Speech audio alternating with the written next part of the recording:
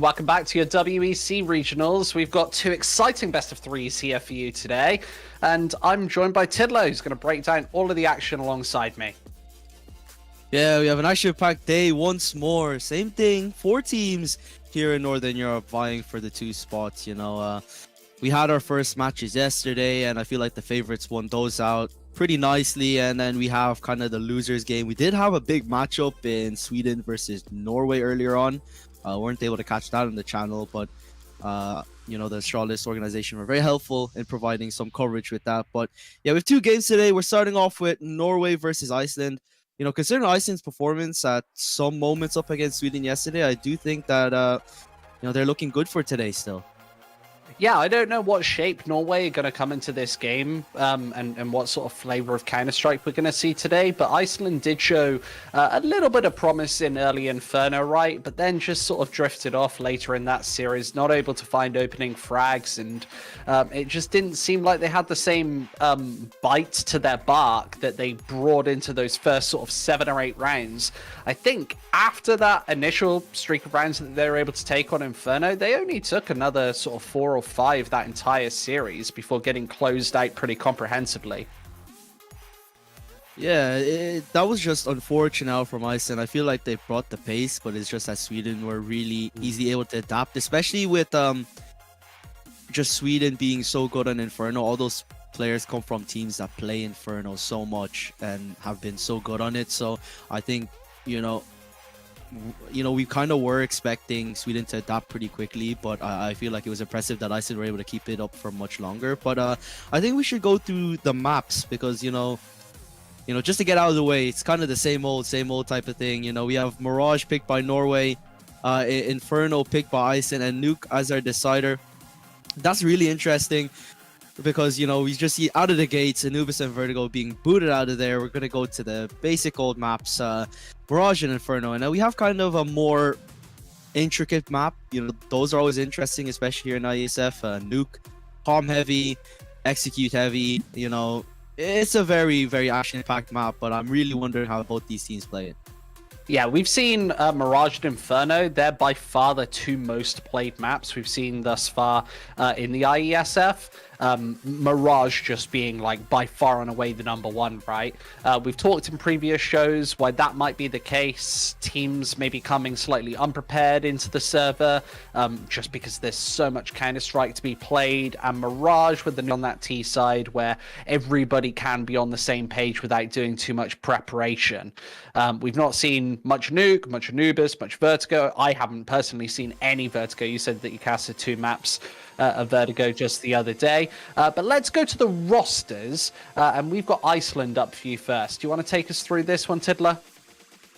Yeah, we have Thor, Stebby, Edson, Cruiser, and Peter. Stebby really stepped up at certain times, and Peter, we knew him as getting a lot of exit frags, a lot of clutch attempts for him that never really panned out. But, him and Stebby were getting really good frags, really good kills, plenty of action towards the early parts of Inferno, but kind of whittled away slowly as the series went on. But they were pretty impressive. They are going to be the heavy hitters. They are going to be the players to watch out for here for Iceland.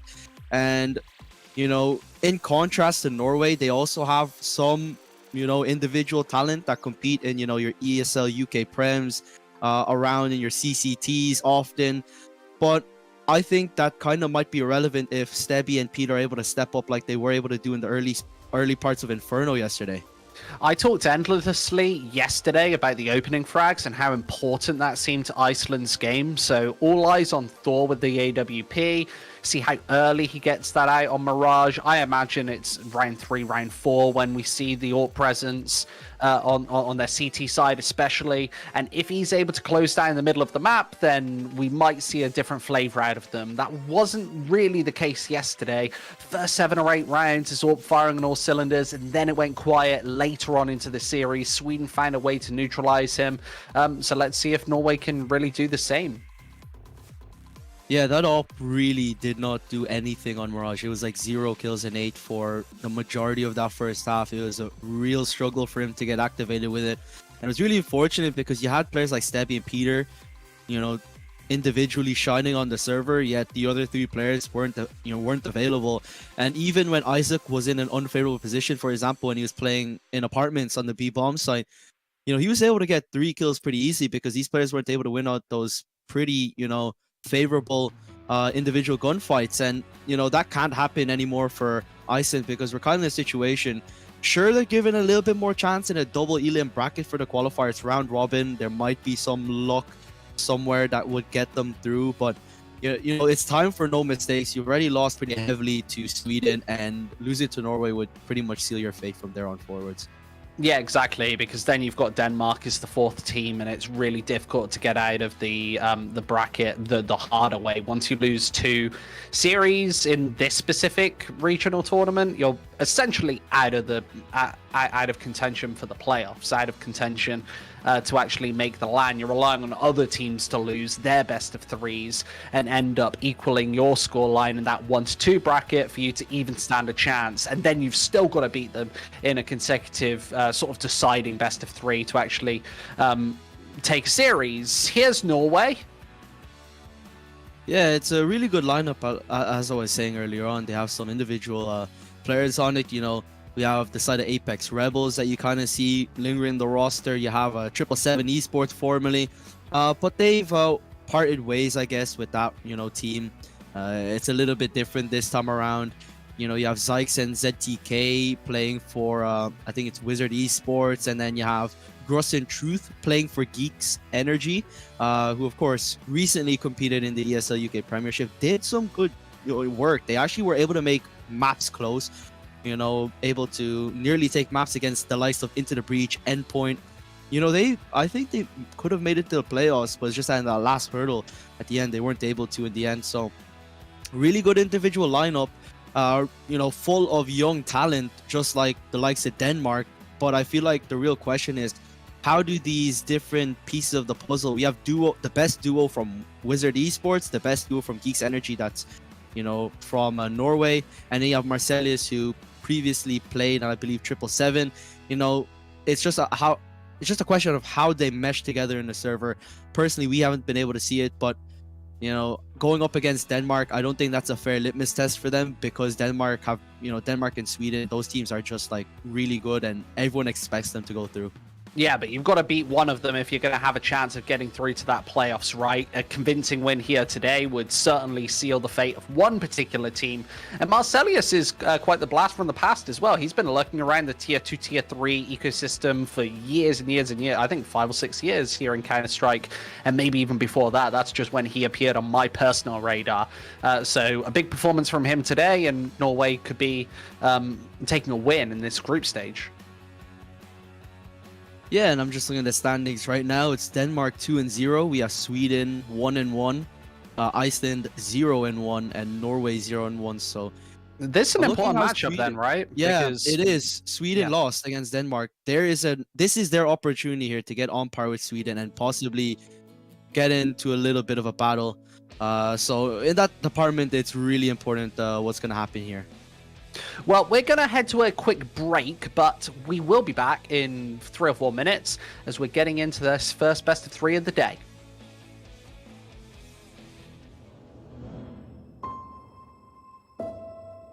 One purpose, one dream, one rhythm, one step closer to glory. They say history remembers the winner. So who will be the ones writing the future?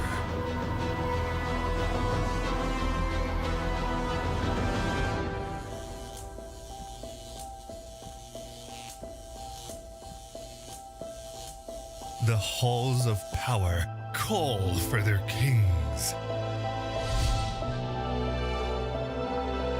The ones who won't back down. The ones who believed.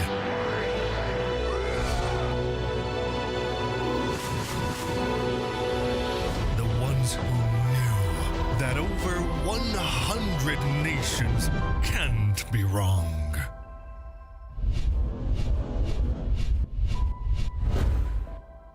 Join the fight between August 24th and September 3rd as Yash becomes the world's esports capital.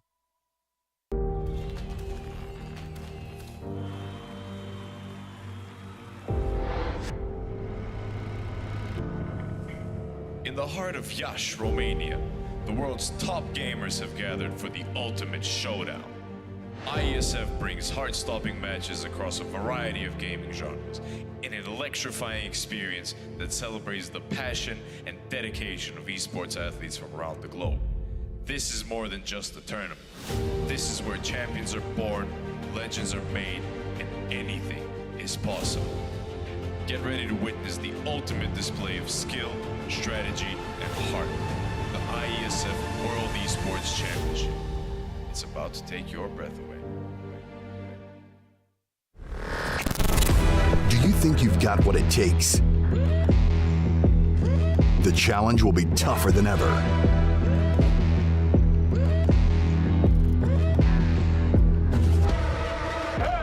In 2023, international esports has a new home.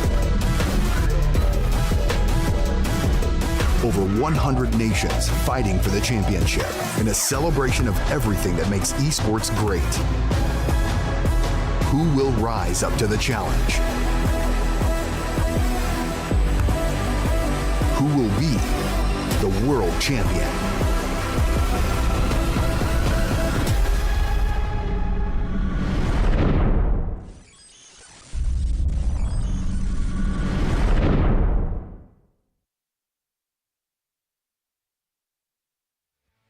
Well, we're back with more WEC action, and as the players join into the server for this Norway double header here today, we're going to break down their second opponent. Yeah, nothing much more to say because Sweden, we did see them yesterday. Impressive performance. They're able to dispatch of Iceland pretty nicely. So, you know, looking at this first matchup, Norway versus Iceland, if we can really judge on how that game's going to go, judging by the performance of Norway up against Iceland in this game. Sweden, just, of course, a really good team. They're able to adapt nicely. They have a wide map pool, you know, loads of individual talent. You have Chiquinho on that op. Wasn't too sharp the other day, but it's a new day. We'll give them the benefit of the doubt today. You know, you have Isaac from Gamer Legion, Zetjar Plopsky from Godsend, even have the coach Abdi and Susp as well. So lots of support all around here. Norway, this is going to be a very difficult game because though if they do beat Sweden, that makes the whole group really interesting. Yeah, exactly. And alternatively, if Iceland actually win this particular series, then it throws the group into disarray again. So essentially, you need both favorites to win to lock in your picks with this one and get a Denmark-Sweden progression through this group stage. But that's exactly what you've got to do in maps of Counter-Strike if you're going to make it through to the playoffs. And if they do get upset in these ones, then yeah, this particular Northern European group could be totally topsy-turvy, backwards. It could be everywhere. It can be, and Sweden have been topsy-turvy indeed because in their game up against Denmark just a few hours ago, you know, 16-10 on Overpass, Sweden did win the first map, but the Vertigo, they were like 13-2 up, and they lost that actually. So that is pretty heartbreaking, I believe. Yeah, they were 13-2 up or something like that, and yeah, they managed to lose it out in overtime. So I feel like they're a bit shaky, but on Inferno, Denmark really destroyed them 16-6. So I feel like when we look at the standings now, Denmark and Sweden are actually like at a very, very similar level. Like it's not like Denmark destroyed Sweden on maps. It was, well, they did on the decider, but Sweden really had a big chance to close that one out. And Norway, considering that, you know, they have them after this game, possibly they can catch them out again. Yeah, exactly, and that's what we talked about earlier in the tournament, right? Is they are by far and away the top 2 teams in this group. We wouldn't be expecting them to be upset. Nevertheless, just upsetting each other. And these bottom 2 teams, they've got a real fight to get out of this group stage because you've got to beat either Sweden or Denmark, as well as Iceland or whoever that 4th team would particularly be, to actually have any chance of making the LAN in the first place. And Sweden and Denmark, we talked about it before, could be a potential matchup that we actually see at LAN later on, considering we are giving away 2 spots from this particular group. Yeah, you know, we said it over and over again. Sweden and Denmark, they are the front runners to get into the LAN. But it's just that now this day is so important. This round 2 is so important. I think it's one of the most important round 2 days that we've had so far, mainly because there's only 4 teams. It's not like a double elim bracket. If it was a double elim bracket, we'd see Denmark and Sweden taking it every day of the week, but now it's round robin. It's like a league format, but like it's really close. I'm just seeing right now this next match is a round 2 game, and then we have Iceland versus Denmark.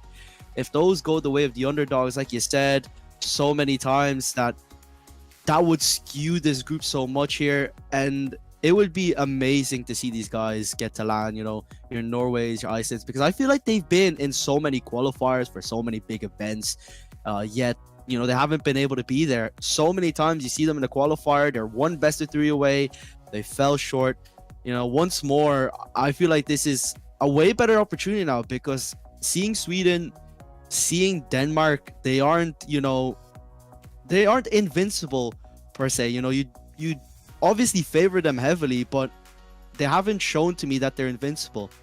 Yeah, especially on LAN, right? We talked about Iceland's actual prowess in previous results, actually in that LAN environment. And if they actually did make it through, I think that they would have a leg up on some of these teams just because they do have a little bit of extra LAN experience over some of the competition that you would see, especially as set rosters, right? Where, okay, it's the first time I'm playing with this guy. I'm even meeting him in person in general. That can sometimes throw you off, especially when you've got all the lights, the studio audience, the prize money and prestige that LAN brings, and Iceland have dealt with that to some extent. So if they can actually make it through, which is still a long shot, albeit, I think that they've actually got a chance of at least doing some damage when they get to the tournament. That being said, you do have another step up, right? You have to face off against those Eastern European teams. We talked the other day about the Ukraines and all of these other countries that are bringing stellar rosters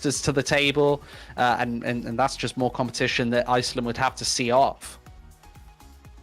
Yeah, it's a lot more competition, but I feel like Iceland do not have a problem with nerves and pressure on the server, because like I said, all the tournaments that they really compete in are LANs, because Iceland is so isolated away from the rest of Europe, so that every event that they do end up playing is just a LAN. So they're just so versed on it. But here we are. We're here for the first map. Iceland getting started here on that CT side. Norway on that T side here. On Mirage once more. We'll see whether or not Iceland are able to right their wrongs from their game up against Sweden yesterday.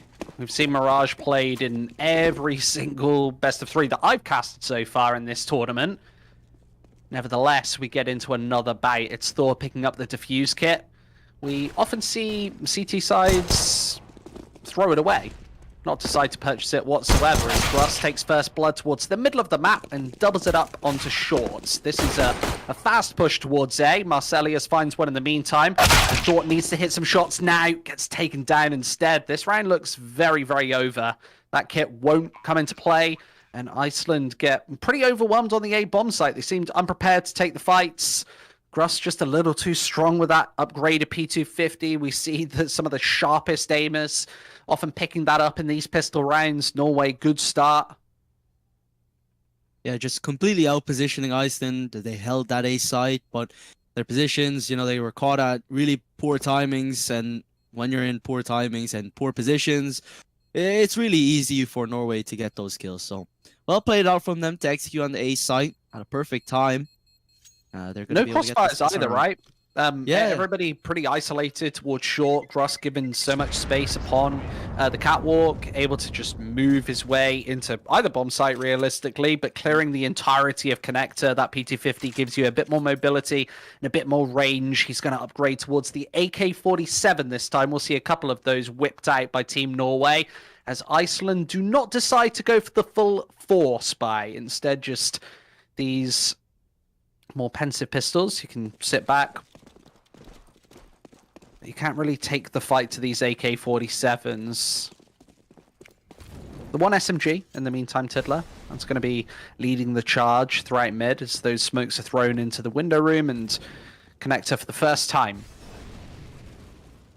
Yeah, they're going to play the strength in numbers, and that's just a stack. You know, it's kind of just screaming at us that, you know, you can go into B, but we'll be able to get that, you know, an AK or two and destroy you. But Norway have completely evaded without a problem. They'll get that bomb down, and Sykes is probably going to go hunting here, farm a bit of cash with the MAC-10. They're all stacked on that B bomb side as well. There's nothing much more here that they can do other than look for exits, grab a few AKs, and look for as much as they can. That's going to be one found by Stebby, and Bjorn's able to get another for the team. ZTK is getting a trade. It's a single man advantage here for Norway, so pretty costly so far, but yeah, it's not too bad anymore because Peter has been nullified, so now it's Edson. Just trying to find whatever he can, and all that matters really at the end of the day is that they're not able to save something, not able to build up that economy. They'll just be there with the, you know, the same old buy that you'd expect out from the CTs. Yeah, no opportunity to run away with an AK-47, and Norway playing that one really nicely. They spotted no presence towards connector and window, no pistols spamming either of those smokes. That gave them all of the information that they needed to wrap everybody into A and get that bomb safely down with no defenders there whatsoever. Sniffing out the B stack, using a lack of information towards their, to their advantage, a lack of presence. And again, mid seems to be the target. Again, it looks to be short as well. Fast as well, and Edson has been completely dispatched of Thor. Well, he's doing whatever he can here, but he's been taken down to such low HP before he can really get into use. ZTK immediately getting the train at the Stebby, so his impact is no longer. Bjorn is trying to find something, but Marcelius holds it down, and it's just Thor. He's on 16 points of health, and well, this is going to be too difficult out from him in my opinion. A 1-on-3, just a single flash, and 60 points of health. It looks done before it even gets started.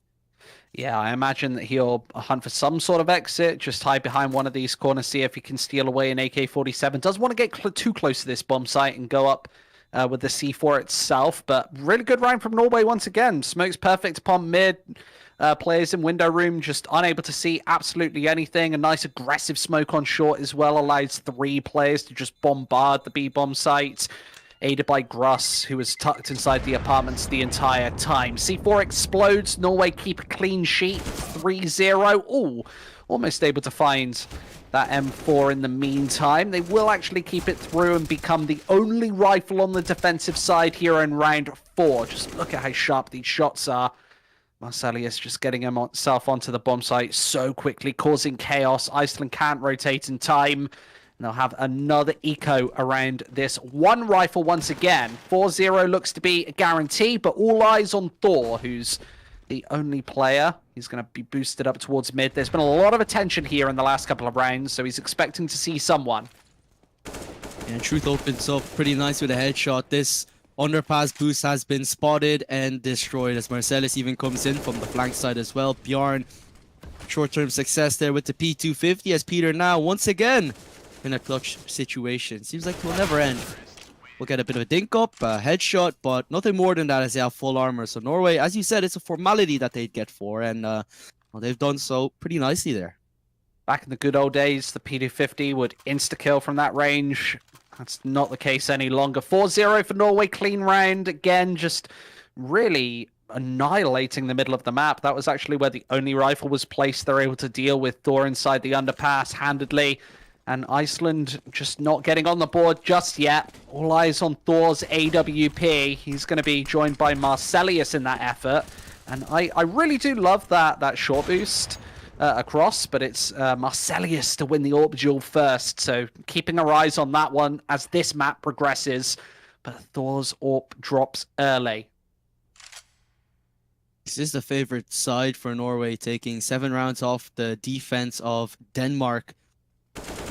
So they're really showing it today as Peter caught off again in Palace. Now getting started with a double man advantage here, but Bjarne in a brilliant position here to get one, but he might just be one and done here. Has to get out of there. Maybe battle for the Palace player, but Gross in his position. A huge gaping hole in the defense of Iceland, just not having the numbers to cover every position. It'd have to be individual heroics out there from the Opera, and it's simply not possible. It just simply isn't. And Stebby again. Well, Iceland just having a save here. He's going to be on the B bomb site, but considering the economic situation out here for Norway, they can really go for this hunt. Yeah, Peter, Eddie not getting on the board just yet. Stebby only 2 kills this map so far in the last 5 rounds, albeit the last couple of rounds have been mostly ecos. He's had either a USP in his hand or just a P250 without body armor. Finally gets his 3rd kill of the map. That's one of the rifles dropped. But as you mentioned, Norway, they've just got so much money in this one. It's starting to really build up. A lot of convincing, comprehensive rounds. And Stebby is all out in the open. So if they decide to go for this swing from Market, well, he could have been toast. Finds the kill instead. 5-0 Norway. Again, just lots of pressure upon the middle of the map. Marcelius is Orb just opening things up, and they've always got a pincer towards the other side of the map. This time it's Truth inside the Palace to find just opening kill after opening kill. And it feels like Norway are absolutely everywhere with these attacks. There's nowhere safe to stand. Window smoke again comes out early. This just guarantees that you can see upon the entire middle of the map. And with Deagles, it keeps you at just a bit longer than an arm's length, maybe a leg's length. 3 players on A. Don't want to walk into this one, but ZTK might get this information. Yeah, and ZTK cleaning up 2 as well. Well, that advantage has been completely null and void from there on out. At least Stevie holds it down. Good flick, a good recovery. That's the orb gone. Actually is, yeah. Marcellus didn't even realize that. Interesting as well as Thor now wields it. We'll see what he can do with it, but is he going to get to action early on? They've already gone to the A side. Edson might be able to trail back behind. Truth is going to pick up that bomb. Flare Connector, though, might be able to catch a timing here, considering Gross was able to get on forward, but he's been able to take Stevie down. So now Edson in this battle. Now that Stairs player is going to peek on through. It's going to be ZTK. The Deagle not going to be able to find anything. Now Thor in a 1-on-3. Gross hasn't died yet this map either. AWP, this was given away earlier. He's actually mollied off the angle as well, so needs to take a different passive line of approach through the connector. Meanwhile, this bomb being planted, he's smoked off. Can't get closer to this one. On the right side, though, he's playing it. Just looking at the stairs, the headshot angle, making it difficult. Knowing that they do have the number, he's going to peek in, head spotted. But it's not going to be it. It's going to be a peek on through. Beautiful flick out from Thor. Could this be what they need? Damage from the nade almost. But Gross on top. The ticket boot still wins it out. That nade was so close to winning the round there. Valiant effort out there from Thor. Gross has been so key this map. He's yet to die here on Mirage. He's 8-0 right now. That nade looked to try and finish him off, but whizzed right past. How does he survive? Even able to find an instant headshot. Thor unable to get the job done. Those are the clutches that are going to separate Iceland from making this map close and contentious or getting blown out of it completely. Marcelius, how does he find that one? Peter, he's got to be counting his lucky stars that it even survives. This is that vintage Iceland pressure that we talked about yesterday. Throughout mid, able to trade 2 for 1. That's advantageous. All for Iceland yesterday was Sweden was pretty easily able to adapt to that mid play, but they might just work out here and grant themselves their first round, but we cannot count Norway out just yet. It's going to leave the bomb behind them. I take it back, though. Scoping in with that AWP. There is a short player, possibly running away. He's actually backed away to the B bomb site. Palace player has been spotted. That's a bit of information here for Iceland. So now they can kind of just play around this. They have the numbers. They have the advantage. And Marcelius is known. Looks to be just a quick A-side take. Maybe if they can catch some of the players off guard, they might be able to win out something. But the problem is, look at that push-up from Stebby. That provides so much info. They know they can't be going towards B unless they go towards mid. And Bjarne has that information as well, that they can't be going off short. So it can only possibly be A. It's only just where they are actually going to come from. Will it be Connect or will it be Ramp? This is what Stebby was consistently doing yesterday on Inferno, fishing for information inside the palace, inside the apartments. This time, again, inside the apartments, just on a different flavor of map. Molotov's going to force the AWP back, and Peter gets dealt with handedly. Truth finding headshots in the meantime, but Bjarni's going to come in, find a kill, brings us back to a 1v1. Now Truth is peeking on the right side, misses the flick. So unfortunate there, but Thor stands strong this time around. The clutch not going to go straight for him. He's going to get that bomb defused. Plenty of time for the defusal. As Iceland finally break the ice here, getting their first on the board. And every round feeling like a struggle here. Even in the 4 versus 2, Norway just refusing to submit. You see how deadly Truth can be in these clutch scenarios, finding kill after kill. There's his third of the round, and he was almost able to nail Thor as well with the AWP in hand. It's almost lucky that he had the pistol out instead.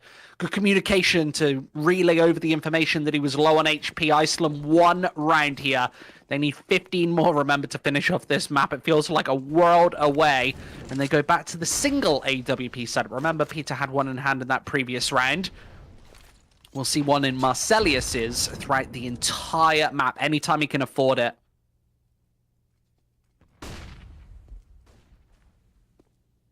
I'm going to flash in. Looking to take control early on, a connector and short. Blocking off that window room. Thor holding a very, very long range angle. It's a really passive mid hold from Iceland this time around. They're not... It's complete juxtaposition of the last round, I guess. You know, holding the mid side all the way from CT. So Norway have been granted full mid control, and Gross has been able to peek up the short side. Is this a bit of a blunder out here from Iceland, just playing so passive? But Stebby says no. That's a nice kill with the A1S. Tapping away, making it so difficult. Those head glitch angles, man. So difficult to try and fight against. A 4-on-3, a 4-on-2, 4-on-1 now. As now it's just Iceland locking this round in. Bjarni going absolutely huge on the B-bomb site. As Iceland able to convert on top of the first round that they've won. Goes in that interval to just 4.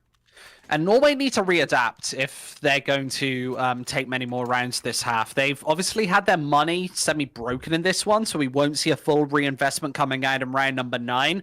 But if Iceland are going to play a super passive approach where they're not going to be taking any mid-control whatsoever, I guess you've got to go back to the A executes, right? They're going to have multiple players on that B-bomb site. It's so hard to whittle your way in, especially when you've got less nades. So I think that the A execute is almost the perfect formula for this one. They'll test out the defense in this round and potentially go back to it in the next. Peter also getting cautioned off this angle. That nade's going to be beautiful. Oh, lands a little bit short, so it doesn't do the damage it was necessarily prescribed. That one misses its marker as well. Not much utility damage from Iceland early. They might think that that HE did damage, and it might, you know, lure to them getting a little bit more aggressive knowing that.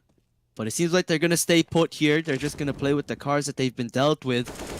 Molotov dropped in, forced them off the angle. Elevated position, very difficult for Peter to try and take away, especially with 28 points of health. These Tech 9s or Deagles are looking menacing right now. He's even further tagged to just 9. These forward positions, Norway have been able to get on forward at least. Bjarn's able to get that first. Sykes there.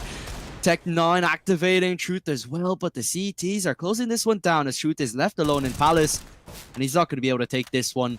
Surely now it's going to be a conversion in just a moment here for Iceland, and they do so nicely. I'm not sure how they never found Peter in that round. He peeked to them about 50 times, about 200 bullets going his direction, only sort of 5 or 6 of them hitting. Most of the damage Peter took was actually from the first HE. He basically ate it and stayed alive for the entire round. I'm not sure how he's alive right now, but it's 3-6 regardless. Iceland survived the scare of the pistols, and now they have to deal with 5 AK-47s yet again. Thor back with the AWP. We'll see it in his hand throughout most of the rounds this CT side when he can afford it. And back to the A site. This is what I predicted. Oh, but look at those battles. A bit over-aggressive there from Iceland. I feel like they could have played it out with just the kills that they've gotten, but they had to go in for more, and Gross has changed it up. And Norway going a little bit faster, taking the battles more active, and this round is done in a matter of moments as they get that bomb down the A side. And Thor now has everything You know, he's completely loaded out here, so he'll be vying to save this AWP and the rest.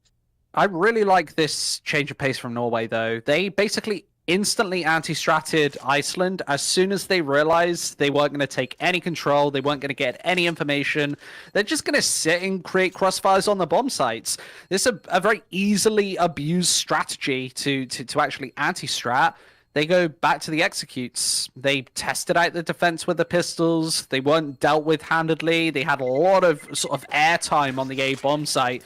So realized that with rifles, they can basically burn it down yet again. And I imagine that Norway might even try and take A again off the back of that weakness. Iceland now on the back foot and forced to respond. Yeah. Just looking at this buyout from Iceland, probably see M41Ss. Yeah, it's going to be FAMAS just to afford a little bit of utility into the backpack. It's going to be a mid-take. It's going to be a bit faster this time around, though. And Iceland aren't going to meet them with the aggression that they've been always, but they're going to play posted up here. It's Peter with that secondary AWP getting alive. That Molotov, though, is perfect. Burns away Thor to a crisp. There is a bit of a gap in the smoke, though, that can be exploited by Edson. Not going to be able to use it, though. And a re-smoke up deeper in connector denies him complete vision. But Norway at the same time don't know that he might just be up in there. Bjarni needs to be really careful. He doesn't know that Gross is actually boosted in behind him right now. And he is lurking within that smoke, waiting to pounce. They've meticulously taken just amazing amounts of map control. They've got somebody inside window, inside connector. Now the ramp room is going to be taken care of. Peter's going to have enemies coming from absolutely everywhere in about 20 seconds time. He's looking so good right now for Norway. As you said, the map control is just there. Even though Iceland have the players towards here, all they can hold is sort of the paths going towards it rather than trying to stop them from getting onto the A side as well. So all they can really do is a bit of damage control, and they're holding up, but they're here on the site. Have Norway expended a little bit too much time on the clock here, but Sykes opens it up. The head spotted that up, needs to connect, and ZTK takes Peter down, and they have the advantage here. The flank sure is going to be here, but 4 kills, it's a bit of a tall task. Yeah, he's added this one. He also missed some key information. He didn't spot Marcelius just waiting, watching inside of the connector. He walked right past him, all the way down short through the T-spawn, just to walk into the AK-47 of Zykes. They'll actually salvage the AWP. That'll go right into the hands of Marcelius without even having to reinvest. About this time, as the push is coming through mid, there is just no info. I'm not sure how Bjarni missed that one. He just didn't look inside the connector as he maneuvered his way up short towards the T-spawn. So some really vital information missed by Iceland. They try to re-aggress, but it's the simple philosophy of checking your corners which really blasts them out of contention. Back onto pistols. Yeah, quick lean up here just for Norway. Should be a couple of moments as Sykes just running his way on in. Thor will find one with the Deagle, but yeah, nothing anymore. It's going to be ZTK just taking them down with A1S. I really like seeing how the A1S gets into use here on the T side, because sometimes when you take kills, obviously with the silencer, you can't immediately locate where the opponent is, and I feel like that could be very useful on the T side. You know, it's just really hard to get your hands on it, really, though. That's the main part. But yeah, Norway's really looking good so far. Like I was saying, Iceland, sure, they were able to get a few rounds on the board, but as per usual, it was really a matter of, of whether or not they were able to, continue to get rounds after an adaptation by the opposing side. And Norway, they've just been taking them down. They've been able to adapt pretty well here so far. Those flashes actually give away the information to Zykes that they're pushing mid. He's unable to stop it this time as the first 2 kills go Iceland's way. Yeah, that all padding another one to the tally. Flash over as well. And, well, it's going to be a very difficult one to find and recover that up, even holding the angle. And the rest of the Icelandic players just already rotated over towards here. So, not looking good at all. But ZTK able to get a first. Needs to get another, but kills just there as the rest of the players arrived. The cavalry has arrived. And now we enter the penultimate round of the first half. That economy of Norway, it might be on the verge of breaking if they lose this round. They're going to buy right into this one so that, you know, you kind of get 2 full rounds if you do win it out. High risk, high reward, but I think it's the best course of action that they can take. It's still more than an acceptable half, right, though? Even if Yeah. Iceland are able to stop them on 9, that's still 9 rounds on your T side of Mirage. They're still heavy favorites going onto their defensive half. Even if Iceland have found the key, Thor hopes he has with an opening frag towards the ramp. That AWP finally having impact on this CT side. 9 kills in this half for him. Not the star-studded performance that we demanded from him. He's about to walk right into this one. Gun barrel spotted, forced off the angle. That's Peter, cautioned away. Low peeking as well into this angle again as Ike's able to activate and find the first. Edson now in a bit of trouble, able to hold it down at them for a 4, and Zyke's caught trying to lurk into the A, and he's been caught by that op. The ops have been doing a whole lot of work here in this round, a lot more than what we've been seeing in the prior rounds. But Grunt's been able to slip right through the thread here. Marcelius as well. This could completely pierce the side of Iceland right now. And there's only one player towards B as well. Both of them Russ aren't has even spotted them. needed. And he's gotten him as well. That's the bomb down. And now a 2v2 retake situation where I would say Norway would be favored in this one. Look how far they've rotated over. Yeah, Bjarni is just now getting into the T apartments. He's still 5-10 seconds away from this bomb site and the AWP. That needs to be the pivot point. Marcelius is able to deal with him easily. And Bjarni, he's been spotted also. Nade, Molotovs all the way through. Gruss is going to pre-fire the peak. And Bjarni now has a chance, but no kit. He needs to salvage that from short. And Marcelius misses the shot that gives him a foothold in, but he's running out of time. And remember, that kit is very far away. Tech9 delaying him even further and finishes him off with a headshot. Norway, that's double digits. Again, a gap in the defense of Iceland has just been utilized completely by Norway. We've seen it towards the game versus Sweden. Again, neglecting positions like underpass in their defaults, which make no sense. And you know, even though the numbers weren't at a maximum here, you just kind of have to ensure all corners and all angles kind of are completely locked and loaded. They had more than enough there to hold it down, and that's just a huge hole. And both the players as well got through as well. It's not like just one player, it was both of them. Peter this time instantly evaporated by the AWP of Marcelius, and Edison's position has actually been compromised. He's able to slip away into the dark in the meantime, and nobody's able to one-burrow him for the time being. Zykes now finally goes for a swing inwards, able to deal with the CT defender first, and Edison in with his third, places the smoke down, but it's a couple of seconds too late, and still pressure. They're not able to hold it up. Norway, that's 11. Yeah, pretty satisfactory half here. I did say for Norway, it is their favorite map and their favorite side, the T side. Now it's a question of whether or not they can hold on their CT side. They didn't do all too well. The CT side is actually what let them down up against Denmark yesterday. So they'll have to keep it up here, but considering they've gotten such a good start here, if they're able to get the pistol, get the conversions, you know, we might just see the game done before it even gets started. That's a real possibility. Norway don't even have to do much here if they get the next few rounds on board.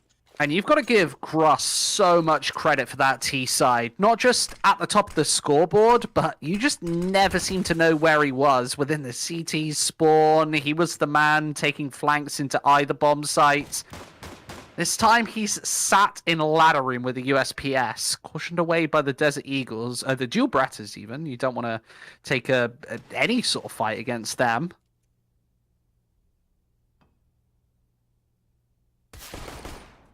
Oh, Peter getting that battle in, finding that frag. Marcelius, though, holding it down with 2 here. Towards that A side of things, and Sykes has been taken, or he takes down 1, and now it's a 4-on-2. Again, we see the situation where it seems like similar to the first pistol round, but it's like the CTs are winning out their battles. They're playing a little bit better. We saw this situation where that short player was getting taken down every time. But now it's a 1-on-3, and Truth's able to find it. So yeah, it was kind of the same as the first pistol round, but the CTs held it down pretty nicely there. Good positions. As soon as the C4 is dropped all out in the open, Truth has an amazing line of sight from short where he's able to rail down 2 players, and they had to deal with him first. You saw they sent the dual Bretters that way to try and take that fight and clear away short, just allowing them to congregate within the CT spawn behind the ticket booth, having another vantage point on that bomb, but unable to deal with Truth. That marks their demise, and another pistol round goes Norway's favor, allowing Truth just to stand here with the M4. It's not smoked off whatsoever, and I've got a feeling these Glocks aren't favored in these fights, even against the Crocodile. Yeah, not at all. Norway now, like I said, if they're able to get this conversion, I think no matter whether or not they're able to do good on their CT side is completely, I don't know, just nullified. If they're able to get another here, this gun round, that would really just break the economy of Iceland again. Probably see them forcing to try stop them to get to 15, or could be going to play for overtime. Both options gonna favor Norway every single time, and before you know it, you might just see a 16-4. So now Iceland, this is their time to stop making mistakes, kind of have to clear things up. They have to get into the groove immediately. They don't have time to settle in. They'll have to get right into the action straight away. So hard to do when you've got Norway pressuring everywhere. Not the cleanest engagement. Thor able to hit the headshot, but Truth actually responded with one of his own, putting Thor on 12 HP early.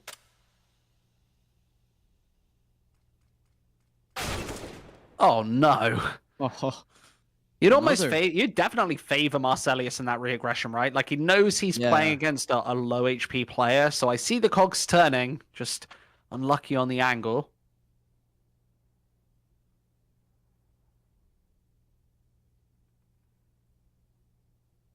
yeah, the silence just hasn't been broken just yet. All the action is happening towards apartments, getting that 5-on-3 started, both kills coming from there. I don't want to rule anyone just out yet. Get ready to push in. ZTK, will time be, their enemy? Because they could deny this execute here. That bomb still hasn't been dropped because it's over towards mid. ZTK, he's going to be tasked to holding that one down, but he's not going to be able to, and it's now a 1-on-4.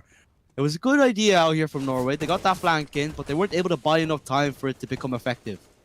I love them just placing down the smoke as well, giving Zykes just no chance in this one. It felt with the low HP players like they were about to make some key mistakes, but Thor, 2 very key kills inside the palace, both headshots, and this final AK-47 getting hunted down by Peter. Peter loves frags, that's what I've got to say.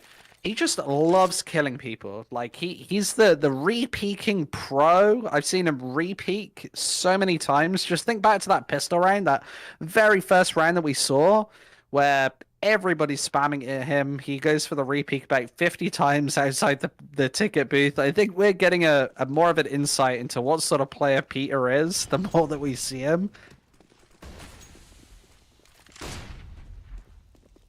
Might just see it again. Marcelius, along with the rest of his team, down to pistol, aside from Gross, who's been taken immediately, who had the rifle in his hands. Sykes taking a bit of damage through that smoke. He's looking to push on forward, will retreat here. Maybe he realizes that there's more than just one player in this position, and he's been taken down subsequently. Bjarni has taken him down, so the B side open for the taking, and so this is a 6th on the board for Iceland. They started to show up here. Now Norway, maybe the problem of their CT side starts to come back again. But it's still early doors to say anything. And Peter, of course, is going to re-peek on short. As soon as he throws that insend back, I've just got my eyes trained on his minimap. I feel like if you're the in-game leader for Peter, half of your job is just trying to get him to stop re-peeking angles. Like, they're begging him to come with them and save right now. This could finally be one of their only clean rounds in the tournament. An opportunity to build the money up. They don't need to give away an AK-47. I can feel Peter's thumbs itching. He just wants to press mouse 1. He loves it. At least he's able to get some more action because Iceland have been winning these last few rounds. When Norway, well, they're going to have to half buy into this round. Not a lot going for them once more, so considering how the past few rounds have went, it should be pretty clear that it's expected that Iceland are going to be able to dispatch them pretty easily. Peter heading towards apartments, or rather the palace side. We'll see him get into action up against Truth early on. Gonna swing in. Easy kill for him. And Marcellus is pushed up here. The 5-7 close range, the headshots are really good. It has that one-shot potential. He's a little bit far for it. So it's going to be Stebby to peek through. I think that might have been the head spot. It has been. He takes his head clean off, and Peter challenging. Might re-peek into the center. Zeus has gotten a frag. It's the only one that they are going to be able to find so far. And ZTK now with the rifle. Both the players now have rifles, looking to do damage, but there goes ZTK, and it's only just Zykes all alone. The Molotov right beside him. His position is going to be known in just a few moments. And Iceland now going to find a 7th on the board. These are the sorts of positions where he can actually do some real damage. They walk right past him as well. Oh no, he's actually going to go for a ninja. I don't know if there's a kit somewhere on the site, but they have no idea. So he's going to get up with that bomb. Are we going to see a 10-second ninja here? I think Thor is just a little too close for this one. He's actually going to sprint all the way back. Oh no.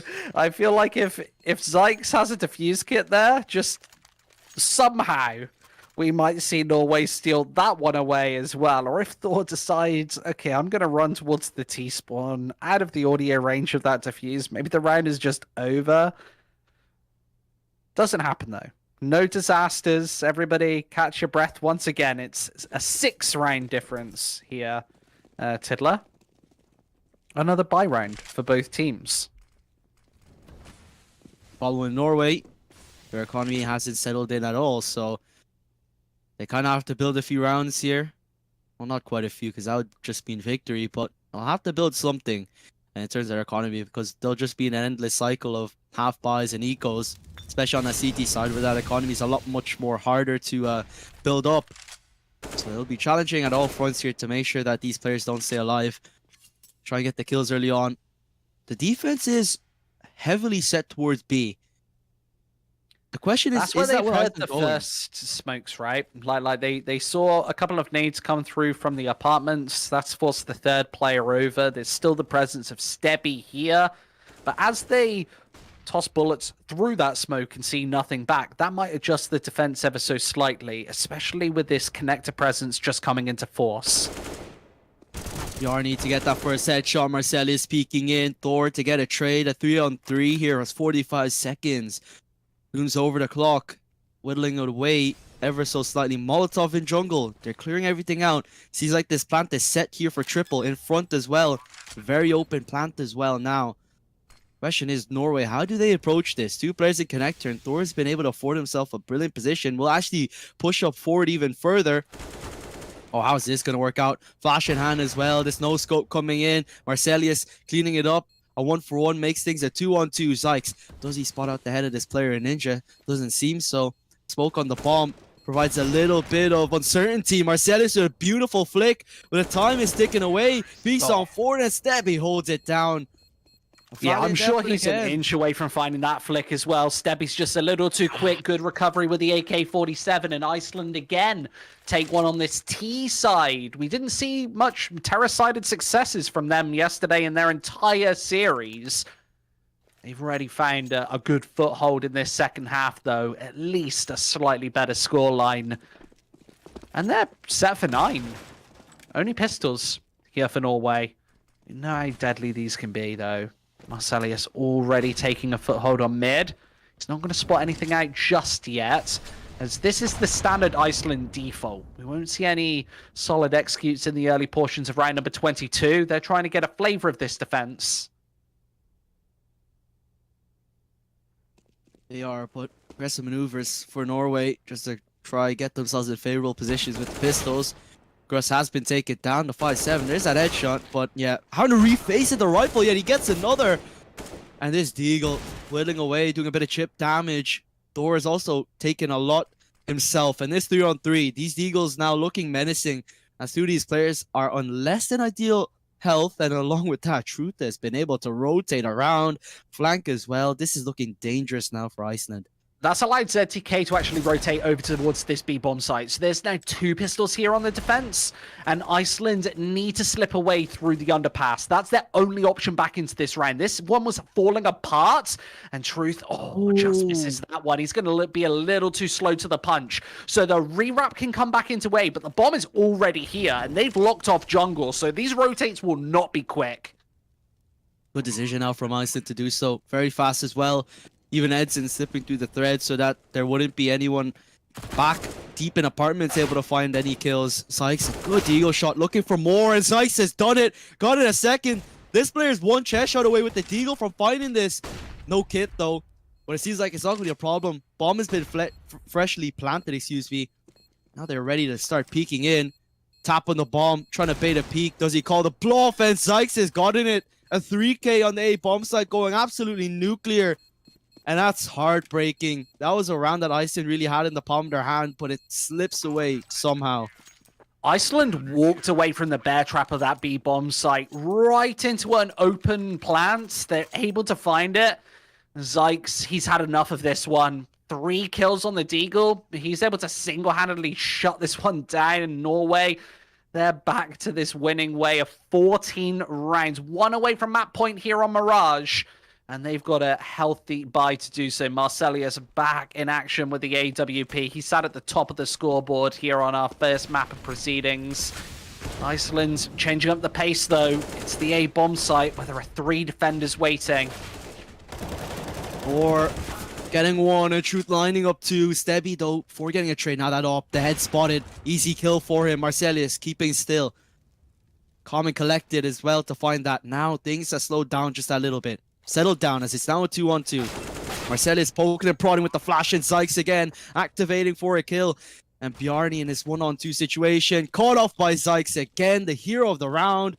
He's doing so good right now. He's overtaken Gruss, who was so good at the start, who's really slowed down. Him and Marcellus have been so crucial in these past few rounds here. That's 15 found by Norway. 7 map points now for them. Yeah, it's that key combo of he and Marcelius is just really shutting down this CT side and giving Norway enough rounds to just take this one convincingly. Iceland now needs 7 in a row to take us to overtime. They'll actually eat the tactical timeout as well, so a short discussion before we get back into what might be our final round in this map. Marcelius has been so good as well. I love how he plays around the ticket booth, not overcommitting onto the A bomb site. How many AWPers would you see just giving away their life in that position? Truth, 2 really key kills. He's not the flashiest player on the scoreboard, but what a sensational play. Just to hunker Norway back into this one towards the finish line. They are 1 round away. And they've done this pretty nicely as well. And I feel like Iceland, they might be kicking themselves that they weren't able to get more on that first half. Especially considering it was their CT side. They were able to get the double ops out pretty often. You know, I feel like Norway haven't really put up a brilliant CT side, and if it was closer, we might just see ourselves in a more different situation. It's just that Norway just are so close already, that 16 from that first half. It makes it so much easier. And a battle again, Sykes standing up tall, finding that first kill. Marcellus as well, the duo that we were talking about earlier, starting to come alive here, trying to end this map. Sykes has even caught him jumping down from apartments. It looks done here, Squid. It looks done. Yeah, there's no way Zyke should have been able to find 2 kills there. He looked dead to rights when he peeked to the top of mid. He was totally unprepared for it, but still just roaming this map. ZTK might lose his head in the meantime, but that's all really key information. Even that incend to force Bjarni to the side. There's the thank you given by that one. That's just outrageous. Marcelius finishes off this map. And what a map it was for Norway. Just a really decisive, dominant victory. Yeah, it was. They did such a good job in the first half that in the second half, they didn't have to do much. Like, they won about 2 or 3 gun rounds. The others were just, you know, piss around conversion. Just too easy for them. Iceland outplayed any play that any special play that they had up their sleeve. It was adapted by Norway pretty easy, just like the Sweden game. But now we move on to their map pick of Inferno. It was a little bit better for them. They had a really good start there, but Norway, you know, they're just really looking so good individually that I don't know what's going to happen. Yeah, what really worries me about Iceland's Inferno is they've been really unable to take T-sided rounds. Like, they just didn't show us anything really that good at all on their terrorist side. Mirage, just a couple of moments ago, a little more promising. So if they can take some of that flair into this second map, then potentially they have a chance. But I think that we've found our favorites, right? Like, Norway are just really strong favorites to take this series 2-0. Yeah, they're really strong favorites right now, and you know, it's really looking good for them. And even though I look towards Inferno, and then I kind of am reminded every time of Iceland's first performance in the first 7 rounds, you know, I just don't know, because we haven't really seen Norway play Inferno. Well, you know, these individual players on their teams really play Inferno a lot, so you just don't know how it's going to pan out. This will just be a bit of a test for them, and you know, Nuke as a decider will always be interesting. But we are going to head things to a bit of a short break. When we're back, we'll bring you guys the action of Inferno, the map pick of Iceland, so don't go anywhere.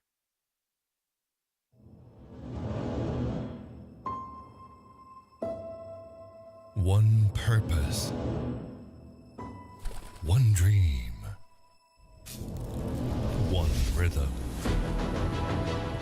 one step closer to glory. Enemy spotted. They say history remembers the winner. So who will be the ones writing the future?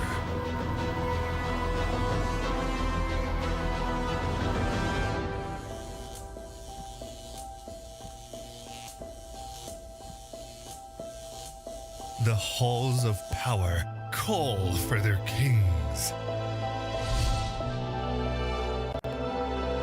The ones who won't back down. The ones who believed.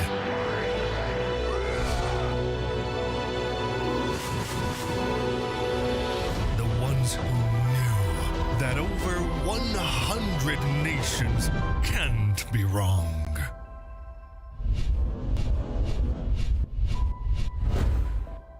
Join the fight between August 24th and September 3rd as Yash becomes the world's esports capital.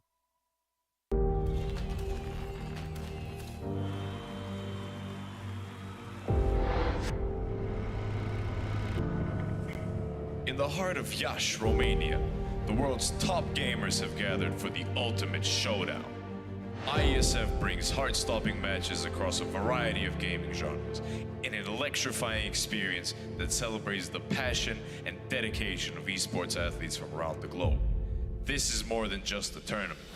This is where champions are born, legends are made, and anything is possible.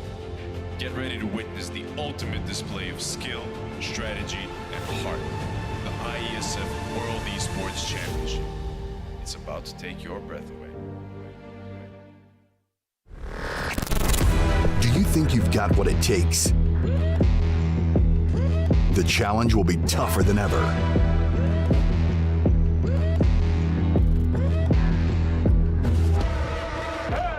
In 2023, International Esports has a new home.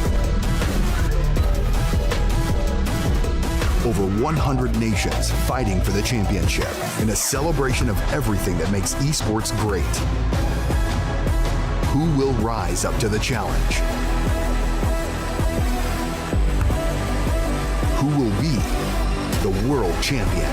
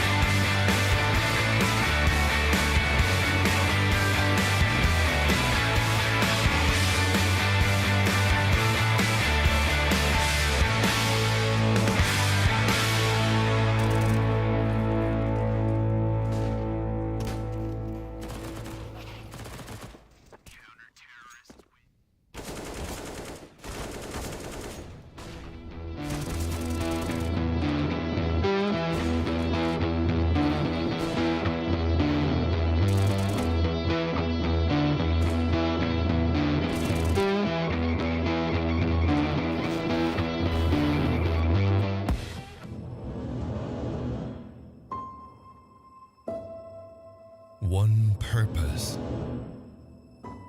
one dream, one rhythm, one step closer to glory. They say history remembers the winner. So who will be the ones writing the future?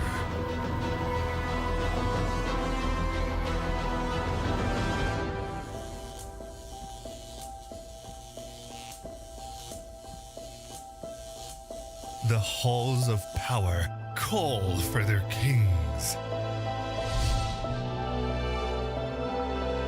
The ones who won't back down.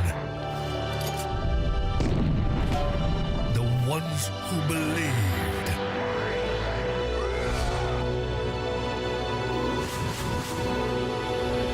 The ones who knew that over 100 nations can't be wrong.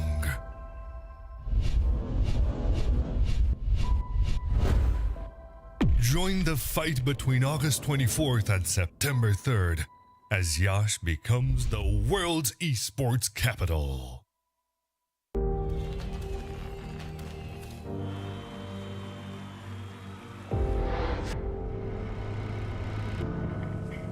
In the heart of Iași, Romania, the world's top gamers have gathered for the ultimate showdown.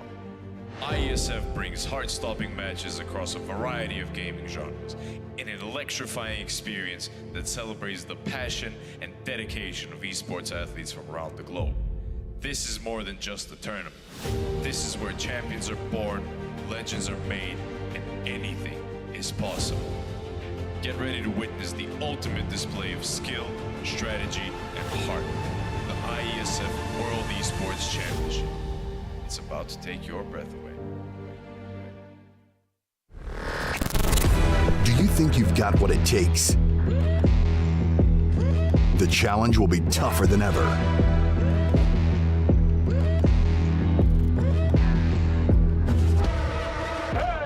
In 2023, international esports has a new home. Over 100 nations fighting for the championship in a celebration of everything that makes esports great. Who will rise up to the challenge? Who will be the world champion?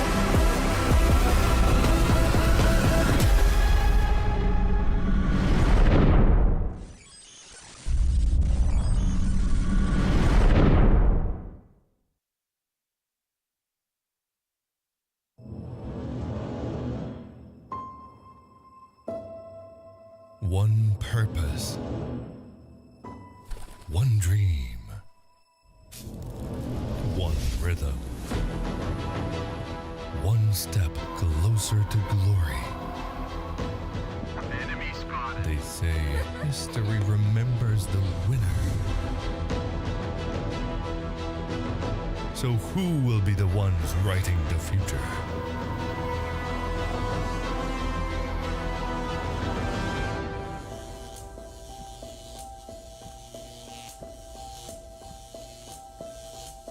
The halls of power call for their kings.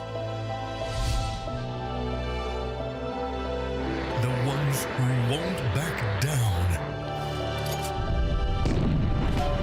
The ones who believed.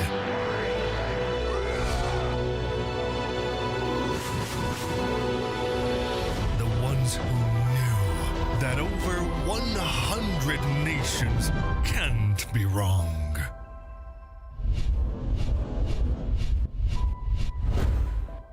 Join the fight between August 24th and September 3rd as Yash becomes the world's esports capital.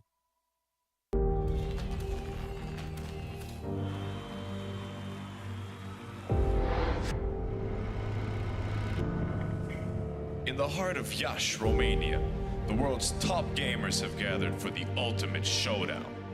IESF brings heart-stopping matches across a variety of gaming genres in an electrifying experience that celebrates the passion and dedication of esports athletes from around the globe. This is more than just a tournament. This is where champions are born, legends are made, and anything is possible. Get ready to witness the ultimate display of skill, strategy, and heart. The IESF World Esports Championship. It's about to take your breath away.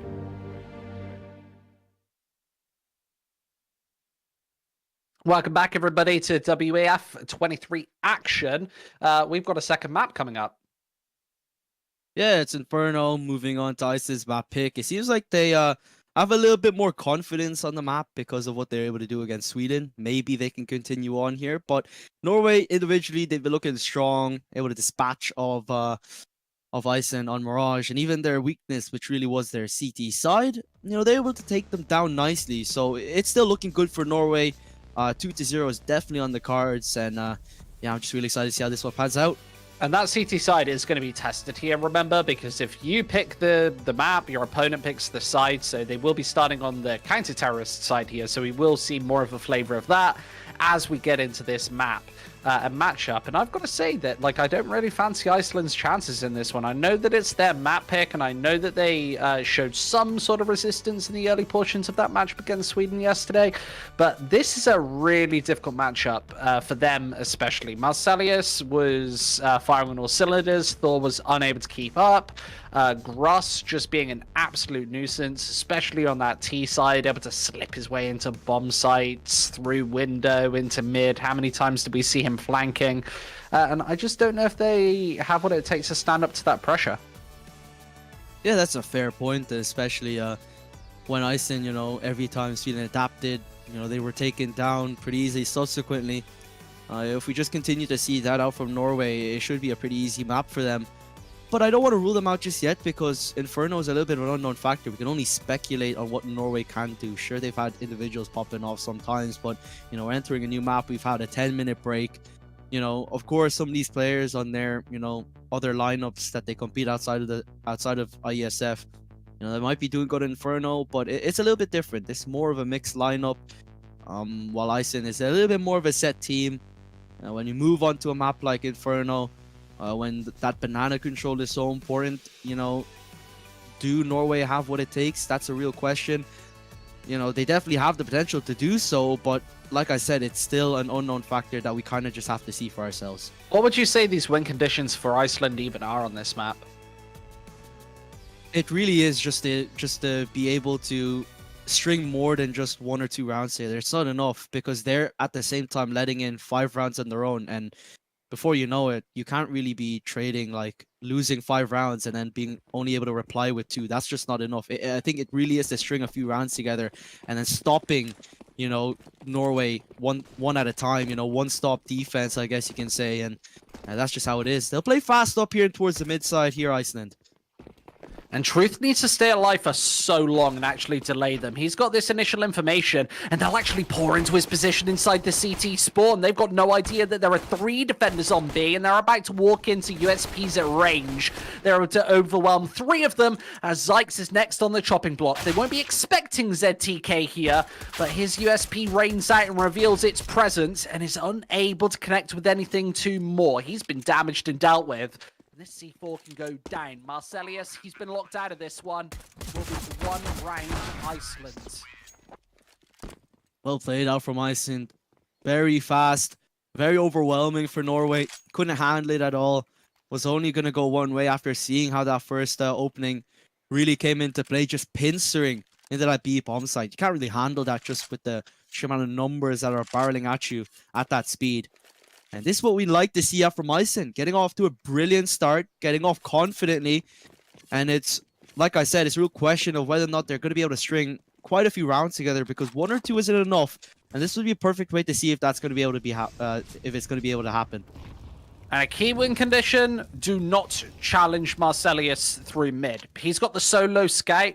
Quick confidence pick from him, as he'll fall that one all the way back to the A bomb site. Doesn't want to be peeking into mid when the nades actually come through. Iceland have thrown most of those already. They've only got the single smoke grenade to go for an execute. So we'll send this Mac 10 in naked. Zykes falls to it. as they change the approach towards the A bomb site, as B has been totally compromised. They've got the entirety of it. They'll wrap back the bomb in this direction, and Marcelius will be given the freedom to go for one more peek here. Gets away with it. This head glitch angle inside Mexico is going to be taken out and dealt with. Peter always peeking. We call him Peeking Peter for that reason. 2-0 Iceland, though. Easy enough round for them. Just cleaning up the B site so that, you know, they can poke and prod towards A just to keep that rotate there. Just able to wrap around, take the weapons out of their hands, considering they forced into this. You know, once that presence of Marcellus with that scout was heard, you know, they knew it was a force buy. So they tried to get some of those weapons out at the same time while simultaneously getting that B site all to themselves. When you have a situation like that, it's way too difficult. Pretty costly round so far, but considering it's a force buyout from Norway, it doesn't really matter all too much. And getting those Mac 10s out of their hands, being able to upgrade back into some more nicer weapons, I guess you can say, getting the AKs out. I'd say Iceland would have preferred that. Interesting purchase from Iceland on the anti-eco. They decided to go for no nades at all. A bit of a different approach this time. We'll see 5 smoke grenades picked up, a flurry of mollies and HEs in the meantime as well against unarmored pistols. They'll be sending all 5 of them down the middle of the map, and Iceland actually unaware of this in the early portions, so they're able to get in right behind and find a couple of headshots. No kills yet, as Iceland are able to cleanly dispatch of that one, securing a 3-0 start. Exactly what you want to see if you're Icelandic, I guess. If you're from Reykjavik, maybe that's what you want to see, this scoreline. Maybe there's something Icelandic about Inferno and getting off to a stonking start. No AWP picked up for them yet. And Marcelius, we know that he's going to have one, even if it's that glass cannon. He has actually got body armor this time, along with a smoke and a flashbang. He'll throw down that early to aid his peak. Oh, they all line up. Here they come. Oh, they're all running in though. Look for a second, he might have lined up 2 or 3. But Gross is able to do the other bits of damage with the rifle, and Iceland stopped in their tracks here. Gross able to find another, just farming up some more as a 4K runs in for him. Well. That's one of the most mouth-watering moments when you're an AWPer and you just see 4 players all lined up in front of you. You think that you might be getting to the top of Reddit for a second. Yeah. To connect to 1. It's unfortunate. He's pretty much dead to rights as soon as he gets that first shot off, though. It's Gruss to pick up the pieces through that placed smoke. Just the utility usage to hold Iceland out is absolutely perfect there on Banana, and earns Norway their first round on the board. It's all about these openings, remember. As soon as Iceland stopped finding them yesterday, it kind of all crumbled apart as of that. Marcelius changing up his position, this time towards quad. He will peek into the middle of the map, though. Oh, free kill for him as well. All the players getting ready to set up some grenades, and Bjarn, he was walking up, convening with his teammates, has been taken down. That's a very fast peek out from Thor. And now they're in a bit of trouble here, these CTs. ZTK stays calm, gets that frag. Damage, though, has been heavily dealt onto the side of Iceland, so these battles are going to be really unfavorable for them.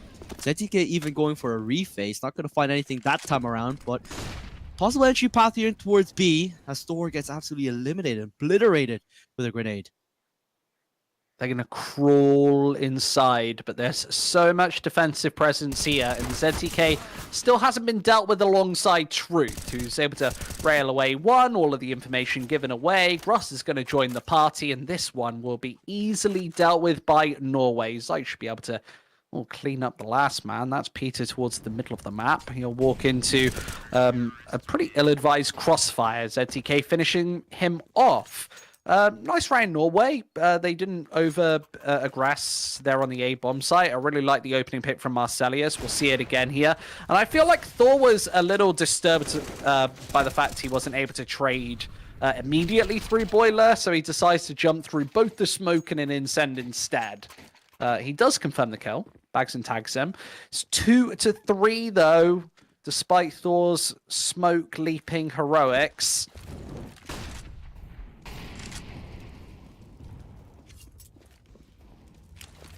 Oh, Marcelius again peeking through, breaking the silence, breaking the deadlock. But again, Thor, he's really individually shining out for Iceland thus far. Especially with every weapon. That AWP and that Deagle. But ZTK in for a world of hurt possibly here. But he can shut it all down along with Gross. This crossfire is just on. You're just unable to walk by it. Complete cleanup here as Norway tie things up at 3 apiece. Great from ZTK, just using that pillar to perfection, the little piece of cover that he's got to isolate 1v1 Angels. You don't want to let all 3 of those pistols overwhelm you, and stopping them from getting any closer with the AK-47 levels up the scoreline. It's 3-3. Marcelius has just been so aggressive with this AWP, never rejecting an early peek, the opportunity to go for an entry frag, and again, he'll send that up towards the banana area where he takes a shot. That was just whiskers away from a 3rd consecutive opening kill from Marcelius. He's in a bad mood today. He's feeling relentless. Is feeling relentless indeed as ZTK opens up fire with another headshot. Easy kills again in Boiler. No problem for him, and Zykes in this brilliant off angle. Even spots out the gun barrel. That flash though was perfect. But Gross is there to support, and that's going to be another frag falling in their face. Gross even getting another doubling up, not having any respect for Iceland right now. Even watching the edge of the smoke, just so ready for everything. So is ZTK. How do you even get out of this if you're Iceland? Well, this particular round, I think the easy answer is you don't. You need to find both of these kills on B. Zykes, he was flashed up earlier, but hasn't been dealt with at all. And both of these Ts are isolated on a hunting mission, trying to find an opening anywhere. But I don't necessarily see that happening unless Steb is able to find a really awkward angle outside of the apartments. But no, Truth is aware of it. Nicely presented by our observer, and even Marcelius' orb getting all the way down mid. Maybe unhappy he was unable to find a kill thus far. Isn't able to stop Gruss from stealing it away, though. Norway take the lead for the first time on this CT side. Again, Marcelius' orb trying to go for opening picks, albeit not finding one there in round 7. Has another opportunity to do so now against just pistols, though, Tiddler. They don't have much to work with whatsoever. And that's what I'm seeing the problem with Iceland. Sure, they get the first 3 rounds, storming off to a brilliant start, but Norway just able to one-up them. And what's even better about Norway's, run of form is just that 4 rounds on the board means that Iceland now are in eco territory, so they're able to get more than this as well. So that just sets themselves up really for success to really do good in these, closing stages this first half, set themselves up again to get themselves in a brilliant scoreline here to make it a little bit easier on their opponent's map pick. I don't see this map getting much easier, right? This CT side looks really strong right now. Norway haven't been giving away free kills for quite some time, and Marcelius' AWP has just been a constant nuisance on the map. Revealing its position for the first time here in round 8, a cautionary shot.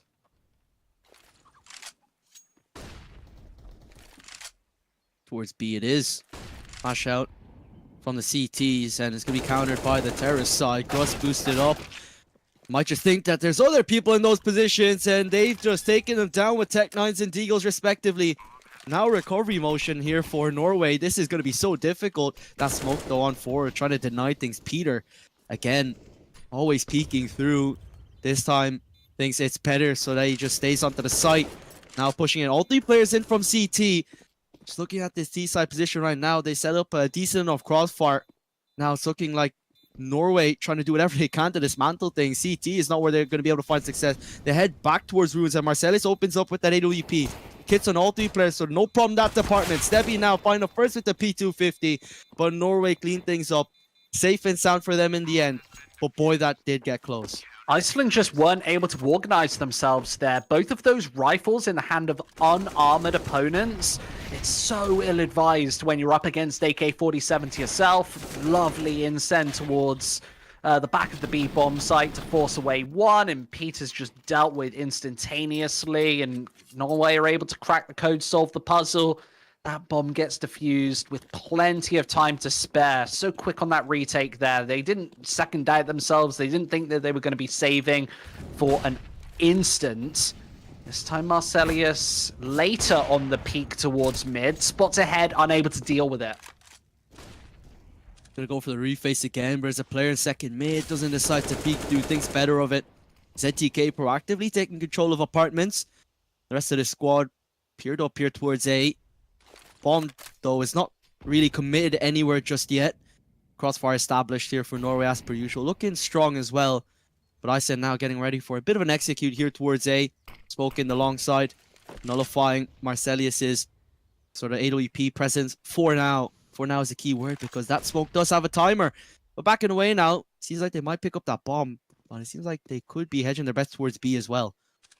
Yeah, they haven't made the mind up just yet. They're looking for somebody to make a mistake, but that just hasn't been happening. ZTK's been really mobile, both inside the apartments and down towards quad.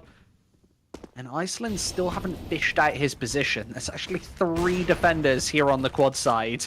So as one falls, Zyke has actually joined them here on the defense, but the AK-47s, they're ripping through.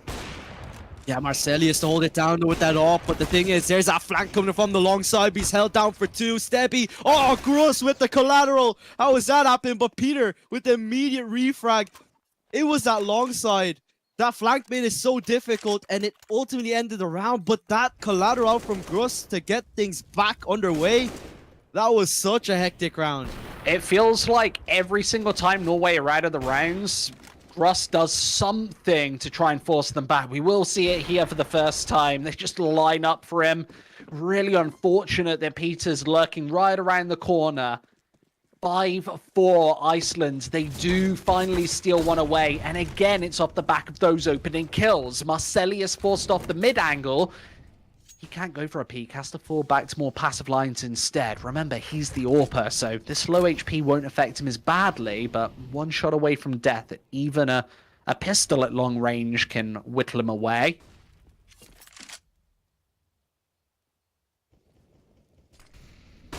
Be ready again into battle, but that flash forces him off the angle once more. Might just have to move back to a more passive angle. That barrel has been spotted, but Truth peeking in. Low bullets though with that A1S. We'll have to smoke off and reload. Reface for another day. 3 players on the setup here for Norway. This time they're not going to forgo that long position. They're going to hold it a little bit more tightly with Marcelius leaning towards there at the same time. Iceland look to head back here again, but the flank he could be able to get something, but he turns around at the worst time possible. The smoke to try and block them off. Try to create a wall of some sort, but they're pushing in. Piardi's gotten it. Now they can get towards B, but Zyke's already on the rotate. Oh no! Tries to seal the smoke away, and that'll seal his fate. B has fallen, and Truth is here without a resultant smoke to block off the CT spawn. He's going to walk into an AWP though, and how does Thor miss that one? I guess he still does have armor. That shot looked absolutely flawless. Not the case. Yeah, I think it's a save call here, possibly, if they aren't going to be able to get in time. But they are going to go for it because, of course, for now it is possible. It's just that that bomb is taken away ever so slightly, so they'll have to make a move on now. They already got it in. 2 kills coming simultaneously. Now Thor, in a 1-on-3, 16 points of health. Oh, he doesn't shoot. That is a fair win, and that happens. When you're in a clutch situation, the scope in, the quick scope, you don't get that mouse one in registered in time. And he's not able to fire off a single shot or a single kill. Bomb defuse, and Norway make that retake happen pretty cleanly. Yeah, shows how confident they are, right? Most teams would save in that position. A 3 versus 3 on the B bomb site. Really hard to break inside. Low on HP on a couple of players. Nevertheless, they make the pursuit in. They're able to find all 3 kills seemingly pretty easily. 6-4 here. A contentious first half, but you've got to think that as soon as Norway flip over to their T side, they're going to have just so much prepared. Marcelius is again going to be even more of a nuisance. He's up to 10 kills here in the first 10 rounds of this first half. And, well, add 1 to the tally, as Thor is just unable to trade again. He's been bested in this AWP duel throughout this entire series, only on 4 kills here. And he's not really done much to shut down the confidence of Marcelius. He's still peeking mid routinely onto Banana every second round. It's always good to play Banana at the start of these halves when you know that your opponents are going to have less HEs and nades to flush you out. No. Just again, holding in Banana. They've done such a fantastic job here. That flash to flush him out again. And Zykes, easy kill. And Marcelius adding another one to the tally. Norway with another round here. But at least Iceland, you know, they got those early rounds on board so that, you know, there's nothing really lost here in this first half at least. You know, a 9-6 scoreline on the T side is, I would say, more than enough. I would, you know, agree. They're like one pistol round away and a few conversions off the top of that to be able to tie things up. So not too bad out from them. But still, Norway have been putting up a commanding CT side so far ever since, you know, those first 3 rounds really came on board for Iceland. Yeah, exactly. And that's the real statement here is this was a 3-0 start. Like, being able to get off to such a good start and then no capitalization after that. This time getting munched away by the HEs. Peter's going to have to be a spectator for the rest of this 12th round of play. And they don't really seem to have much of a game plan here in these ecos. Not looking to overwhelm anybody. Marceli's actually just tosses the AWP back. How is he alive? Still just going at the back of this B site. Gruss, another wild flick. He's going to die to this molly though. Oh no, throws a smoke down. How is this man alive? He's going to survive this round? That's kind of remarkable. And this also secures a guaranteed lead at the end of the half for Norway. So well done out from them to, like I said, you know, it's a 3-0 start. The scoreline doesn't do it justice how good they've been for the past. He's even peeking. How do you even do this? He's still alive.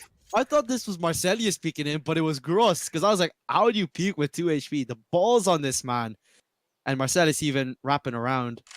They don't even see him. He has to be in towards apartments now. The truth is, it's going to be in for a pleasant surprise. And he takes him down in the end. What a round. We have to see a replay on that. There were maybe 10 opportunities for Gruss to lose his life there in round number 12. And they just don't take him out of the server. He's up to 15-6. It takes me back to Mirage where, yeah, he was just 8-0 in the first sort of 6 or 7 rounds of that first half. Iceland taking a tactical timeout to discuss how nobody was able to kill Gruss.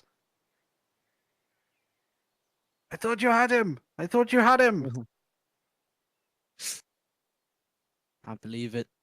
Staying alive just for so long in the round. It's just so frustrating if you're Iceland. That had to be a point of topic in that tactical pause. But Gruss is a big Bee Gees fan. Staying alive. Yeah.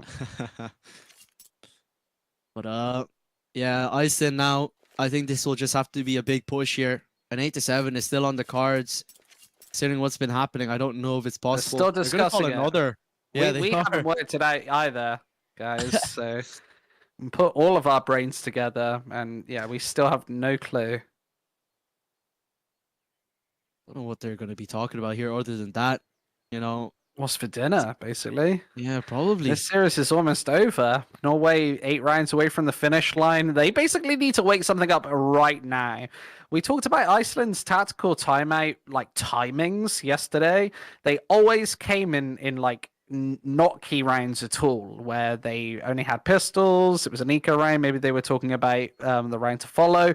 But now they've eaten that long double tactical right before a big, potentially impactful rifle round, and they need to do something really special with it.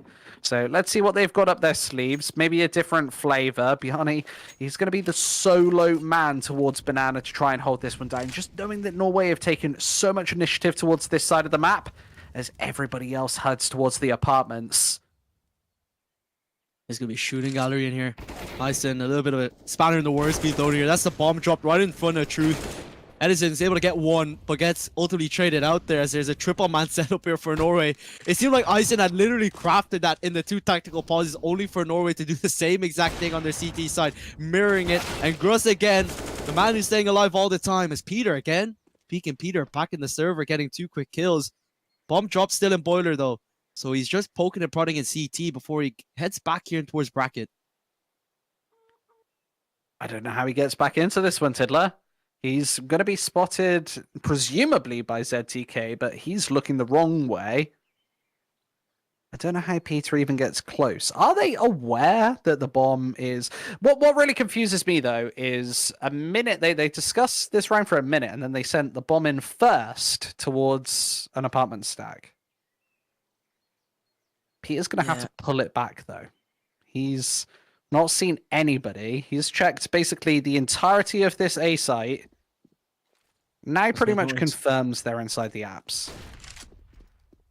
And this should be done. But he could easily isolate the gunfights, but Sykes catches him, back turned. So Norway converting, and it seems like Iceland's master plan has been masterfully taken down by Norway here as they take 9. Yeah, I'm not sure that was much of a master plan, right? Like they pushed with the bomb first into a stack. Like the C4 was gone before we even hit the 1 minute 20 mark in the round. Basically gifted it to Norway there as they sit 1 away from double digits here on that counter-terrorist side. Again, Marcelius just ripping them apart with the AWP. He's been peeking basically every single round towards mid and banana. This time it's B again for that sniper. As Truth takes the initial face towards the middle of the map, you think that they'd be prepared for this with one of their own, but he's able to find even more. And here comes the boost. Marcelius, those flicks are just so brutal, so fast. Misses by less than an inch. And he's got so much support here. Man, what's with the triple setups here for Norway, man? They're just destroying them wherever they go. It seems like wherever Iceland have been heading, there's just 3 players there. From the perspective of the T side, you might be thinking there's 3 players at every angle that they face. It's just been so brutal as well, especially when that AWP is present, the grenades as well. And they're pushing up behind Cross here to find absolute closure. Norway up to double digits, I believe. It's just been such a good recovery after the first 3 out from Norway that it's really not looking great for Iceland from here on out. And Norway might just be in another situation again. They might just be able to win off the back of having such a good first half. It's what we call calculated aggression, right? Yeah, you're sending in Marcelius's up first to find opening picks, but around him, you've got a congregation of players to stop that AWP from falling into enemy hands. You know that you've basically beaten down the economy of your opponents for the entire half, so you don't want to give away that AWP too readily. This is the most aggressive stance we've seen out of Marcelius, though. An instantaneous swing into mid, and Bjarni does seem aware of it. He's not able to pull the trigger in time, so Bjarni actually has a really key angle here, and everybody's died in the first moments of round number 15. Truth gonna initiate this final duel. It's a 1 versus 1 against Thor. Exposes the gun, and Truth is able to find the headshot. Norway with just such a disrespectful round there. I just don't even know what more to say. That was just so brutal. They pushed mid, banana, through apps. They decided that they didn't want to play on the CT side anymore. Was just unlucky out from Iceland in the end. It was probably one of their better rounds in a while. Just holding down the Norway aggression. They kind of handed it to them, but they weren't able to sort of sustain any longer, as Truth did get that 1v2 in the end. But now Norway in a situation, again, just like Mirage, getting this pistol would really mean so much for them, and the conversions as well that come along with it. They might just have themselves in a position again where they might just be already at a victory, but Edson says no to get started. Stebby pushes up forward. Aggressive plays here in the pistol round out from Iceland. It has been working so far, but will it work out again as they look to finish things off? Back turn, Thor finds that kill, and Marcelius now in a 1-on-4. Well, his position was actually compromised earlier. Not that Thor knows that he had snuck into the apartments, but able to deal with them all the same. And Iceland will take their 5th round here. It was absolutely crucial that they found that on their CT side. Otherwise, this map is just over. And we see very, very similar scenes to Mirage. Basically, PTSD flashbacks to map number 1. But a big 6-round hole for Iceland to fill here. They try and do so with an MP5. We don't see it often. Never. Right out of James Bond's. Right out of Casino Royale. Here it is. How this one's gonna play? Yeah, I don't know how this one. I think I might prefer the USP. Yeah, it is just a USP on steroids. It is just a dreadful weapon. Yeah, it's a USP one of my on steroids. least favorite weapons. I feel like it's a USP on morphine. or on antibiotics. I said about the PP Bison. That's just a Glock on steroids as well. Yeah, I do On like the hard Bison. drugs. Though. Big fan. I want to The see Finito. I want to see the MP5. Can our observer show us the MP5? See if he does anything. No. Seems like it's just a cleanup. And that MP5. Can they get into action? Man, that was his chance as well. Well, that's probably the Unfortunate. only time we're going to see that weapon in the entire tournament. He might actually keep it into round number 18. I'm just nothing, though. gagging to see Stebby, see what he can do with it, see if you can find some of the only MP5 kills you'll ever see in a high level competitive CS:GO match. This weapon is truly dreadful. I don't know why anybody would buy it. Especially He on spent money on that weapon. Yeah. Spent money. At least they cleaned it up. At least they cleaned it up. But He's he didn't got a get skin any on it kills. as well. He spent money on that as well.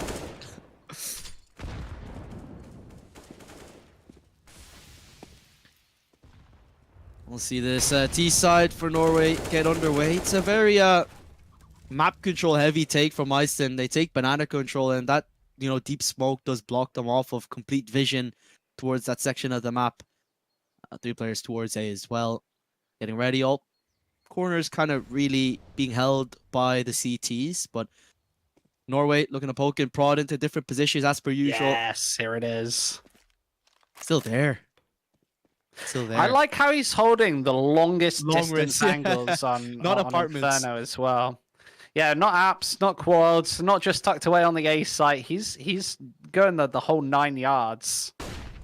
Oh, that flash is beautiful. Oh, but Shoot still takes him no. down. That's infuriating. That looks so good as well. You can see how white the screen was. And they're going to meet each other in the smoke. They're like, how can I get by? Journey finally releases the trigger. Able to find that kill. Oh, he's going to push CT again. And while this all happened, they're pushing A. They're kind of just switching spots right now. I don't understand what is happening here, Squid. They've completely faked out this entire defense, and Thor has no idea. He still has no idea. This bomb is going to go down, and there's the potential that they're going to still think that this is B. When are they going to realize? Thor finally turns around, and Gross is still here on Banana. They are so confused right now. They do not know what's going on at all. That's the best fake I've seen in the WEC regionals. I've got to say, that was absolutely brilliant. I'm pretty sure that Thor still doesn't know where the bomb is. The fact that they slip by each other on the same exact bomb site really makes things so much better. It's not like the rotates were off. It was literally him trying to flank around, thinking that Norway were completely towards B. I think he had some master flank that have completely bamboozled this Norway They side. just But it was like the other way snuck around. into the site like the spy from TF2. Like they all put on like blue armor and just walked into the A bomb site. Nobody aware. They dodged the CCTV. They jumped the trip mines, the trip wires.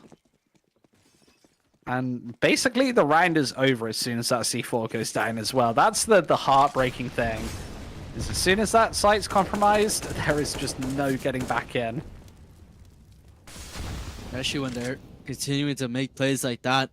Iceland had such good map control at the start of the last round, and it was just taken down by that wonderful fake by Norway. It's just infuriating as well. And their economy's on the verge of breaking as well. Not a lot of loss bonus behind them. And Syke still without that battle. He wasn't even activated, ready for it. Even goes in for another head first, and he gets a second. Another player in pit might want to go head first into there as well, but he's in the mini pit though. They're clearing out this big pit side, but he will show face in just a moment. They're clearing this one out. The smoke kind of siphons off this angle. Stebby good for 2, but still it's a 3-on-2. And HP still low on Sykes, but with the way these individual players are and their post-ban positions have been pretty solid so far, it's going to be very difficult to crack down this nut that is Norway. Yeah, and you got to remember that A site is probably, for my money, just one of the hardest to get back into in the whole of Counter-Strike. So as soon as you lose it, there's just no getting back in. Peter, who loves kills, is not going to take an aggressive peek this time. Instead, just waiting for them to come through arch towards the CT spawn. Maybe he's calculated it, that this is his highest chance of getting a kill. And one Spectre walked right into him as well, so gets number 9. I wonder how many of those are eco frags and exit frags. It's got to be 50%. Felt like 80% yesterday, 50%. It was a lot. Generous. You can really aim though. It's He's good. unreal. He's fine. Yeah, I just yeah. love giving him a hard time. No, it's not even just that, but I feel like I don't know how he ends up just being alone as well. He could be the first one into the bomb site, yet he's just the last one alive. I just don't know how it happens. 13-6. Norway only 3 rounds away from victory here on Inferno, and the PP Bison. Maybe they're listening. We mentioned it earlier for, I think, the first time on the broadcast, and they actually whip one out. It's Marcelius to hold it. Sykes is also snuck past Piani as well, so they've got no idea that there's presence this far into the apartments. And there is the Bison. Marcelius somehow kills himself. I don't know. I don't know what's going on anymore, Tiddler. Is that a Molotov? Or was... Oh, did he throw a grenade? No, that doesn't work. Wait. Maybe the Bison bit back. I was so confused. I didn't see a Molotov or anything. Smoke in front of him as well. Well, round over. They didn't hold on to the B-bomb site. I can confirm that it is going to be 14 rounds to Team Norway. As Bjarne is still just sat on T stairs. Didn't decide to engage. I feel like Norway has checked out of this series. We've not really seen a different stroke from them in the last sort of couple of rounds.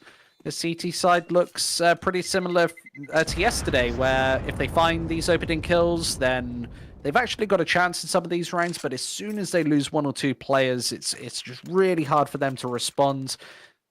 They're obviously on a massive back foot, trying to change that for the final time with Thor's AWP. There'll be 4 M4s around that one, and they're a little thin on utility. Only the 1 incendiary grenade and 5 smokes. Those smokes really important here on Inferno.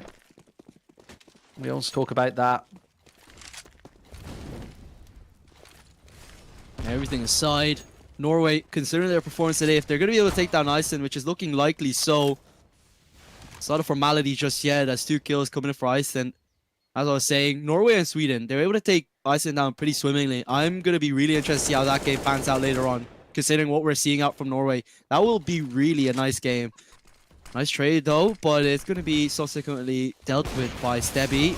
Oh, that's a bit of a shaky shot. That's very shaky shot with that up. Misses that one out. Single man advantage, though. Marcelius will get that bomb down. But there's players from all positions. This will be very hard to sort of quench. And the point man being Stebby inside the apartments. They've not been alerted to his presence yet. But as he throws that incend outwards, they now know that this is a double-pronged attack. And that flashbang, doesn't really do too much. Marcelius able to dodge it before he goes back out for the repeat and re-engage, and ZTK combines. Great from Norway. That's another 4 versus 2. And it all started with Thor missing a pretty routine AWP shot, right? Yeah, it was a little bit shaky. I think it was like, you know, when you're at the edge of the smoke and it kind of fades in and out. I wonder if he's playing on like 2000 ping, because that shot really did look like it connected. And it's not the first time that we've seen an AWP shot from Thor that looked like it hit, but didn't. Actually, that makes a lot of sense, especially the servers in Frankfurt as well. But, well, it's not going to be a factor this time around because Bjarne this time is able to take that first kill. He's going to be the one with that AWP, and it's a very poor pie out here from Iceland. They're really running off of scraps in this one to stay alive, but it's not looking too bad in this round as Peter, well, peeking through, getting a deagle frag. And in the smoke, they're getting into action here. Look at this sort of sandwich in Arch, and he gets taken down. So 2-on-4. Can they make it happen again? He's good. They have spotted Thor. ZTK was just holding on to his trigger to see if there was another player about to peek, but instead they're able to steal B. Steb has made his way up banana really quickly, and ZTK, catches him on the angle. That AWP shot misses, and there are smokes placed to hold Iceland at bay, and everybody's falling around Marcelius. Quick kill, and ZTK able to finish that one off. I feel like Marcelius wanted to burn the whole house down there. But it is Norway winning this first series. We'll see them take center stage again in the next series as well. But that was their first test. So they've passed with flying colors. Yeah, they did indeed. And, I was thinking a little bit more of a closer game, considering both these teams did play up against, Denmark and Sweden respectively. So, considering their scoreline between each other, you might have expected a little bit more of a closer game. But I think it's just the disparity between the two. And then sort of the rounds that they found, you are going to find some rounds, sometimes when you're playing up against a better team, they're not going to be invincible. But that's why I kind of thought it would have been a closer game, but it was far from that. And now comparing the maps that we've played, comparing the performances, Sweden and Norway, which is up next, is going to be fantastic. But once more, we're heading things to another bit of a break, might be just a bit longer. We have another series up for you guys. It's Norway versus Sweden. Catch this in just a few moments.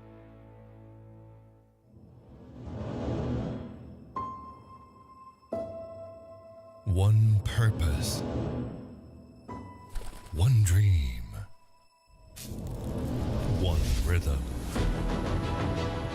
One step closer to glory. Enemy spotted. They say history remembers the winner. So who will be the ones writing the future?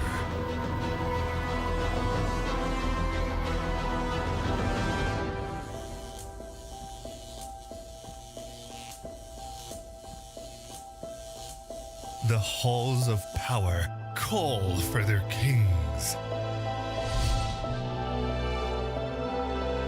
The ones who won't back down. The ones who believed.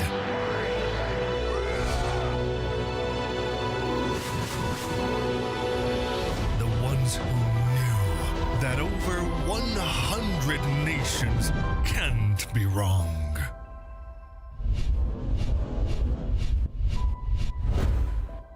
Join the fight between August 24th and September 3rd as Yash becomes the world's esports capital.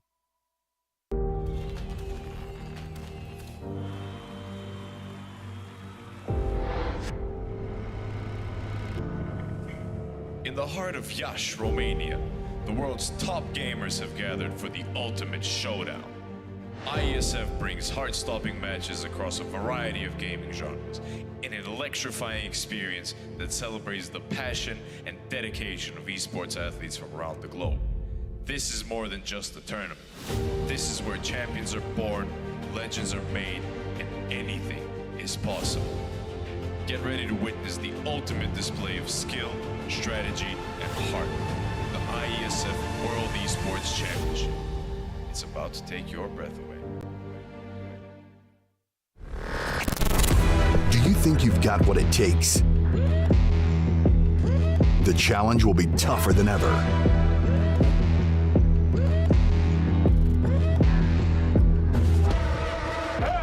In 2023, international esports has a new home.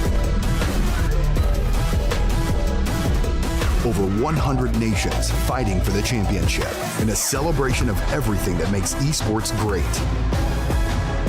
Who will rise up to the challenge? Who will be the world champion?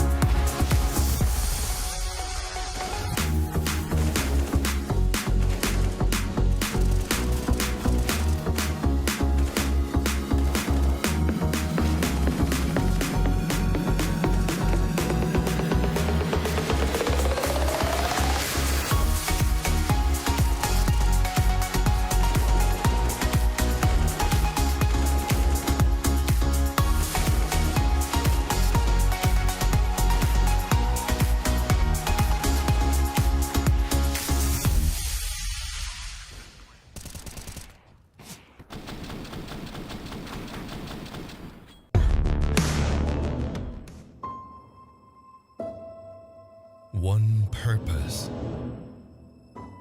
one dream, one rhythm, one step closer to glory. They say history remembers the winner. So who will be the ones writing the future?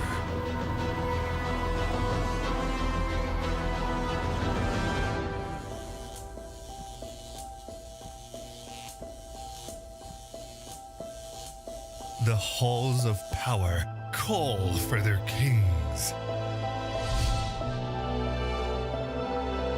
The ones who won't back down. The ones who believed.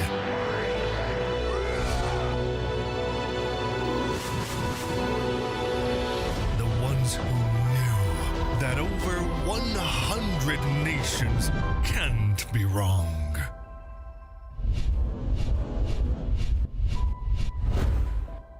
Join the fight between August 24th and September 3rd as Yash becomes the world's esports capital.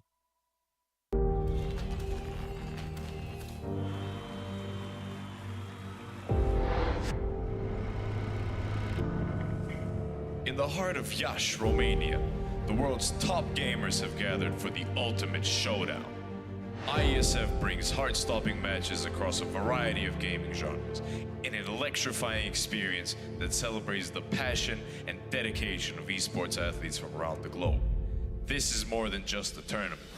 This is where champions are born, legends are made, and anything is possible.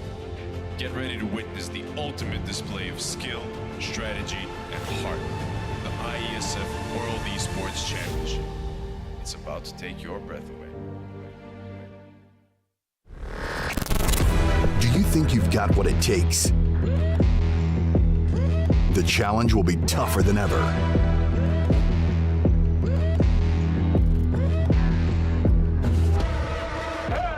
In 2023, international esports has a new home. Over 100 nations fighting for the championship in a celebration of everything that makes esports great. Who will rise up to the challenge? Who will be the world champion?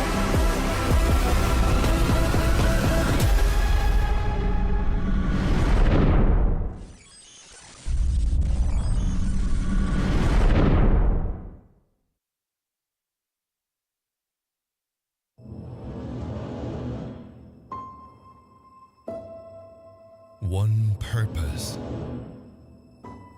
one dream, one rhythm, one step closer to glory. They say history remembers the winner. So who will be the ones writing the future?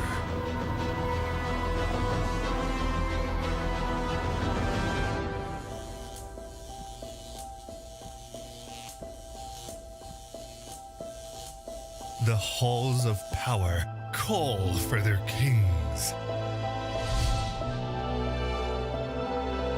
The ones who won't back down. The ones who believed.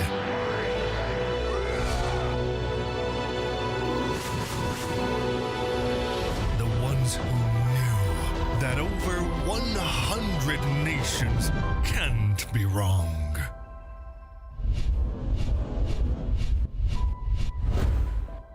Join the fight between August 24th and September 3rd as Yash becomes the world's esports capital.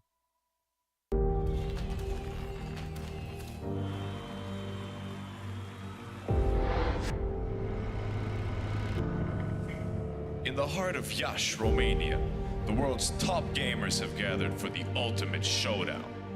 IESF brings heart-stopping matches across a variety of gaming genres in an electrifying experience that celebrates the passion and dedication of esports athletes from around the globe.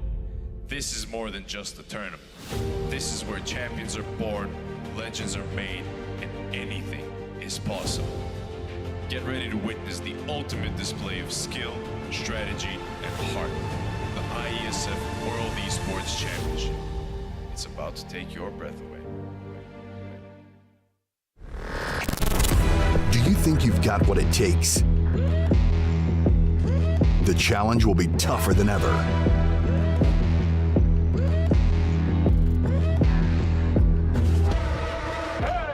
In 2023, International Esports has a new home. Over 100 nations fighting for the championship in a celebration of everything that makes esports great. Who will rise up to the challenge? Who will be the world champion?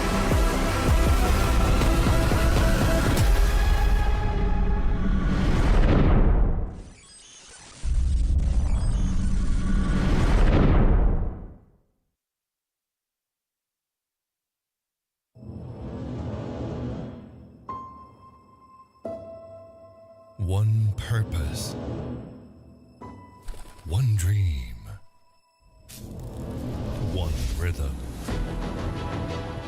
one step closer to glory. Enemy spotted. They say history remembers the winner. So who will be the ones writing the future?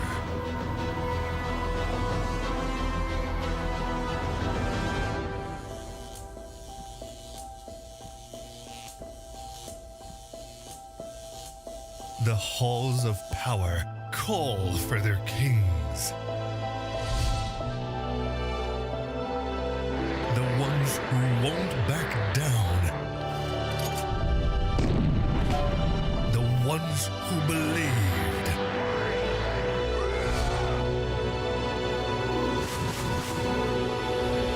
The ones who knew that over 100 nations can't be wrong.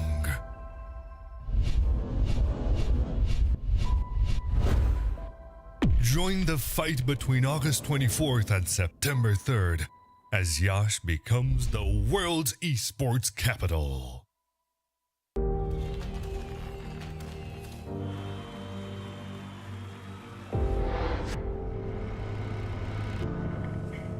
In the heart of Iași, Romania, the world's top gamers have gathered for the ultimate showdown. IESF brings heart-stopping matches across a variety of gaming genres in an electrifying experience that celebrates the passion and dedication of esports athletes from around the globe. This is more than just a tournament. This is where champions are born, legends are made, and anything is possible. Get ready to witness the ultimate display of skill, strategy, and heart. The IESF World Esports Championship. It's about to take your breath away. Do you think you've got what it takes? The challenge will be tougher than ever.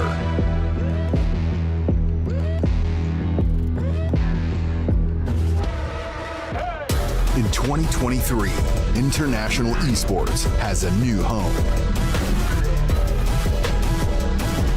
Over 100 nations fighting for the championship in a celebration of everything that makes esports great. Who will rise up to the challenge? Who will be the world champion?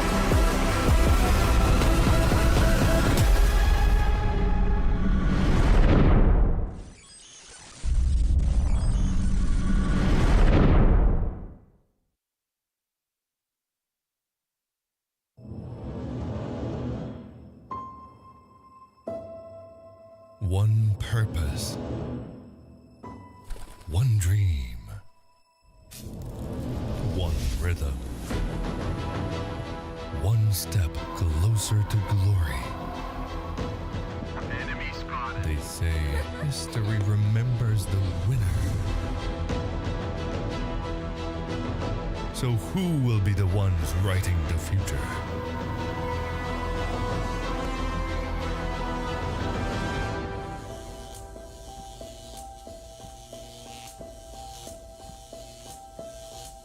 The halls of power call for their kings. The ones who won't back down. The ones who believed.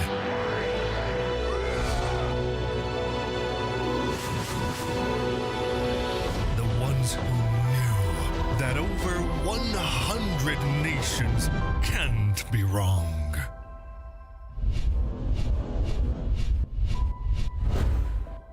Join the fight between August 24th and September 3rd as Yash becomes the world's esports capital.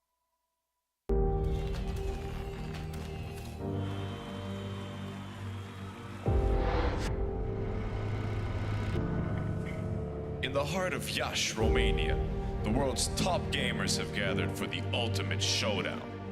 IESF brings heart-stopping matches across a variety of gaming genres in an electrifying experience that celebrates the passion and dedication of esports athletes from around the globe. This is more than just a tournament. This is where champions are born, legends are made, and anything is possible. Get ready to witness the ultimate display of skill, strategy, and heart. The IESF World Esports Championship. It's about to take your breath away. Do you think you've got what it takes? The challenge will be tougher than ever.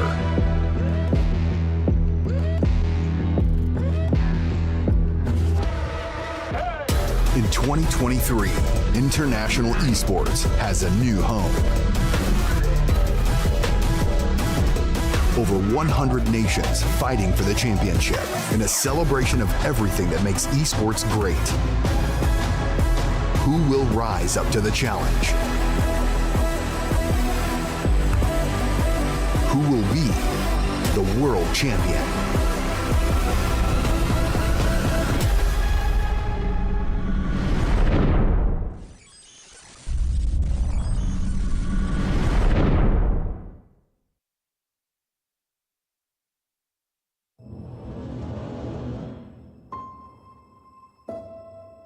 One purpose, one dream, one rhythm, one step closer to glory. Enemy spotted. They say history remembers the winner. So who will be the ones writing the future?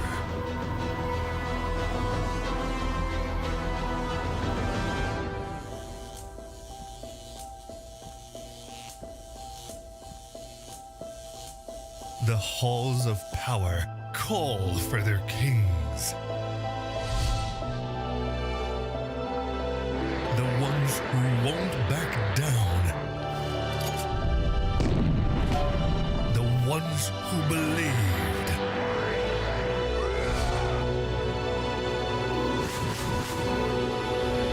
The ones who knew that over 100 nations can't be wrong.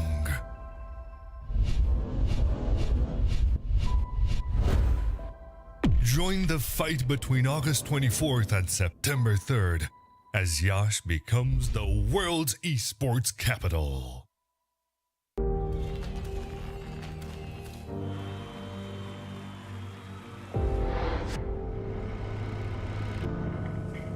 In the heart of Yash, Romania, the world's top gamers have gathered for the ultimate showdown.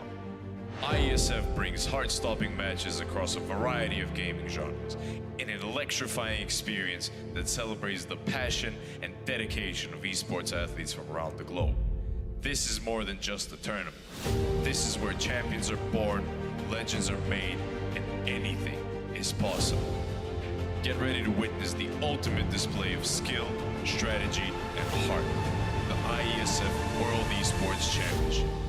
It's about to take your breath away. Do you think you've got what it takes? The challenge will be tougher than ever.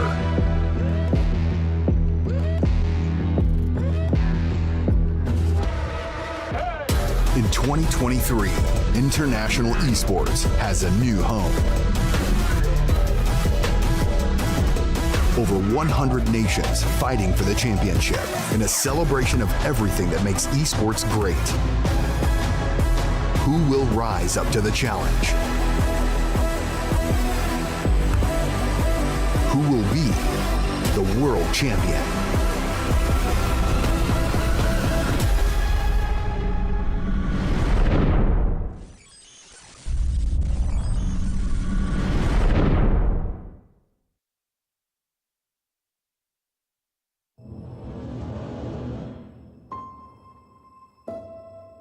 One purpose,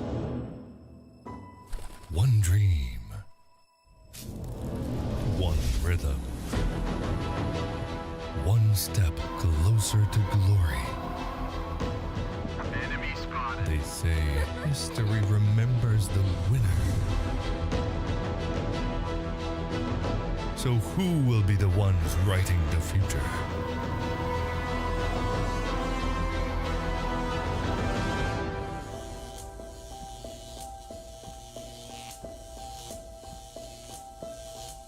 The halls of power call for their kings.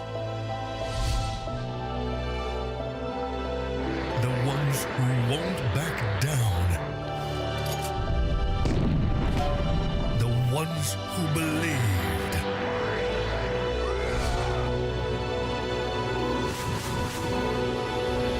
The ones who knew that over 100 nations can't be wrong.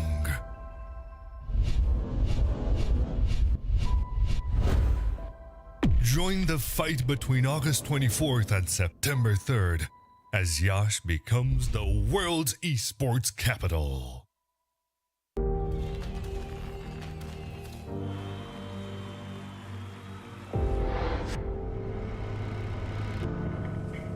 In the heart of Iași, Romania, the world's top gamers have gathered for the ultimate showdown.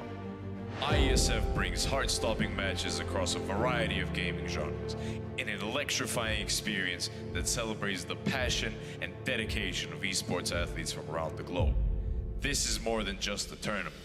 This is where champions are born, legends are made, and anything is possible. Get ready to witness the ultimate display of skill, strategy, and heart. The IESF World Esports Championship. It's about to take your breath away. Do you think you've got what it takes? The challenge will be tougher than ever.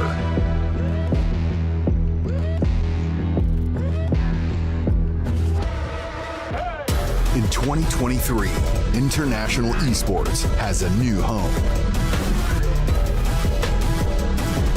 Over 100 nations fighting for the championship in a celebration of everything that makes esports great.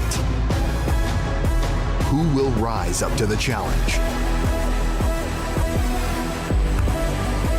Who will be the world champion?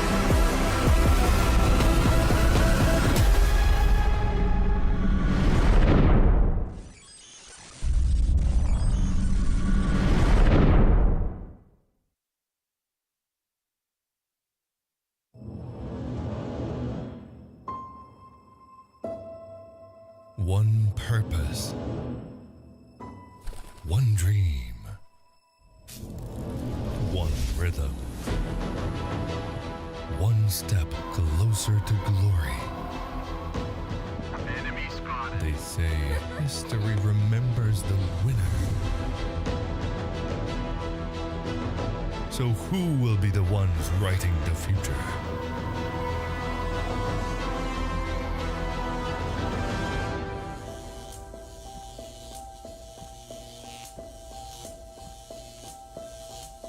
The halls of power call for their kings. The ones who won't back down. The ones who believed.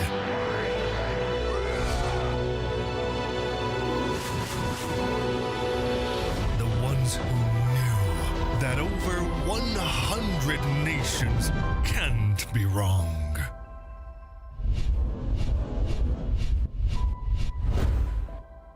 Join the fight between August 24th and September 3rd as Yash becomes the world's esports capital.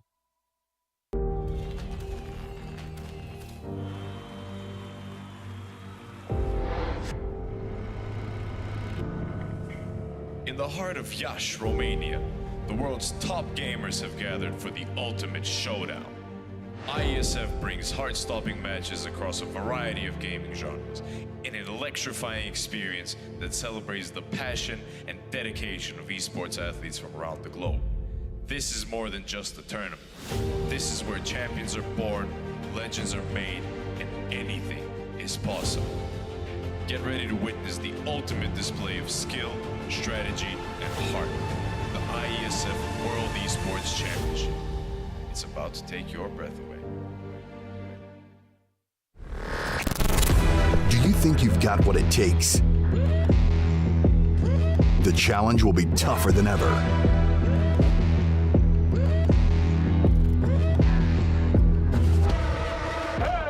In 2023, international esports has a new home. Over 100 nations fighting for the championship in a celebration of everything that makes esports great. Who will rise up to the challenge? Who will be the world champion?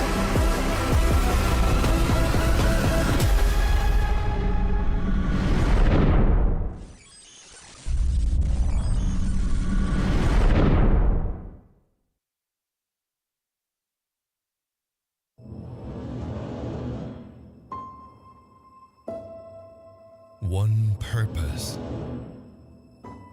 one dream, one rhythm, one step closer to glory. Enemy spotted. They say history remembers the winner. So who will be the ones writing the future?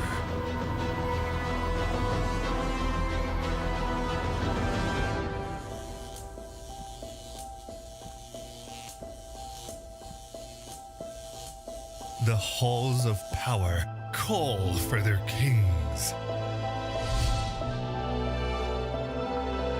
The ones who won't back down. The ones who believed.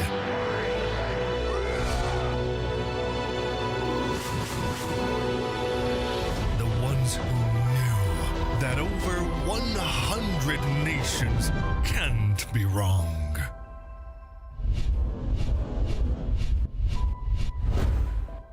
Join the fight between August 24th and September 3rd as Yash becomes the world's esports capital.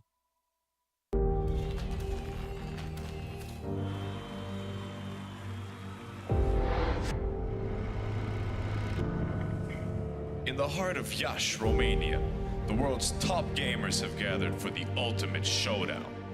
IESF brings heart-stopping matches across a variety of gaming genres in an electrifying experience that celebrates the passion and dedication of esports athletes from around the globe. This is more than just a tournament.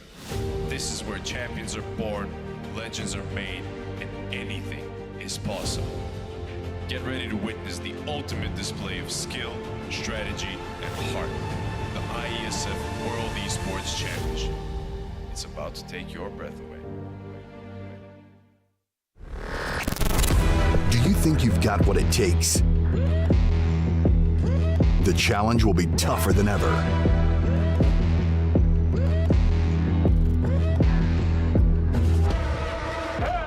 In 2023, international esports has a new home. Over 100 nations fighting for the championship in a celebration of everything that makes esports great. Who will rise up to the challenge? Who will be the world champion?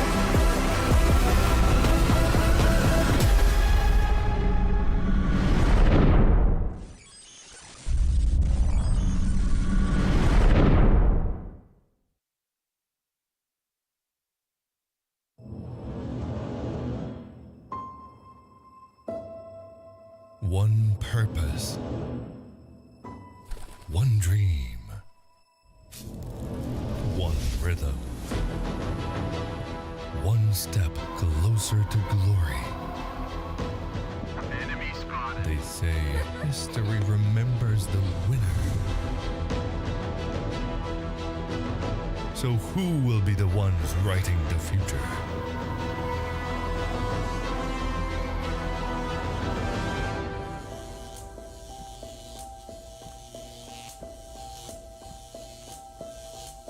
The halls of power call for their kings.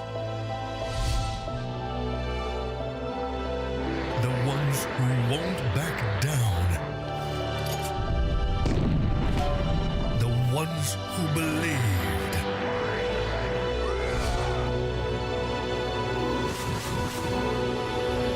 The ones who knew that over 100 nations can't be wrong.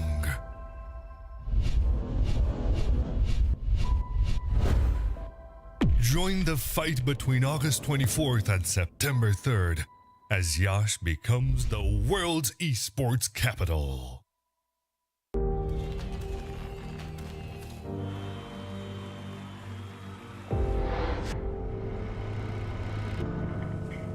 In the heart of Iași, Romania, the world's top gamers have gathered for the ultimate showdown. IESF brings heart-stopping matches across a variety of gaming genres in an electrifying experience that celebrates the passion and dedication of esports athletes from around the globe. This is more than just a tournament. This is where champions are born, legends are made, and anything is possible. Get ready to witness the ultimate display of skill, strategy, and heart. The IESF World Esports Championship. It's about to take your breath away. Do you think you've got what it takes? The challenge will be tougher than ever.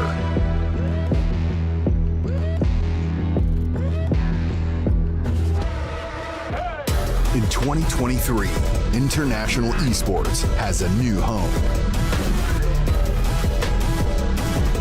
Over 100 nations fighting for the championship in a celebration of everything that makes esports great. Who will rise up to the challenge? Who will be the world champion?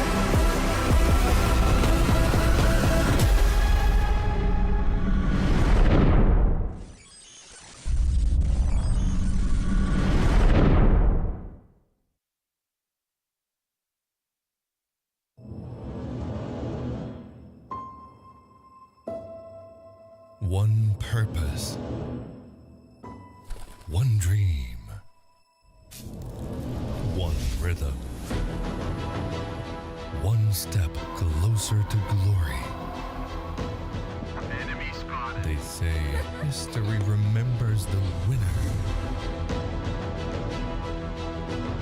So who will be the ones writing the future?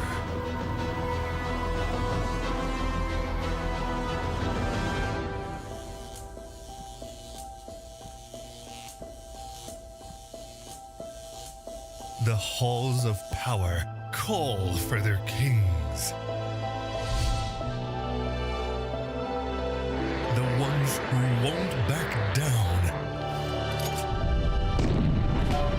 The ones who believed.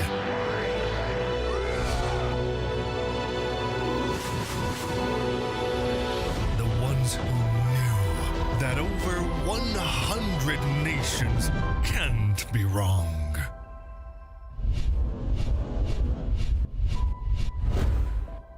Join the fight between August 24th and September 3rd as Yash becomes the world's esports capital.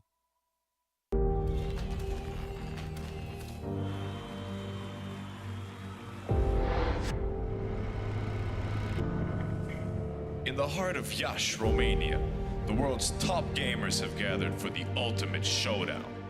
IESF brings heart-stopping matches across a variety of gaming genres in an electrifying experience that celebrates the passion and dedication of esports athletes from around the globe. This is more than just a tournament. This is where champions are born, legends are made, and anything is possible. Get ready to witness the ultimate display of skill, strategy, and heart. The IESF World Esports Championship. It's about to take your breath away. Do you think you've got what it takes? The challenge will be tougher than ever.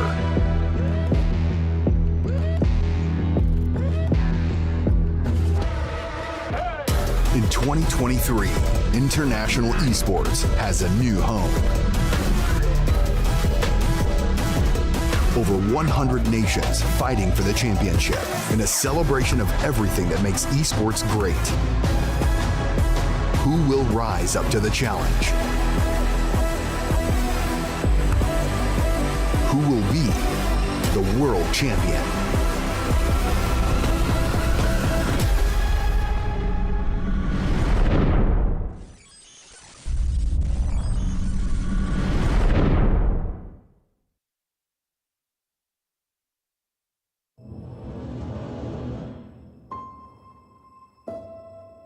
One purpose,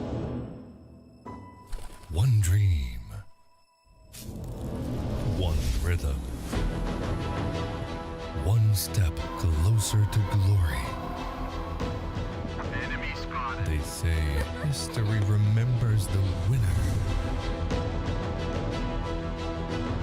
So who will be the ones writing the future?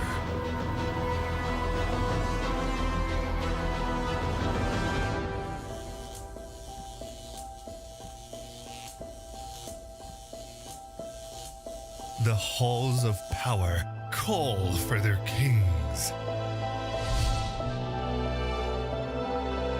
The ones who won't back down.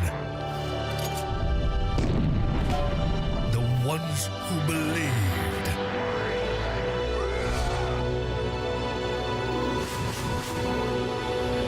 The ones who knew that over 100 nations can't be wrong.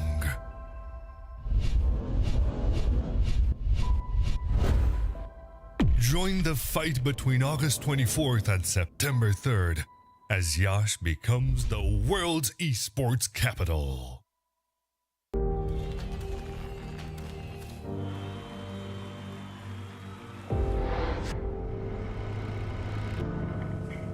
In the heart of Iași, Romania, the world's top gamers have gathered for the ultimate showdown. IESF brings heart-stopping matches across a variety of gaming genres in an electrifying experience that celebrates the passion and dedication of esports athletes from around the globe. This is more than just a tournament. This is where champions are born, legends are made, and anything is possible. Get ready to witness the ultimate display of skill, strategy, and heart. The IESF World Esports Championship. It's about to take your breath away. Do you think you've got what it takes? The challenge will be tougher than ever.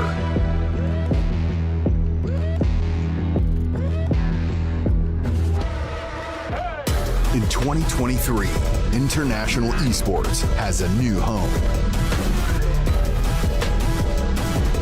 Over 100 nations fighting for the championship in a celebration of everything that makes esports great.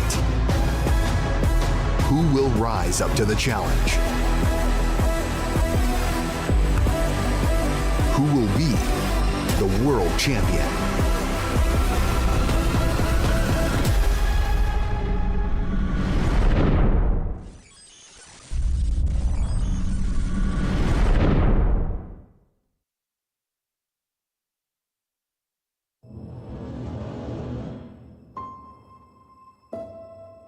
One purpose,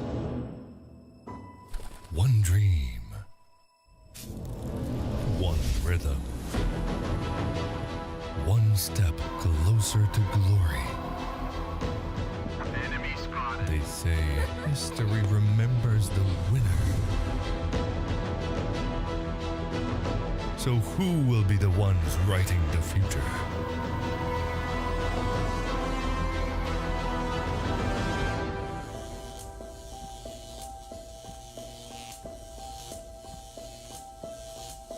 The halls of power call for their kings.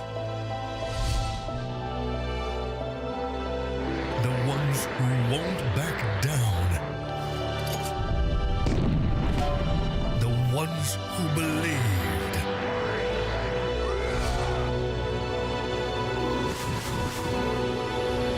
The ones who knew that over 100 nations can't be wrong.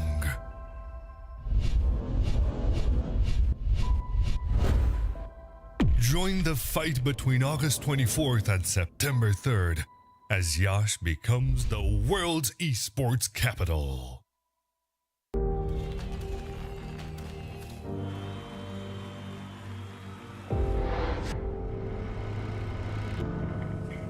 In the heart of Iași, Romania, the world's top gamers have gathered for the ultimate showdown. IESF brings heart-stopping matches across a variety of gaming genres in an electrifying experience that celebrates the passion and dedication of esports athletes from around the globe. This is more than just a tournament. This is where champions are born, legends are made, and anything is possible. Get ready to witness the ultimate display of skill, strategy, and heart. The IESF World Esports Championship. It's about to take your breath away.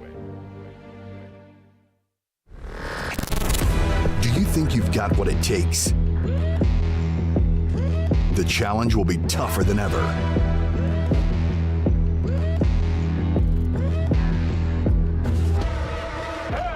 In 2023, international esports has a new home. Over 100 nations fighting for the championship in a celebration of everything that makes esports great. Who will rise up to the challenge? Who will be the world champion?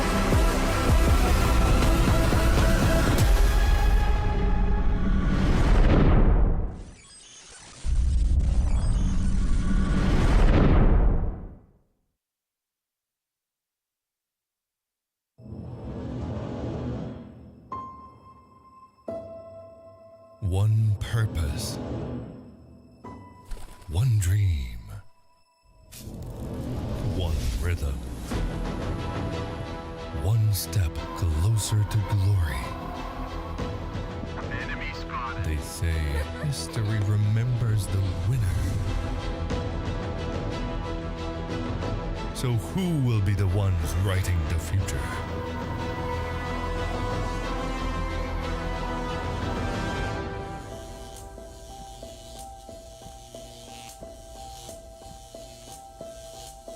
The halls of power call for their kings. The ones who won't back down. The ones who believed.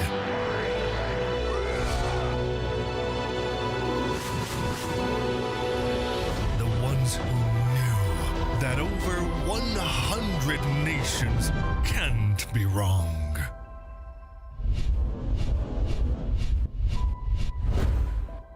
Join the fight between August 24th and September 3rd as Yash becomes the world's esports capital.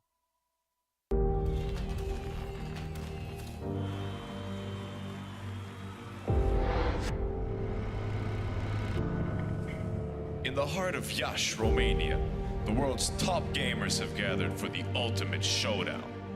IESF brings heart-stopping matches across a variety of gaming genres in an electrifying experience that celebrates the passion and dedication of esports athletes from around the globe.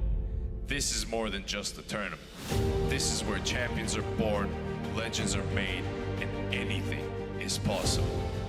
Get ready to witness the ultimate display of skill, strategy, and heart.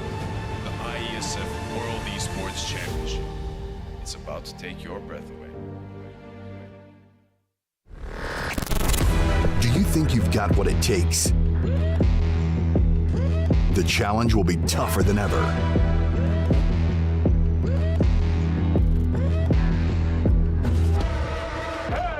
In 2023, international esports has a new home. Over 100 nations fighting for the championship in a celebration of everything that makes esports great. Who will rise up to the challenge? Who will be the world champion?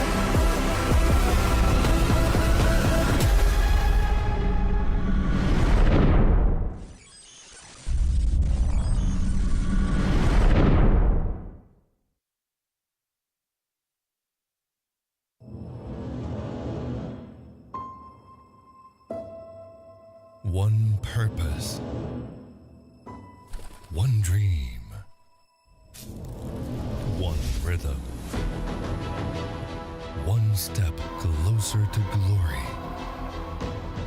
Enemy spotted. They say history remembers the winner. So who will be the ones writing the future?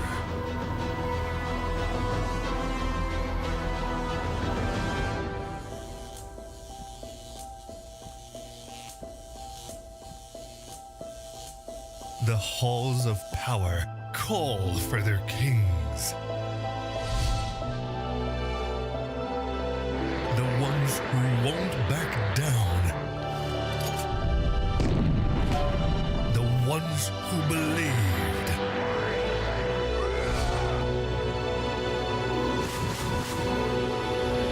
The ones who knew that over 100 nations can't be wrong.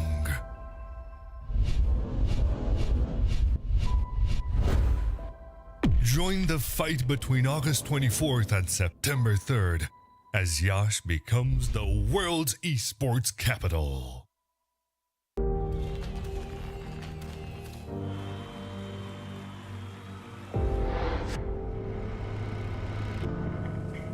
In the heart of Iași, Romania, the world's top gamers have gathered for the ultimate showdown. IESF brings heart-stopping matches across a variety of gaming genres in an electrifying experience that celebrates the passion and dedication of esports athletes from around the globe. This is more than just a tournament. This is where champions are born, legends are made, and anything is possible. Get ready to witness the ultimate display of skill, strategy, and heart. The IESF World Esports Championship. It's about to take your breath away. Do you think you've got what it takes? The challenge will be tougher than ever.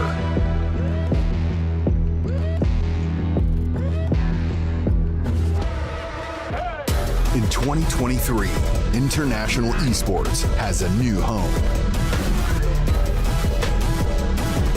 Over 100 nations fighting for the championship in a celebration of everything that makes esports great. Who will rise up to the challenge? Who will be the world champion?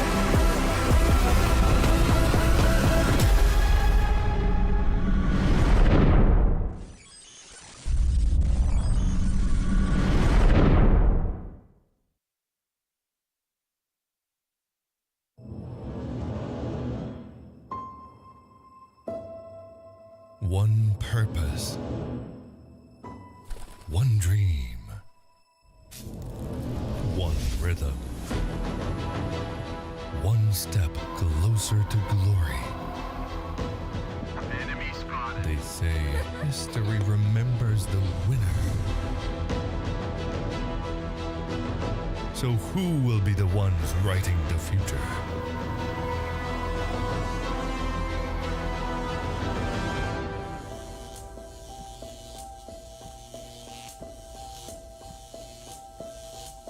The halls of power call for their kings. The ones who won't back down. The ones who believed.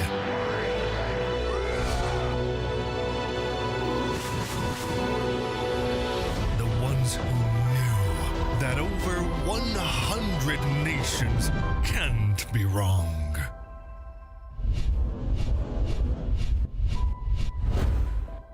Join the fight between August 24th and September 3rd as Yash becomes the world's esports capital.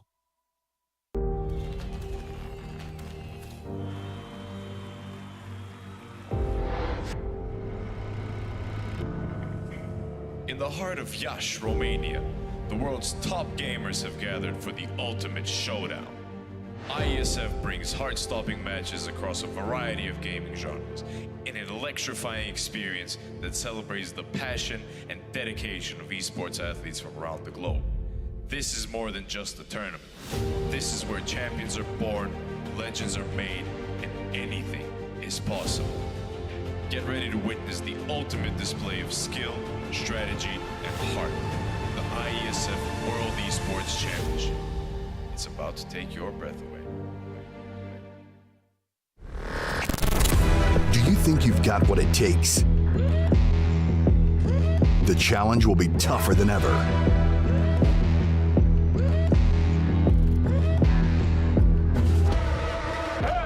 In 2023, international esports has a new home.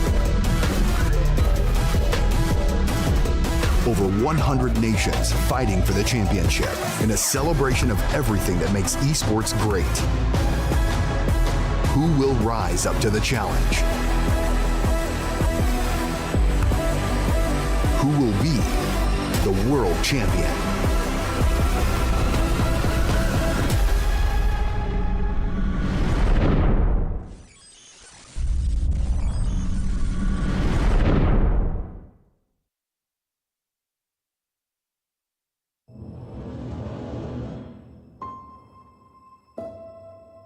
One purpose, one dream, one rhythm, one step closer to glory. Enemy spotted. They say history remembers the winner. So who will be the ones writing the future?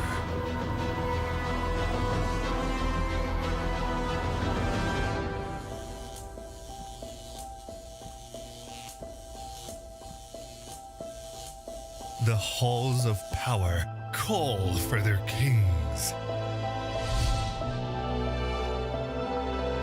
The ones who won't back down. The ones who believed.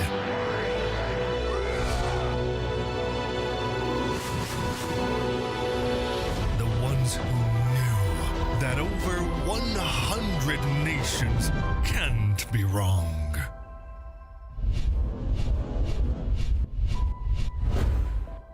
Join the fight between August 24th and September 3rd as Yash becomes the world's esports capital.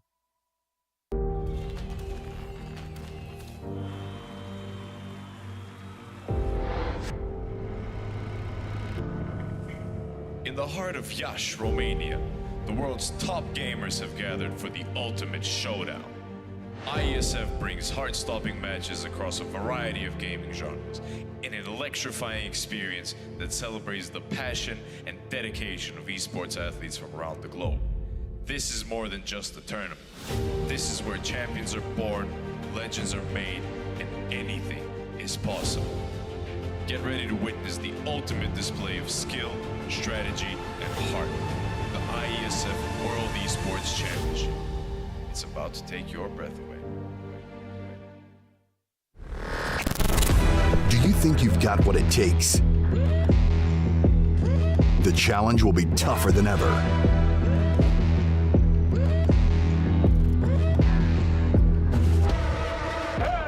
In 2023, international esports has a new home.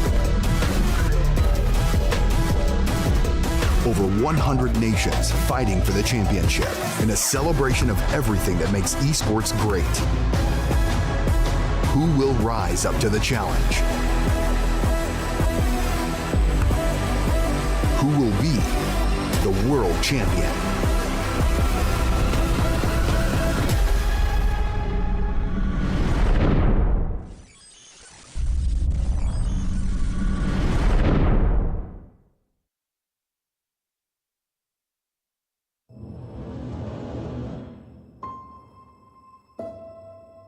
One purpose, one dream, one rhythm, one step closer to glory. They say history remembers the winner.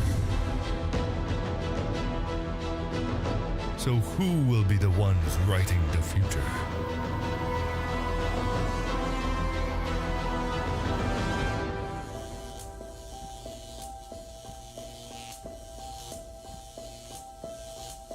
The halls of power call for their kings. The ones who won't back down. The ones who believed.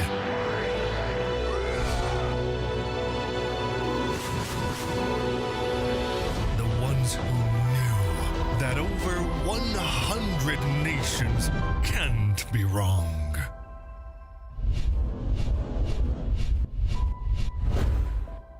Join the fight between August 24th and September 3rd as Yash becomes the world's esports capital.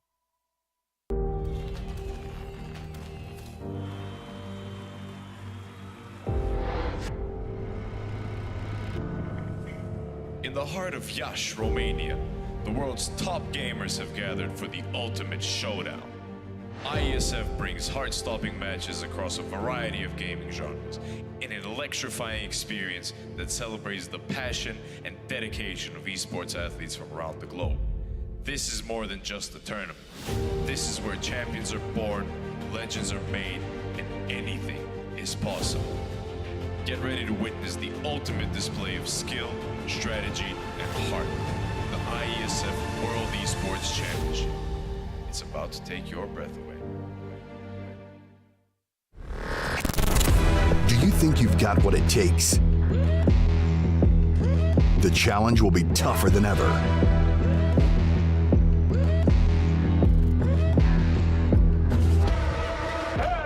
In 2023, international esports has a new home. Over 100 nations fighting for the championship in a celebration of everything that makes esports great. Who will rise up to the challenge? Who will be the world champion?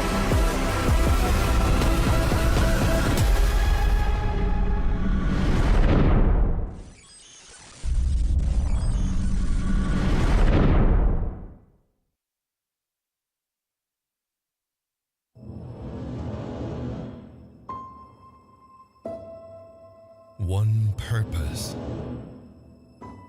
one dream, one rhythm, one step closer to glory. They say history remembers the winner. So who will be the ones writing the future?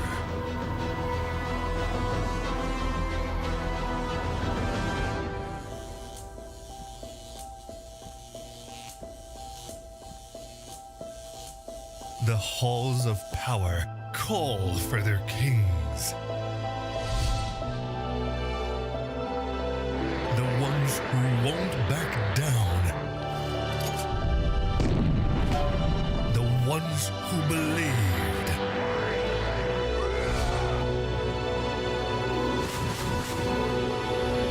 The ones who knew that over 100 nations can't be wrong.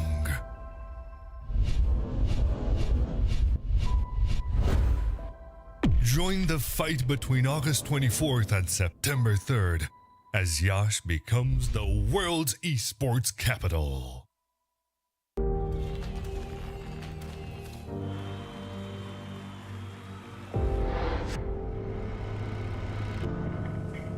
In the heart of Yash, Romania, the world's top gamers have gathered for the ultimate showdown.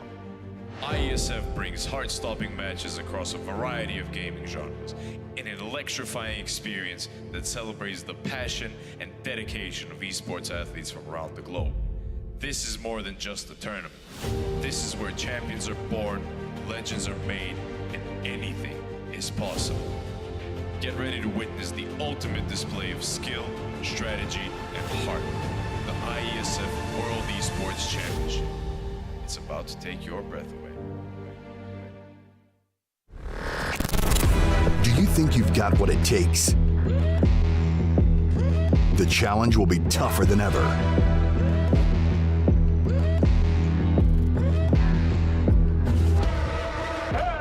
In 2023, International Esports has a new home. Over 100 nations fighting for the championship in a celebration of everything that makes esports great. Who will rise up to the challenge? Who will be the world champion?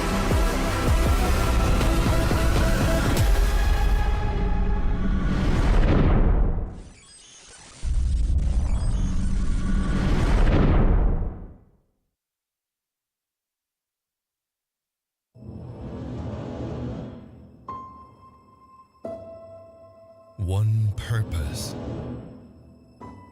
one dream, one rhythm, one step closer to glory. Enemy spotted. They say history remembers the winner.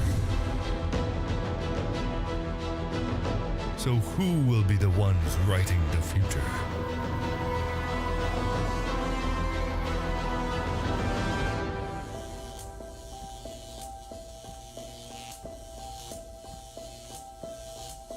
The halls of power call for their kings.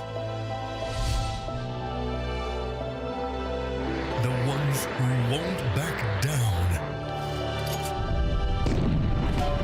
The ones who believed.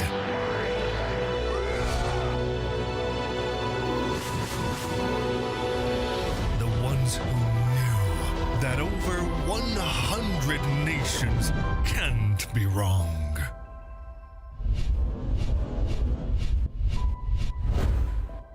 Join the fight between August 24th and September 3rd as Yash becomes the world's esports capital.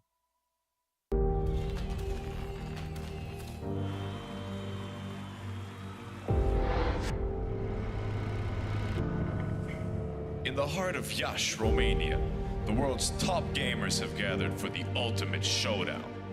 IESF brings heart-stopping matches across a variety of gaming genres in an electrifying experience that celebrates the passion and dedication of esports athletes from around the globe.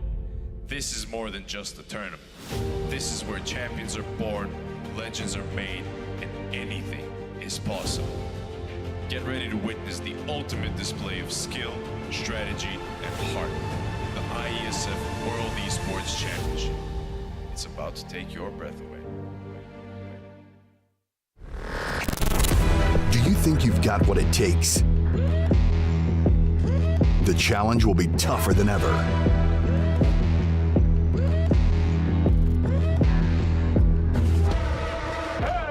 In 2023, International Esports has a new home. Over 100 nations fighting for the championship in a celebration of everything that makes esports great. Who will rise up to the challenge? Who will be the world champion?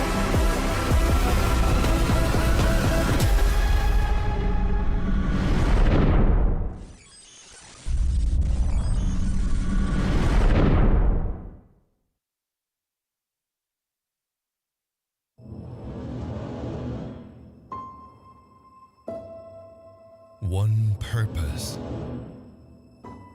one dream,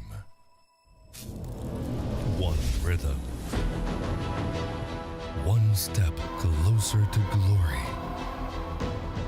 Enemy spotted. They say history remembers the winner.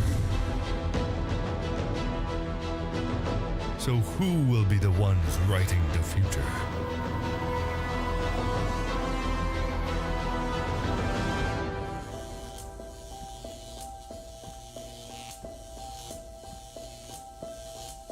The halls of power call for their kings. The ones who won't back down. The ones who believed.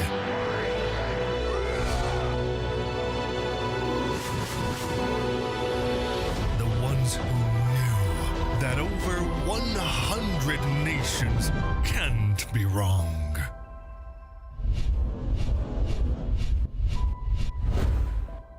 Join the fight between August 24th and September 3rd as Yash becomes the world's esports capital.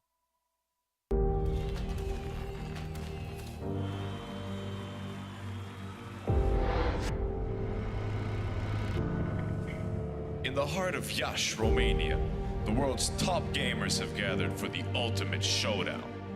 IESF brings heart-stopping matches across a variety of gaming genres in an electrifying experience that celebrates the passion and dedication of esports athletes from around the globe. This is more than just a tournament. This is where champions are born, legends are made, and anything is possible. Get ready to witness the ultimate display of skill, strategy, and heart. The IESF World Esports Championship. It's about to take your breath away. Do you think you've got what it takes? The challenge will be tougher than ever.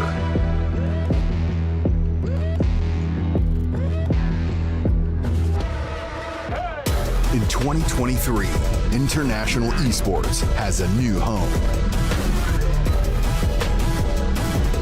Over 100 nations fighting for the championship in a celebration of everything that makes esports great. Who will rise up to the challenge? Who will be the world champion?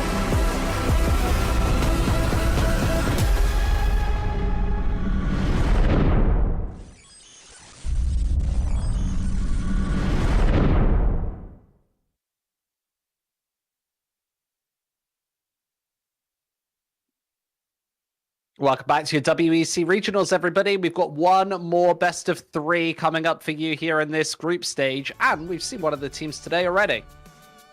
Yeah, we saw Norway earlier on, and we actually didn't see Sweden, but they did also play earlier on, and they kind of choked up against Denmark, I believe. And well, they're looking to right their wrongs, I guess, in this final game of the day. Two neighbors battling it up here, and I think this is a very important one. You know, Iceland did lose out pretty badly to Norway in the previous game, but if they're able to beat Denmark and Norway able to beat Sweden, which is looking possible, Norway can definitely beat Sweden. Don't know about the other match, but things could get, you know, very, very interesting in terms of qualification.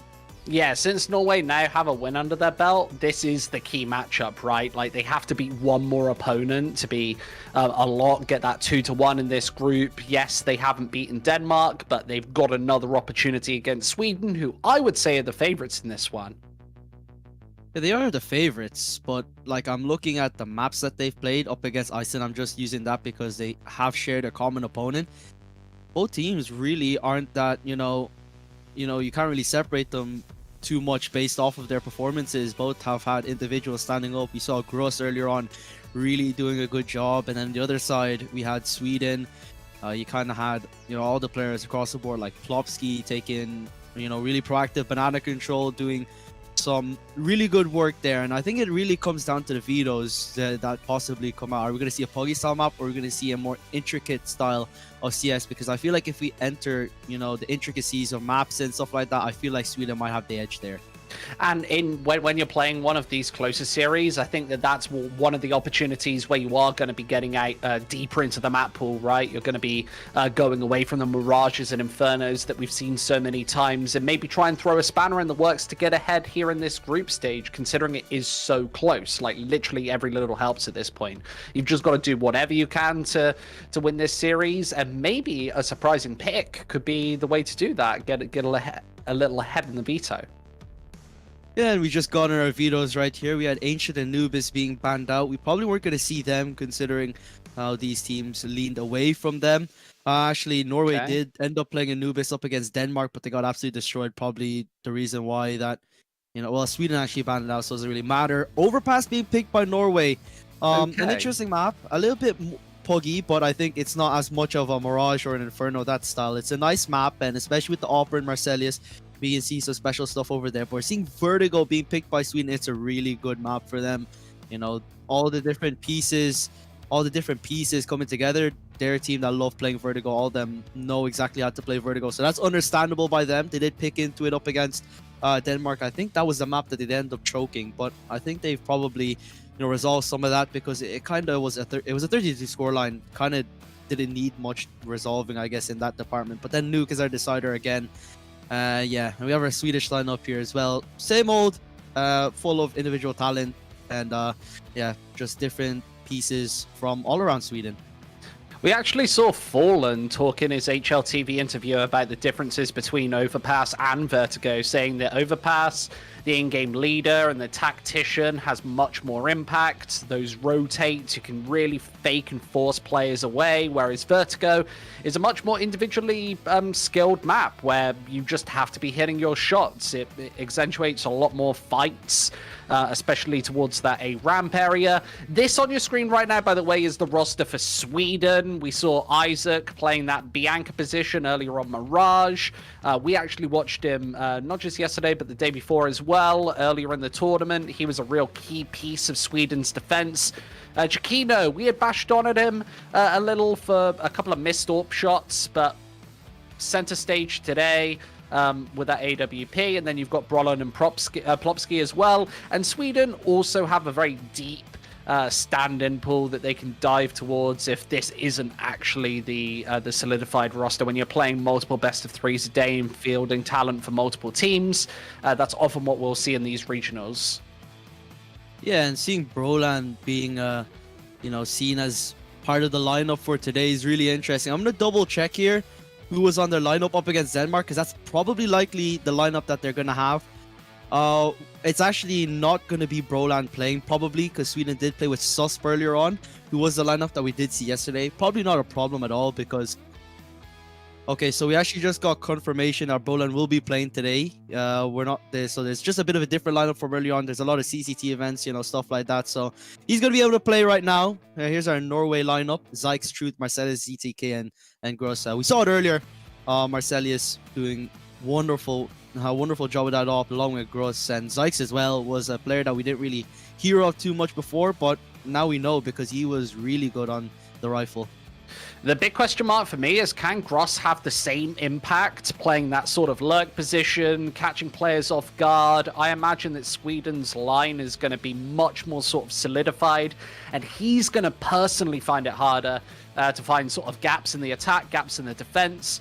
Earlier, he was just sort of running rampant against Iceland, right? Like all over the map, jumping into window on Mirage, right into the B-apps, like just sort of sneaking behind bomb sites, giving them a total new line of attack or defense. I wonder if he's going to be able to have the same impact here against Sweden, who are probably going to be more aware of what he is doing in particular. Yeah, and on top of that, just hearing that Brolan's confirmed, he is such a good player on the rifle, and that is not looking good for the prospect of Norway. When you have someone like Susp, who's a little bit of a newcomer, he plays for that young ninja squad. He does have a lot of experience under his belt, but when you have someone like Brolan in a server instead of him, I'm not just trying to, take a dig at him. It's just that Brolan has just been proven on LANs, tier 1 LANs. He's currently playing for, I believe that, was it the Fnatic lineup? I'm not too sure. Was it the NIP?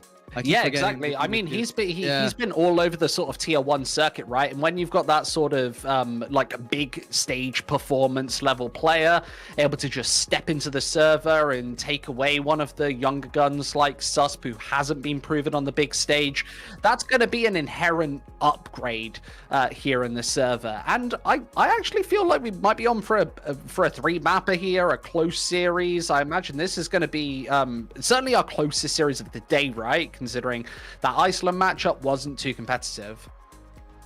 Yeah, I think Overpass is definitely in the hands of Norway, but I feel like this veto is so on the side of Sweden right now. Overpass is a map that, you know, NIP always play, and considering they have a lot more NIP players into the server today, and along with the Young Ninjas lineup who's also developing along with them, it's going to be very difficult for Norway. But considering it's not their full lineup and they picked into this, CT op is really important.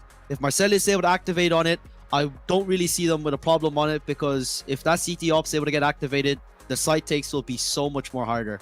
And I feel like we're going to see a different spice level out of Marcelius in this series, considering earlier he was just going for repeak after repeak after repeak. Iceland weren't doing anything about shutting him down. I don't think he can play that same disrespectful style of Counter-Strike here against Sweden, knowing that players like Brolin are going to be able to punish you incredibly quickly, and they'll be able to adapt to his AWPing style on the fly.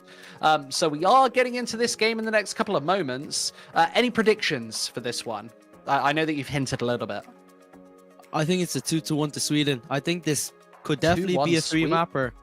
I think this could be a 3-mapper. I think Sweden have Vertigo. It's just that one of those maps that they're just too good at. It's a map that all the pieces of the puzzle do play so much. There's so many reps on it. Tier 2, Tier 1, it's something that they have on lockdown. Overpass is also a map that is in the same boat, but it's just that the fact that Norway picked into it and they have such a strong op presence on all maps that I feel like they might be able to snatch it away. But when it goes to nuke, calm heavy, like I've been saying, execute heavy, very intricate, you know, it's a bit of a middle ground. But I said when it gets to those situations, those pressure-some situations, you know, when you have players like Isaac Broland holding it down, anchoring bomb sites, it's going to be too difficult for Norway at the end of the day. But I'm open to some surprises. Yeah, so you think that nuke is when Sweden really take the steering wheel of this series and they're able to just use their better tactical prowess to take a victory here? Yes, but I'm just really giving the fact that I'm trusting Norway that they're able to take Overpass. Exactly. That's the big Sweden taking them, Overpass, right? yeah. Yeah. If it's Sweden taking Overpass, I don't see them recovering too much. But we saw how shaky Sweden were on Vertigo earlier on. So if that, you know, starts to show once more on the server, then maybe I might switch my opinion. But when we look at things on paper, we can only look at things on paper so far, because these teams aren't really teams that really play that often. So just on paper, I think I'm going to give it a 2-1 to Sweden. But as I said, Norway could take it. And if they're ready for nuke as well, that 777 lineup before of old, a couple of years ago, were a decent team on nuke, always poking and prodding around the North Europe scene, you know, in your different blast qualifiers. So definitely not unexperienced in that, you know, sort of region. But here we are live here on Overpass. CT side going to be taken by Sweden. Norway taking the T side as their map pick.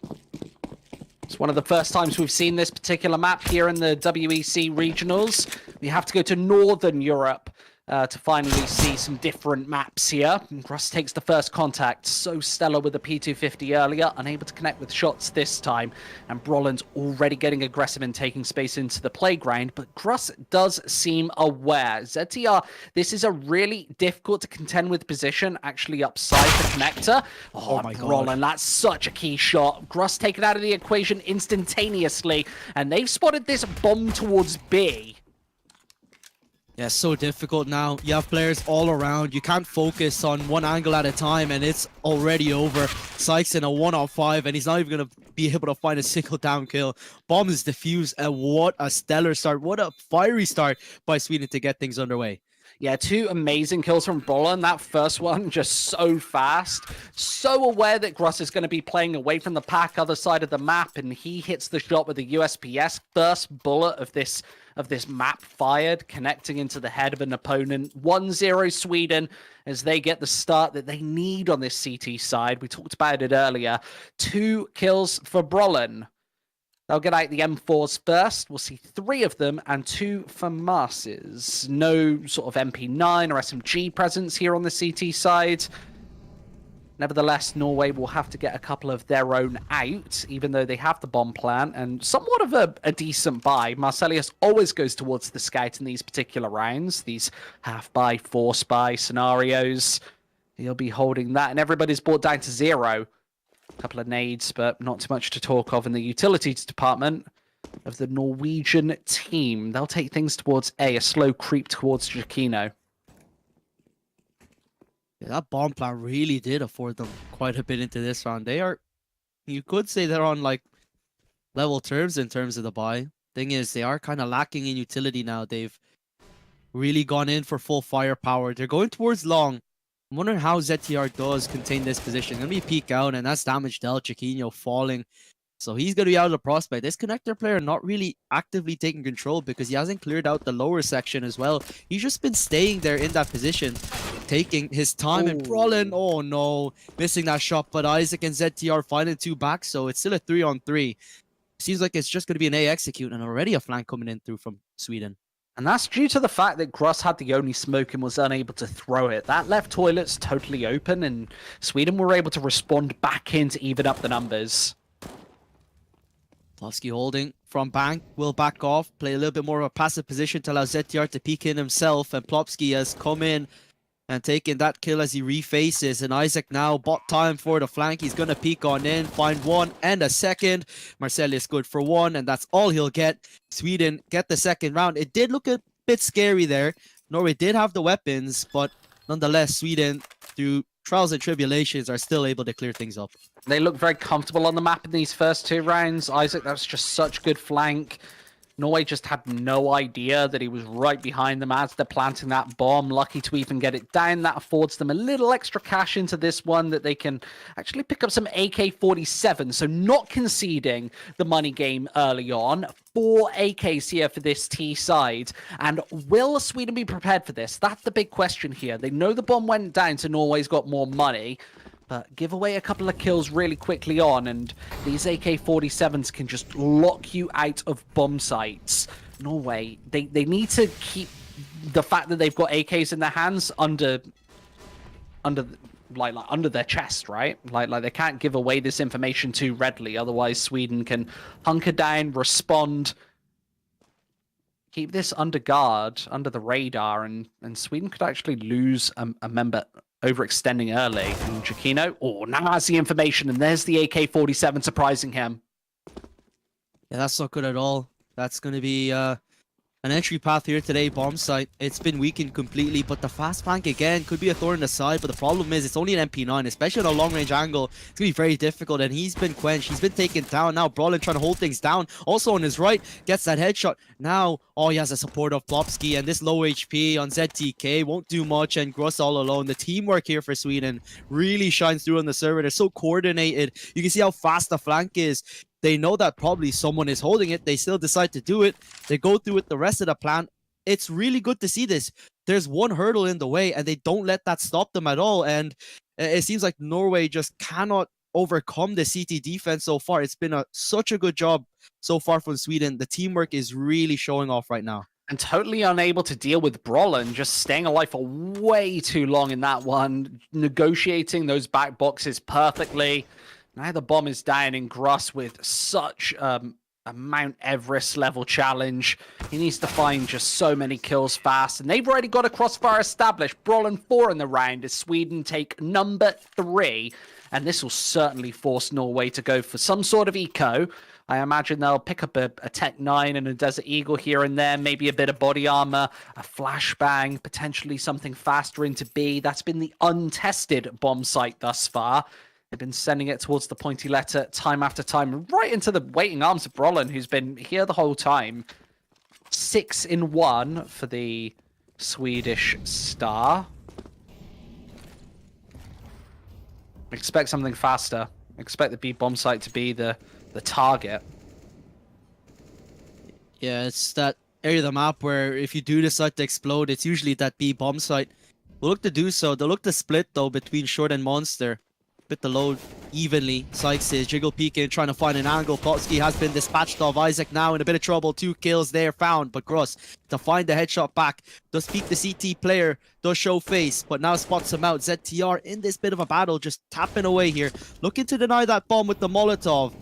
Do they plant in the open to defy that Molotov? But it's a 1-for-1 anyway. And again, the flank. Brolin in such a strong position. All ZTR has to do is buy time. All he has to do is stay alive, have them distracted. Bomb drop, Truth all alone, 6 HP.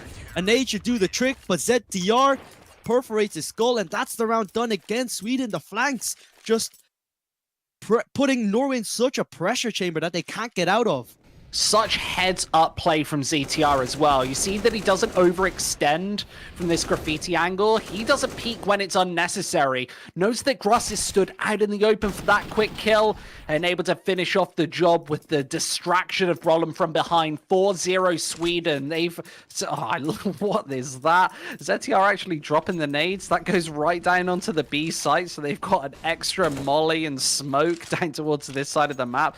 I love that sort of heads-up play that you see at this tier of CS. In the lower tiers, you don't see really heads-up tactics like that thrown into play.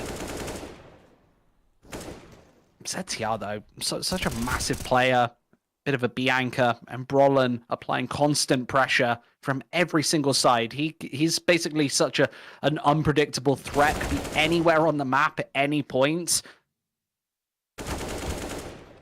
Oh, they're just continuing on here. ZTR holding. Brolin even flanking all the way around, yet he's still able to find kills on the A bomb site. That's how dominant the Swedish defense has been so far. And before you know it, only 55 seconds in the round, even though it takes an eternity to get from that CT spawn up the playground, they've been decimated, and Sykes is all alone in a 1v3. Definitely possible if he's able to get the first, but knowing Sweden, they're always, ready for the action. They're always ready to rotate on over. I think there's a player in heaven as well for the trade if needs be. This bomb plant will secure a little bit more money. He will fall in just a moment, as he's not even going to get a chance to use his smoke to extinguish that Molotov. That's the round done again, and Sweden continue on their streak. Yeah, great utility there to shut down that final man. Brolin throwing even more AK-47s across the map. Will be 5-0 Sweden. He retrieves that AWP, and Brolin is just having fun all over the server, pushing long, flanking the back of the B bomb site. As I said earlier, he could be absolutely everywhere. I know that you, Tidler, were excited to see Brolin play instead of Susp, but Brolin's just making an absolute statement here on map number 1 of this series, not letting the underdogs get a foothold in this one whatsoever. They will have AK-47s here, but no AWP for Marcelius. Feels like he relies on having the sniper rifle in his hands.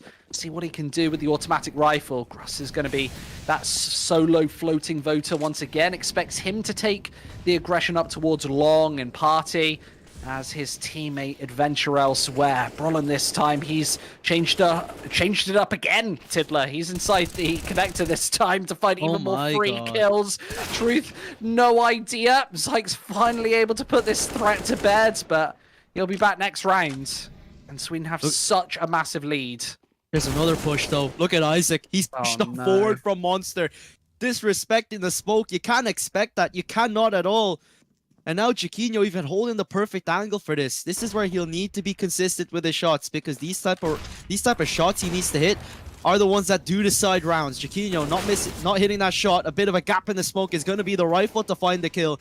Now more damage being dealt. Chiquinho gonna take a frag, and Plopsky activating. Sweden with another. And this is a team, like, these players I've casted so often, and I know these guys so well from being on the server, and I was being, pretty generous to say, because I was giving a little bit of a chance to them, because these guys don't play often. There's kind of a mixed Swedish roster from different pieces, but man, they're looking like a really good cohesive unit right now. Yeah, they're a well-oiled machine. They're using their more mobile parts along with the sort of stationary threat of Giacchino just holding on the bomb site, and Brolin getting aggressive again. They haven't spotted him. Those flashbangs from Marcelius so deadly over the top. ZTK's unable to avoid it. Plopsky's taking the initiative into the T-Water in the meantime, and even spamming through that smoke for a little bit of bonus damage onto Truth. This round is already over. And that might be a nice one, Deeg, but they are so far away from taking a foothold in this round. And this utility from Sweden, I must say, has been just flawless from round number 1. Even the HE's doing damage in this one. Problem's not even getting into the bomb sites itself, it's their numbers. How many times have we seen a bomb plant out from Norway? We've seen so many. It's just the problem that by the time they get to the bomb site, it's a 2-on-4, 2-on-5. There's no way you can recover from that. That's the main problem. It's the aggressive plays at the start that they're struggling to contend with. It's not even just that. These individual players are playing so unpredictable right now. The utility is so perfect. They've got in a forward position. They're waiting for the players to rotate down under. Marcellus has gotten Plopsky. Makes things a little bit interesting now. There's still a short player to contend with. Sweden's still looking strong and having the superior weapons. They're actually giving them like barely anything to work with at all. Brolin finally peeking. He's been up just like surveying the bomb site for days. An insta swing as soon as that bomb is tapped. Marcellia seemed ready for a heaven peak, but there's no way that he's going to hit that shot, and Sweden keep up a flawless scoreline. In those sort of 4v2 situations, that's where you see a lesser team just pour into the bomb site, try and take those kills. It looks good on the scoreboard, and sometimes they'll give away an advantage in these rounds. Sweden are not about that whatsoever. They're going to play a very decisive game of Counter-Strike and try and take every single inch. They know that CS is a game of such small margins, and they don't want to give any away here on Overpass. Giacchino back with the AWP. You won't be seeing a double up setup out of this Swedish squad unless they're under just such heavy pressure. And Norway, they've taken control of the connector. They're right outside of this B site, but they've got a potential boost to contend with here. Plopsky's ready for it. They've got the info. They have. That jump spot is so important. Something else I want to bring to light is the fact that Op hasn't even needed to get into action, and we were talking about how important that CT Op is as well on the nade to dunk on top. That's a nade stack as well. It wasn't even needed a stack. He was already on low HP as well. It's so good out from Sweden. They know exactly how Norway are playing right now. And I love how Sweden have an on-off switch for their aggression as well. We saw it in the last round. They aggress on forward. They hold these angles. But when it gets into those 4-on-2s, they just wait. They just wait perfectly. And this is what's so good. It's just easy kills. Giacchino, there's no way he's going to miss that. Now he's looking for some more here. Has the support of the rifle. Up v up battle, even jumping. Oh, and even spots him out. It allows Brolin to activate and peek on at the same time. I'm loving this Sweden roster. I'm loving how Sweden are playing right now. And Norway, they're looking like they have no chance here in this first half. Yeah, if you're watching at home and are looking to put together somewhat of an ESEA Open team, looking to play competitive Counter-Strike for the first time, this is exactly how a CT side and the communication that comes with it needs to be done. Sweden just showing us real textbook CS, and they force Norway into pistols once again. These rounds have been totally eaten alive. Brolin will slip into the connector against Marcellius's Tech 9. He's on the other side, but he gets sprayed to 0 right off the bat. ZTR, he can just see the angles, and he totally sprays them to pieces. There's no way of getting around this one. The AWP able to activate again. Giacchino doesn't want to over-aggress and give away a sniper. And this is where Sweden have been just putting on the pressure every single inch. They've been taking it and not being given Norway anything. That shot, both in fact, miraculously close. And Giacchino's still alive. How is he still alive? CTR's right behind him. He's actually going to re-aggress into the angle, and the pistol cannot do anything. There are Swedish players just everywhere on the server. And wow, they've shown up to play Counter-Strike. That's so good out from Giacchino. I'm loving this playstyle that he's brought to the server here on Overpass. We're really seeing it. Roland Tidler is 18-2. Yeah, as well. He's been... It feels like a lot of the plays have been revolving around him, baiting so that he can peek on through as well. And he's been on his own accord, just pushing forward and doing so good. But Giacchino's playstyle as well has been so good. He has been missing a few shots, but it doesn't matter because he doesn't overstay his welcome. He just moves as well. B's a bit unpredictable, and he's going to get different peaks every single time that Norway aren't suspecting. And that's what's so good so far. And Sweden as well, when you have people like Brolin fragging out, getting multi-frags every single time, what can you do to contend with it? You just can't do anything at all. Norway have 13 kills between the entire squad. Brolin has 18. Like, it's not even close. Zyke's changing the tally ever so slightly, but it's still a 4 versus 4 situation. They've still got to contend with this AWP if they decide to go up to the A site. And Plopsky is in such a compromising position and is being aided with incense over the top. They know that this setup can be compromised from the connector. So they just firebomb it instantly. Brolin taking all of the initiative up behind them once again. He'll be right behind this attack before it comes through. And Plopsky's there with the AK-47 to pop up right in the nick of time. They have that advantage, but again, Norway have been able to get themselves an entry path into the B bomb site. It's just been the fact that they've been mowed down early on, and Isaac is spotted out one. Easy good for almost a second. I thought for a moment he did get that headshot, but that's not the case. Plopsky now, along with his teammate in Broland, coming in from the short side. A dangerous duo is what they're called, and Chiquinho even here in heaven with that AWP, spotting out the first shoot, taking down that upper holding, and Broland just takes them both down. This man will not stop, Squid. I'm so impressed at this man, and I feel like I was rightly justified in hyping this man up. 20 kills, 2 deaths. He's got 10 KD. This is just sort of unheard of numbers here on Overpass. This is supposed to be one of the better teams here in this group, and they're just sort of toying with them. Broland especially, just look at this. Marcelius, he wasn't missing many shots earlier, but they have countered him here in this first map.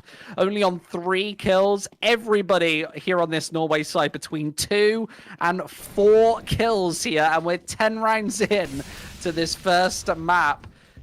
Everybody knows how this feels. You're just playing against a way better team. Everybody on their side is just popping off against you. One player in particular has more kills than everybody in your team put together. He's just soul reading Norway right now. I don't know what's going to happen here. He's been playing aggressive long, and he's been winning out every battle, even has to support his ZTR as well. They're avoiding this position completely. They've decided to not really touch the extremities all so much. They've shown a lot of love towards connectors, so they have a little bit more freedom. But again, the problem's just been the numbers. Broland peeking in, an easy battle for him as always, taking Marcelius. Even though it looked labored, you're always going to favor him. ZTR though, shot in the back of the head, a bit of a gap in the defense. Broland looking to fill that void. That is that toilet section, and ZTK taken down, having some more damage, and that nade is so perfect. This man is so hyper aware. I just cannot believe what he's doing on the server right now, and he might be good for another. He spots him out. No, the HP not going to be good enough, and Gross able to finally shut him down, but he's on 1 HP up against 3. It seems like he's accepted his fate as well. And Broland's just playing with like advanced UAV activated. He's got all of the kills. I'm sure and Moab's going to land on this map soon. Sweden, they're 11-0 here. They've almost single-handedly ended this map just before Norway have even got onto the scoreboard. They also have no money to add insult to injury. I just don't even know what you do. There's no amount of tactical timeouts and taking this back to basics that can save you from this position. They're just getting their asses handed to them on this first map. And we've got Vertigo coming next. What are you talking about here if you're Norway? What do you discuss here? It's just been Broland all day. He's even good for the first. Finally shut down again by the Tech 9 at least in this round. But I have full faith in Sweden to take this one out. It's just been smooth sailing for them so far. And it really feels like heroics are needed just to even get a single round on the board right now. Yeah, the rotate and the information hasn't been called up, so Giacchino's AWP will be challenged. Flash over the top and expect him to peek right behind it. Truth is sat in the scope as Giacchino pulls the trigger, and now they'll try and edge closer. It's Marcelius with the retrieved M4A1S to find another, but Plopsky is here. He can combine with ZTR from the back, and Isaac picks up the pieces. Sweden, they will just not let up on the pressure. Even with Broland going down in the opening moments of that round, they're able to recover, capitalize. They've got the whole defensive setup lying in wait on the A bomb site, and Norway are unable to pick it apart. They will have another investment here in round number 13. Marcelius with the AWP. We've not seen much sniper presence from him this map. They've just not been able to afford it. 4 AK-47s to try and change the tide, but it's so heavy. They're trying to push with both hands, but Broland is just sandwiching them under feet of cement, and again swinging in.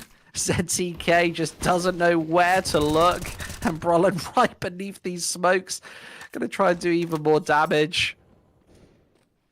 That spacing was really weird out from Norway. They were really spaced out together, and Sweden easily got those kills, but it's a 3-on-3. Recover once more by Norway. Flasher come over, Plopsky completely blinded, and he's going to have a hard time here. Single man advantage now here for Norway as they get the bomb down. Jaquinho now eliminated. It's now the star man, Brolan, to try and come up with some heroics in this round to deny a first round on the board for Norway. Does peek through, the Opera does deny. Marcelius coming alive as a 3k comes on the board for him. Norway finally finding their first.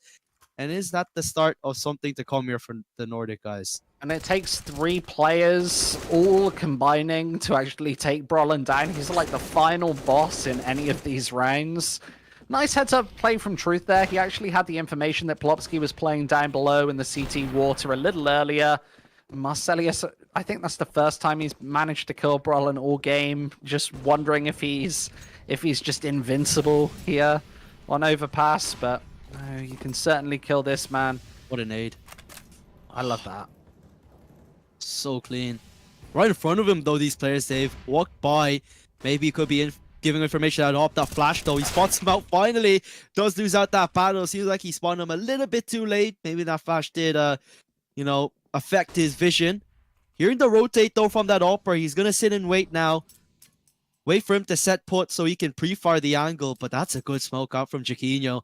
Drops the smoke on the site. So now the Norway players do think that he's on the actual bomb site itself, not in towards long. Might give himself a possible path into wrapping back around.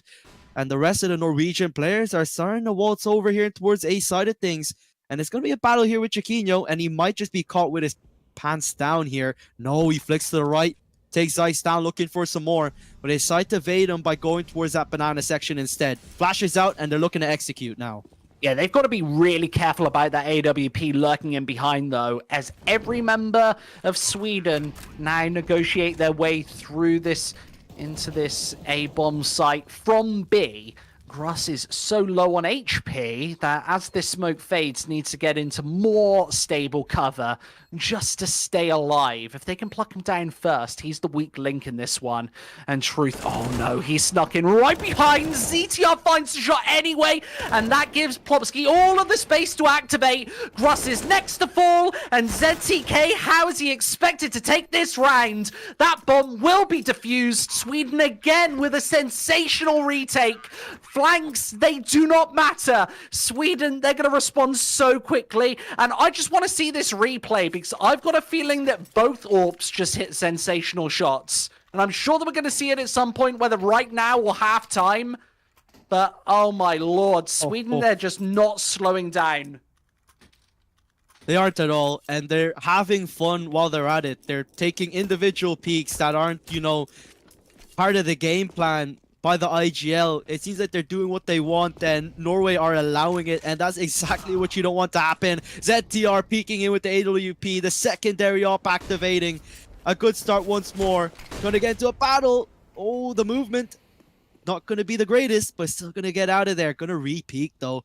He's gonna decide to hold this position. That secondary op also holding that deep toilet side, but they want to avoid that long side completely because they don't know who's there, and it might just end up being Brolan. And up towards A, there's just an elephant-sized gap in that smoke, which the AWP can look right on through towards the toilets. So with a minute 20 left, or a minute 10 left, Jaquinho does finally hit the deck, and ZTR with another AWP, he's on the secondary here on Overpass, can fill the void here on the A site. Advanced position, 3 versus 4. They're getting ready. ZTR looking to advance on forward. That bomb is heading towards B. It's going to be all down to Isaac, the main man, the point man in this round. Zykes has taken ZTR, but there goes Isaac, holding down the monster player. Does back away, getting ready to throw a bit of a flash or some sort. They've reconvened and congregated outside short, outside construction. Maybe rotating up the connector side back towards the A bomb site, but is that the call? Is that the call you want to make up against Brolan all alone on this bomb site? Has been stellar for the Swedish squad. Opens up with the first, even a Molotov to block things off. 20 seconds remaining. Headshots gonna be found out from Brolan. The nade to soften the blow as well. Oh, this is so good out from Brolan, individualizing these gunfights. Oh, no. Good for all three. Sweden are going berserk right now on the servers. It's a 14-1 scoreline at the end of the first half. A 27 kill half from Brolin, the most sensational solo performance we've seen in this tournament from any player on any map, and it's up against Norway, one of the heavy hitters in this group. We saw them handle a massive loss to Iceland earlier, and now Sweden are dealing an even more damaging and humiliating blow. I love the little touch of the jump just to spot through the window so he can pre-fire onto man number 3. 14-1 here for Sweden, as they just look to be a solid lock here on map number 1. They're going to walk into a B-bomb site with only 2 defenders, and these Glocks, they do need to deal with the connector presence. They can be right behind you really quickly. Yeah, they're gonna barrel themselves on in, B-hopping, Brolin again, no respect. Marcel is only good for 1 on the bomb side. Is Gross not even needing anything at all, as Brolin's already approaching 30 kills, and we only have 16 rounds played, and the 16th round isn't even finished. Marcel is finding that USP shot, a single man advantage, and he's playing with, he's toying with him. He's playing with his food right now. ZTR on the right side, holding the angle, able to find that first headshot, even wall banging right on his head as well. Sweden are just not relenting. 14 map points here. And I feel so stupid right now for saying Norway have been given a chance, but I feel like that was, you know, sort of, I still think that I'm somewhat right in believing that Norway could have taken this map. Marcelius was online. He's the top fragger. It's just that they've been all destroyed by the rest of the Swedish players. Yeah, Marcelius was one of the win conditions here for this map. Like, get double digits, get up to maybe 15, 20 kills. He hasn't quite been able to manage that, but yeah, this has been such a one-sided map, and honestly, refreshing Counter-Strike.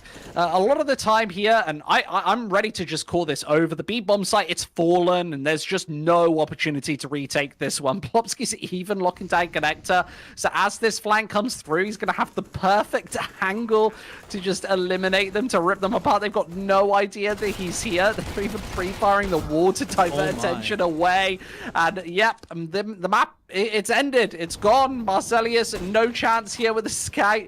He'll spot Shins, but there's just nothing he can do. There's a buffet of T's to fire at, but he's not going to eliminate any of them. Sweden, it's map number 1 going their way. And as I was trying to say, that's such a refreshing map for me. A lot of the time when we see a 16-1, a 16-3, it's one team completely capitulating. I wouldn't say that Norway played like a terrible game of Counter-Strike there, but Sweden just showing us another level of CS, another level that I don't think that we've seen from any team or tournament. Yeah, you can see the solo sets of nades that Brolin required to throw. It required really good movement. You see him in the clutches, jumping through the window, or the jumping pistol round where he's just B-hopping, looking at the ground. Yeah, it's just that it's not like Norway played bad. They were able to get into the bomb site. It's just that at the start of the round, Sweden just made it so easy for themselves. By the time Norway get into the bomb site, it's a 2-1-5, and it's just been unbelievable performance for Sweden. It was really not what I expected when we did see this. You know, we are seeing a bit of a different lineup. You know, Sus also a really good player, but it's just that I didn't expect to change this much adding Brolin into the mix. Yeah, and you can't negate that superstar performance, right? I think 29 kills there in a 17-round map. That's just unbelievable. Let's see if he can keep that performance up as we go to map number 2 right after a very short break. Don't go anywhere.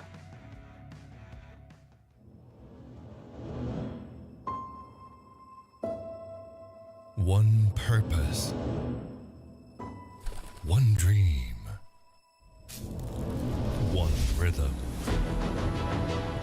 One step closer to glory. Enemy spotted. They say history remembers the winner. So who will be the ones writing the future?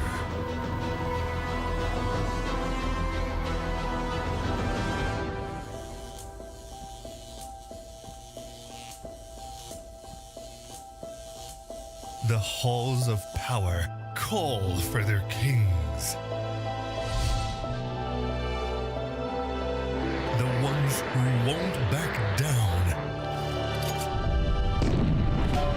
The ones who believed.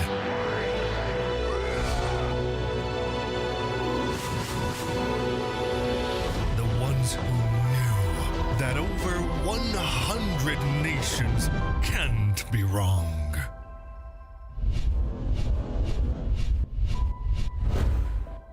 Join the fight between August 24th and September 3rd as Yash becomes the world's esports capital.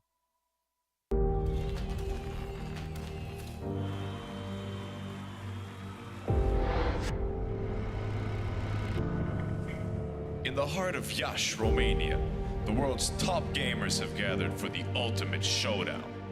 IESF brings heart-stopping matches across a variety of gaming genres in an electrifying experience that celebrates the passion and dedication of esports athletes from around the globe. This is more than just a tournament.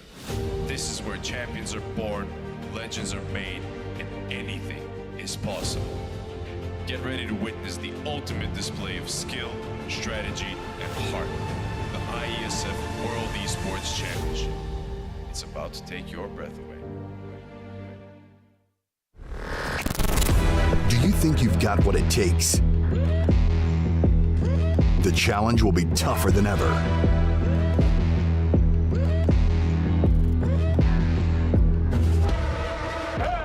In 2023, international esports has a new home. Over 100 nations fighting for the championship in a celebration of everything that makes esports great. Who will rise up to the challenge? Who will be the world champion?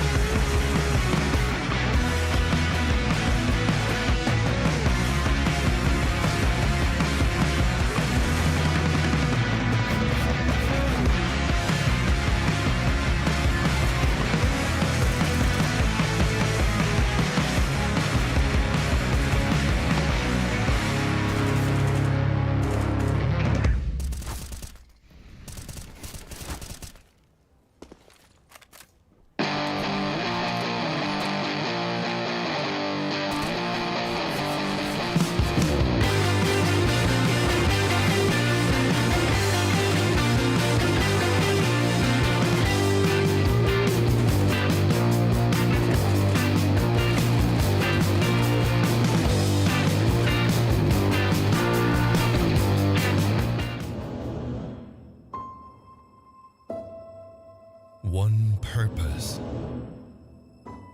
one dream, rhythm. One step closer to glory. They say history remembers the winner. So who will be the ones writing the future?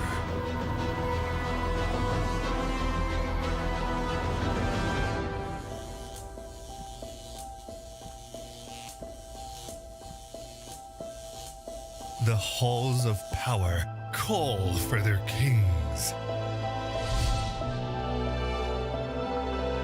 The ones who won't back down.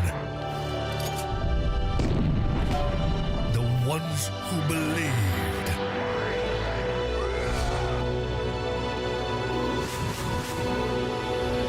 The ones who knew that over 100 nations can't be wrong.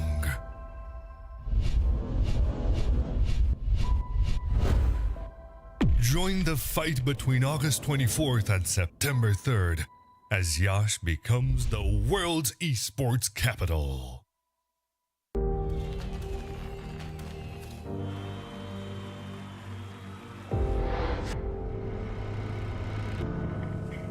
In the heart of Iași, Romania, the world's top gamers have gathered for the ultimate showdown. IESF brings heart-stopping matches across a variety of gaming genres in an electrifying experience that celebrates the passion and dedication of esports athletes from around the globe. This is more than just a tournament. This is where champions are born, legends are made, and anything is possible. Get ready to witness the ultimate display of skill, strategy, and heart. The IESF World Esports Championship. It's about to take your breath away. Do you think you've got what it takes? The challenge will be tougher than ever.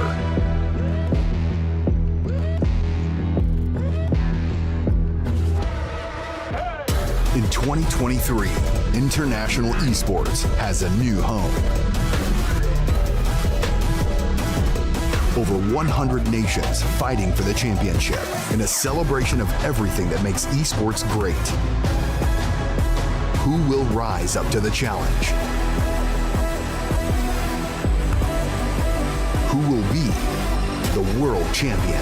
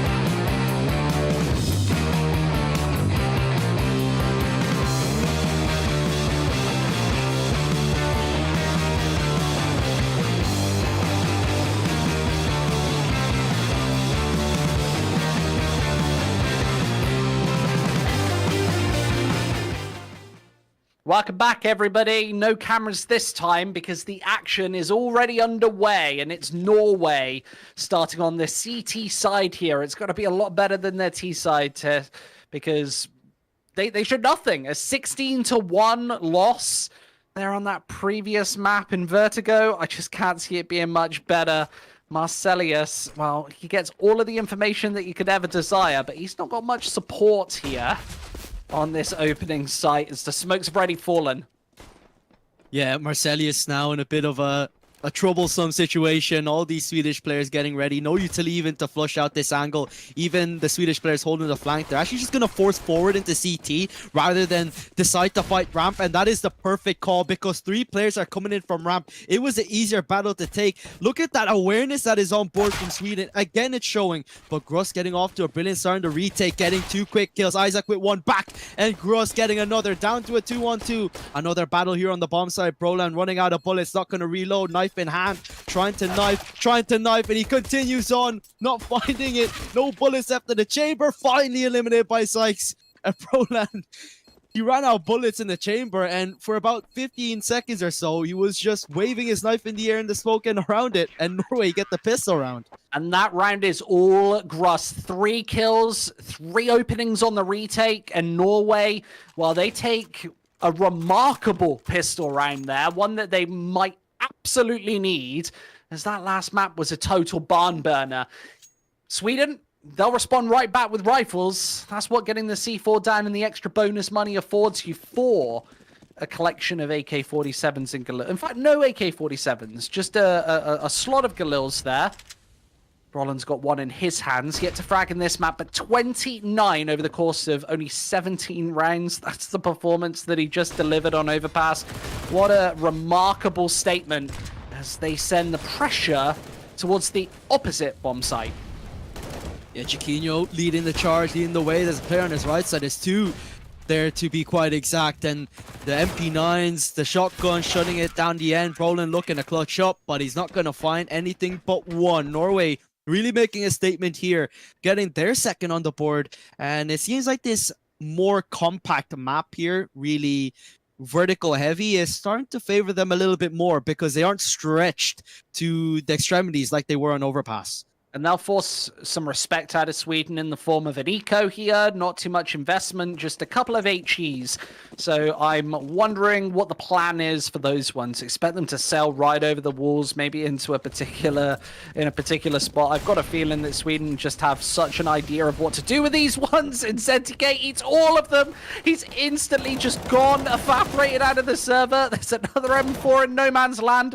And Gross is about to be challenged by even more pistols. 2 kills. This is an acceptable round. Now 3. And they're Brolan's. Well, now things could get interesting here. Especially if he picks up a rifle, possibly.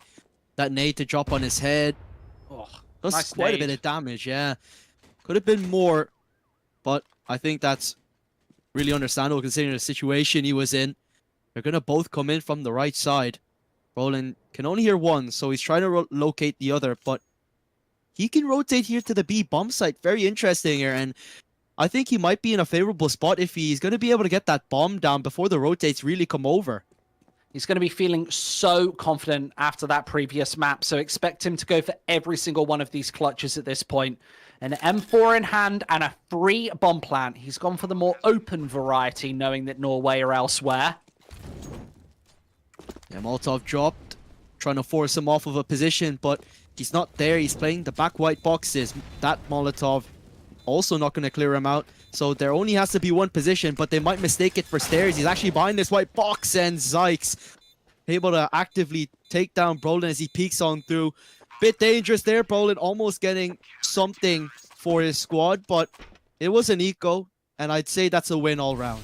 Oh, a massive win. A bomb plant, 3 kills. Norway not able to get their money rolling, and the potential for Brolan just to win the round outright. Zykes better just be counting his lucky stars that he was on over 90 HP there. He's able to eat up the headshot and still finish Brolan off. Not able to connect with the resultant shots, and Norway find a 3-0 lead here on Vertigo against an AK-47 and single AWP setup. Giacchino putting it into the server for the first time. And Marcelius will have one of his own on the CT side. Can peer over these smokes. He'll be maintaining a versatile stance here on Vertigo, playing both bomb sites, but Brolan spots the shadow first onto ZTK. There's the opener. Nice opener at that.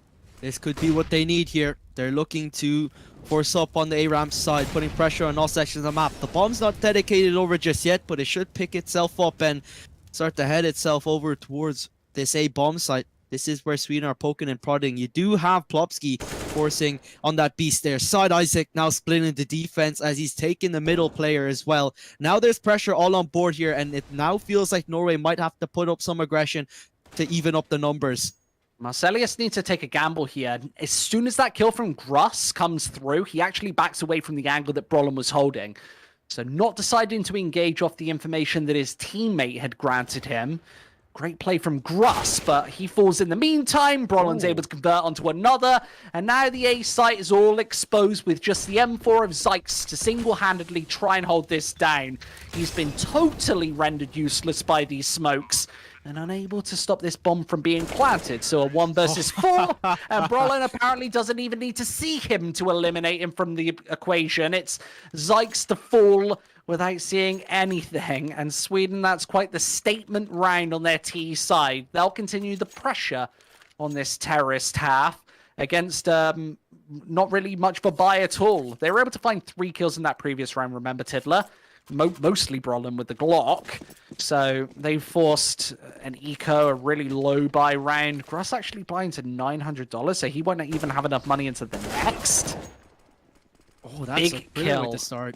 Yeah, that is big. That actually shuts down ZTR and could open up things here for Norway as they find that advantage early on. And Gross as well. He's continuing on as well. He's been that highlight player so far in the early stages as he has 9 kills and 2 deaths and is looking to add more to his tally. Now Sweden have decided to congregate here over towards the B side. And Zykes, is he rotated over? Is he playing a little bit more of a different angle so that he can watch the B side and the mid side at the same time? But all these players for Norway are stacked here towards A. They might want to make a move on in just a bit, and it seems like they might just do so as they've cleared off this ramp side. They'll see these mollies raining on through, and Zykes actually deciding to fall back and establish more of a retake scenario, just allowing the bomb to go down. They've got Marcelius in behind. He's got one of the pistols, though. Yeah, Gruss is going to be that first point of contact. That flash, he's going to evade it nicely. But Marcelius in the backside might be a thorn in the back of, Sweden completely. They're jumping on in. Gruss able to get a trade. 3 players from the mid side. Plopsky in a bit of a weird situation. Jaquinho holding it down. Now all alone. A 1-on-2 will jump back down here to go into a more favorable position. But that smoke does evade his vision, and he doesn't connect with the shot. Not able to handle the pressure. And Norway, before you know it, with the low buy, with only a single rifle carried into this round, are able to steal the round away from Sweden. And now Sweden, a very difficult situation here. Both teams not economically stable. We might end up seeing some force buy battles here. Yeah, that's all down to Plopsky. You just see him missing that 3rd shot. He had them all lined up for him. And even if Jaquinho had actually nailed that AWP shot, he would have had a 50-50 chance of nailing the diffuser within the cover of that smoke. Norway back on the board, 4-1, looking a lot more competitive here in the early portions of Vertigo. And Jaquinho's got the AWP in his hands once again. This is a key pivot round here in the first half. Gruss, initial contacts. Brolin down to 50 points of health. Yeah, it seems like Marcelius is so paranoid. Just knows that Brolin loves playing within those smokes. That's how Vertigo is for you. Lots of spamming through smokes. It's probably the reason why Flusha loves playing this map. But Brolin, what an statement that is in ramp, just announcing his arrival completely. And Isaac to cut off the rotate as well. This is so difficult, but he is going to be challenged here and he is going to fall. Truth is ready for it.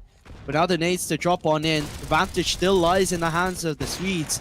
Now that up, Marcelius getting activated and online. That bomb still has to be picked up, but ZTR looking to disrespect these guys. The boost even being put on up, but Marcelius still holds it down. Now Truth in a perfect position to deny this B-side take as he's good for the first. It's now Brolin in his 1-on-3, spots out the first player. That flash to come over and allows Truth to swing through, finds his pick, gets his pick in, and Norway are starting to pile the pressure on Sweden on their T side.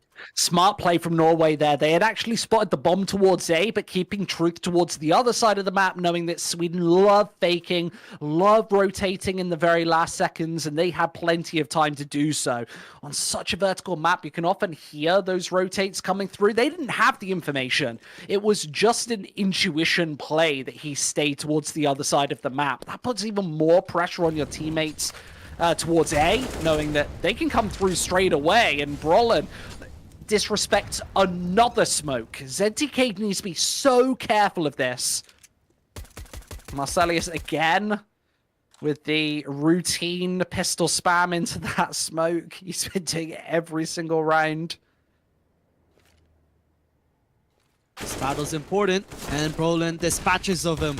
On the rest of the players here, all kills aren't found, but they all fall by the wayside eventually. Now Zyke's up against 3 in this clutch situation, and Plopsky pushing forward. They love taking the CT control after getting the bomb down on A, and it seems to be what's working for them. But Norway have been able to stop them in their tracks quite often here. But Sweden that time around, a bit of a change of pace here. Nice individual brilliance by Brolin as well to entry onto the site, and they take that round with less than ideal weapons. Yeah, big double entry, right? That first kill, disrespecting the smoke, as I mentioned earlier, and then just having these corners on absolute lockdown, knowing exactly when the peak is coming through. He's forced a really unideal buy out of Norway and throws down his own aggressive smokes as well, because you know that he's going to be playing over, above, and around those. Isaac's just been a constant pressure towards the middle of the map as well, been playing away from the team, and that's something that Norway have been hyper aware of when they've been trying to rotate over from A to B, knowing that he's right in between. Look at these positions here for Sweden. Same positions as always, but you can see Norway there floating upon this ramp side. Jaquinho dispatches of Gruss early on. There's some more players here. ZTK has made a little bit of noise. As look to get that A1S into use. Spots out the hair. One of the players not able to find the headshot. Rolling a difficult spot, but yeah, Truth is able to take that kill down. That op trade found by Jaquinho. And look at ZTR on the bomb site. Marcelius is so fast, but Isaac now getting into battle. But the numbers are whittled away early on, and that's the part that's so difficult. The trades aren't simply enough as Isaac through the smoke. It seems like vision isn't even needed. Through the smoke, they're able to find the last kill, and there you have it. Sweden find a third. Yeah, big pressure there from Sweden upon the A bomb site. Just felt like Norway didn't have all the right pieces in the right places. They weren't able to find those opening jewels. Brolin just being a constant thorn in their side and distracting so much of the attention of the defense. It feels like they're really paranoid about him through all of those smokes for very good reason as well. And Jaquinho doing just great work with the AWP, trading on through, able to do such sensational damage in the mid portions of each of these rounds. Brolin once again, he's always sat within these smokes. You might as well spam it. This time he's eliminated. And that gives away an AK-47, recoverable, but the B bomb site is fully exposed. They've got firm property of it. And now it becomes a game of how much damage Norway can do. It is, but I feel like Sweden might just not want to put their nose into these situations too much because Norway have been shining, you know, mechanically on the server, so might not want to give too many rifles away. They're poking and prodding, taking a lot of chip damage, especially with the pistols. That's not what you want to give away. They're starting to clean things up, lingering in the Molotov. Plopsky finds one, and now Gruss is all alone here with an AK. It's looking pretty damaging here. You know, of course, he's not going to be able to win out this round, but he's looking for damage. That's what's important because Sweden haven't been able to get activated economically, but now this round makes it a formality. They've had quite a few bomb plants and quite a few players stay alive in these rounds, these past few rounds, so this is looking good for their money. As now they will go back here, and they're looking good here to possibly tie things up and break even at 5 apiece. Yeah, talking of money as well, Jaquinho was up above $10,000 in the 5-figure range, so his AWP will play a massive factor in this half, knowing that he can actually go for back-to-back buys here.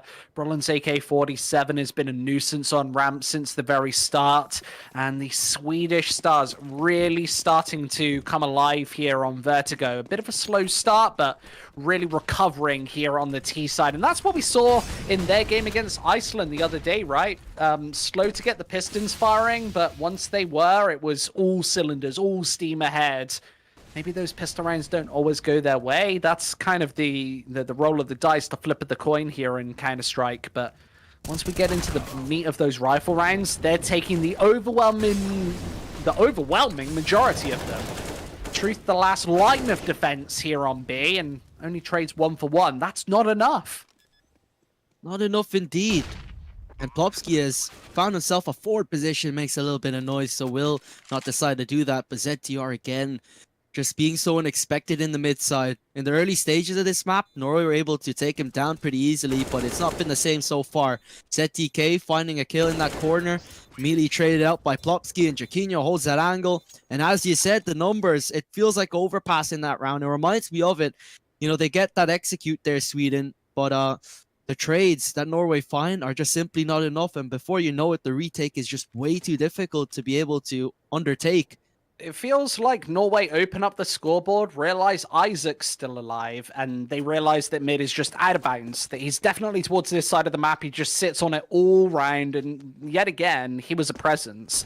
Not quite finding kills there on the rotate, but just slowing them down to a halt. Even if they had found him, they've just not got enough time to go for the retake, and they're thinning on numbers in the meantime. Another great round for Sweden. They've leveled it up 5-5. It's a B play, not a utility. An execute, smokes dropped from both sides. Utility though, not anymore in their hands here for Norway. Brolin to lead the way here also with the bomb in his hands. A heavy hitter here for Sweden. Has been a little bit more quiet on Vertigo, but we still know of his potential. Sykes holding on the right side. That Deagle looks to get underway. That utility, those flashes are perfect, but those Deagles start to ring through and ring true. But not for long, as Sweden are able to take them down in due course. And before you know it, again, said TK in a 1-on-3. Just a bunch of pistols here in the hands of Norway, so not too much of an issue here that they did lose this round. But now we're in a situation, a beautiful flick to close things out. Sweden now have the lead and are back in the driver's seat in this series. Yeah, economically as well. They've just got loads of money.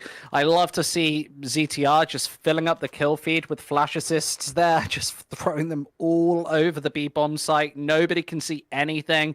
And those Deagles become a lot more powerful when you've got your eyes closed, or a lot less powerful when you've got your eyes closed. 5-6, that's the scoreline. It just doesn't feel like Sweden are going to slow down as of this point. They've got both hands on the steering wheel. That B-bomb site seems really open for business, and now they're going to go back towards A. Now the defense is adjusted. Early kills, though. Weren't able to catch them, but that's beautiful out from Sweden, considering they got in the similar section, and that was that ramp side. So we've been focusing and being fixated on this battle here on B. That might not even happen. That might be the foot spotted, the backpack as well. Sykes does find Plopsky in the end, but other than that, those 3 kills on the A bomb site, although we didn't get to see it, were clearly integral, as they already have the A site completely to themselves, and the bombs only just come over. And that set TR to plant things down and make this round a formality. So it's 7-5 now for Sweden. And it would be way better here if they're able to hunt and take these weapons out of their hands, because that would leave them with barely anything going into the final few rounds of this half. I mentioned that Fallen HLTV interview a little bit earlier, where he mentioned some of the difficulties of playing Vertigo as an underdog team. And it's all off mechanical skill. If you're firing on all cylinders, then Vertigo can really open itself up as one of the easier maps in the pool. You hit headshots, you work around smokes, but movement is just such a key facet of this map. And Norway just haven't been able to keep up in the last sort of 5 or 6. Marcelius is AWP falling, both rifles hitting the deck, and Norway won't carry through a single weapon here into round number 13. They'll have to reinvest everything, and they don't have too much money to do so.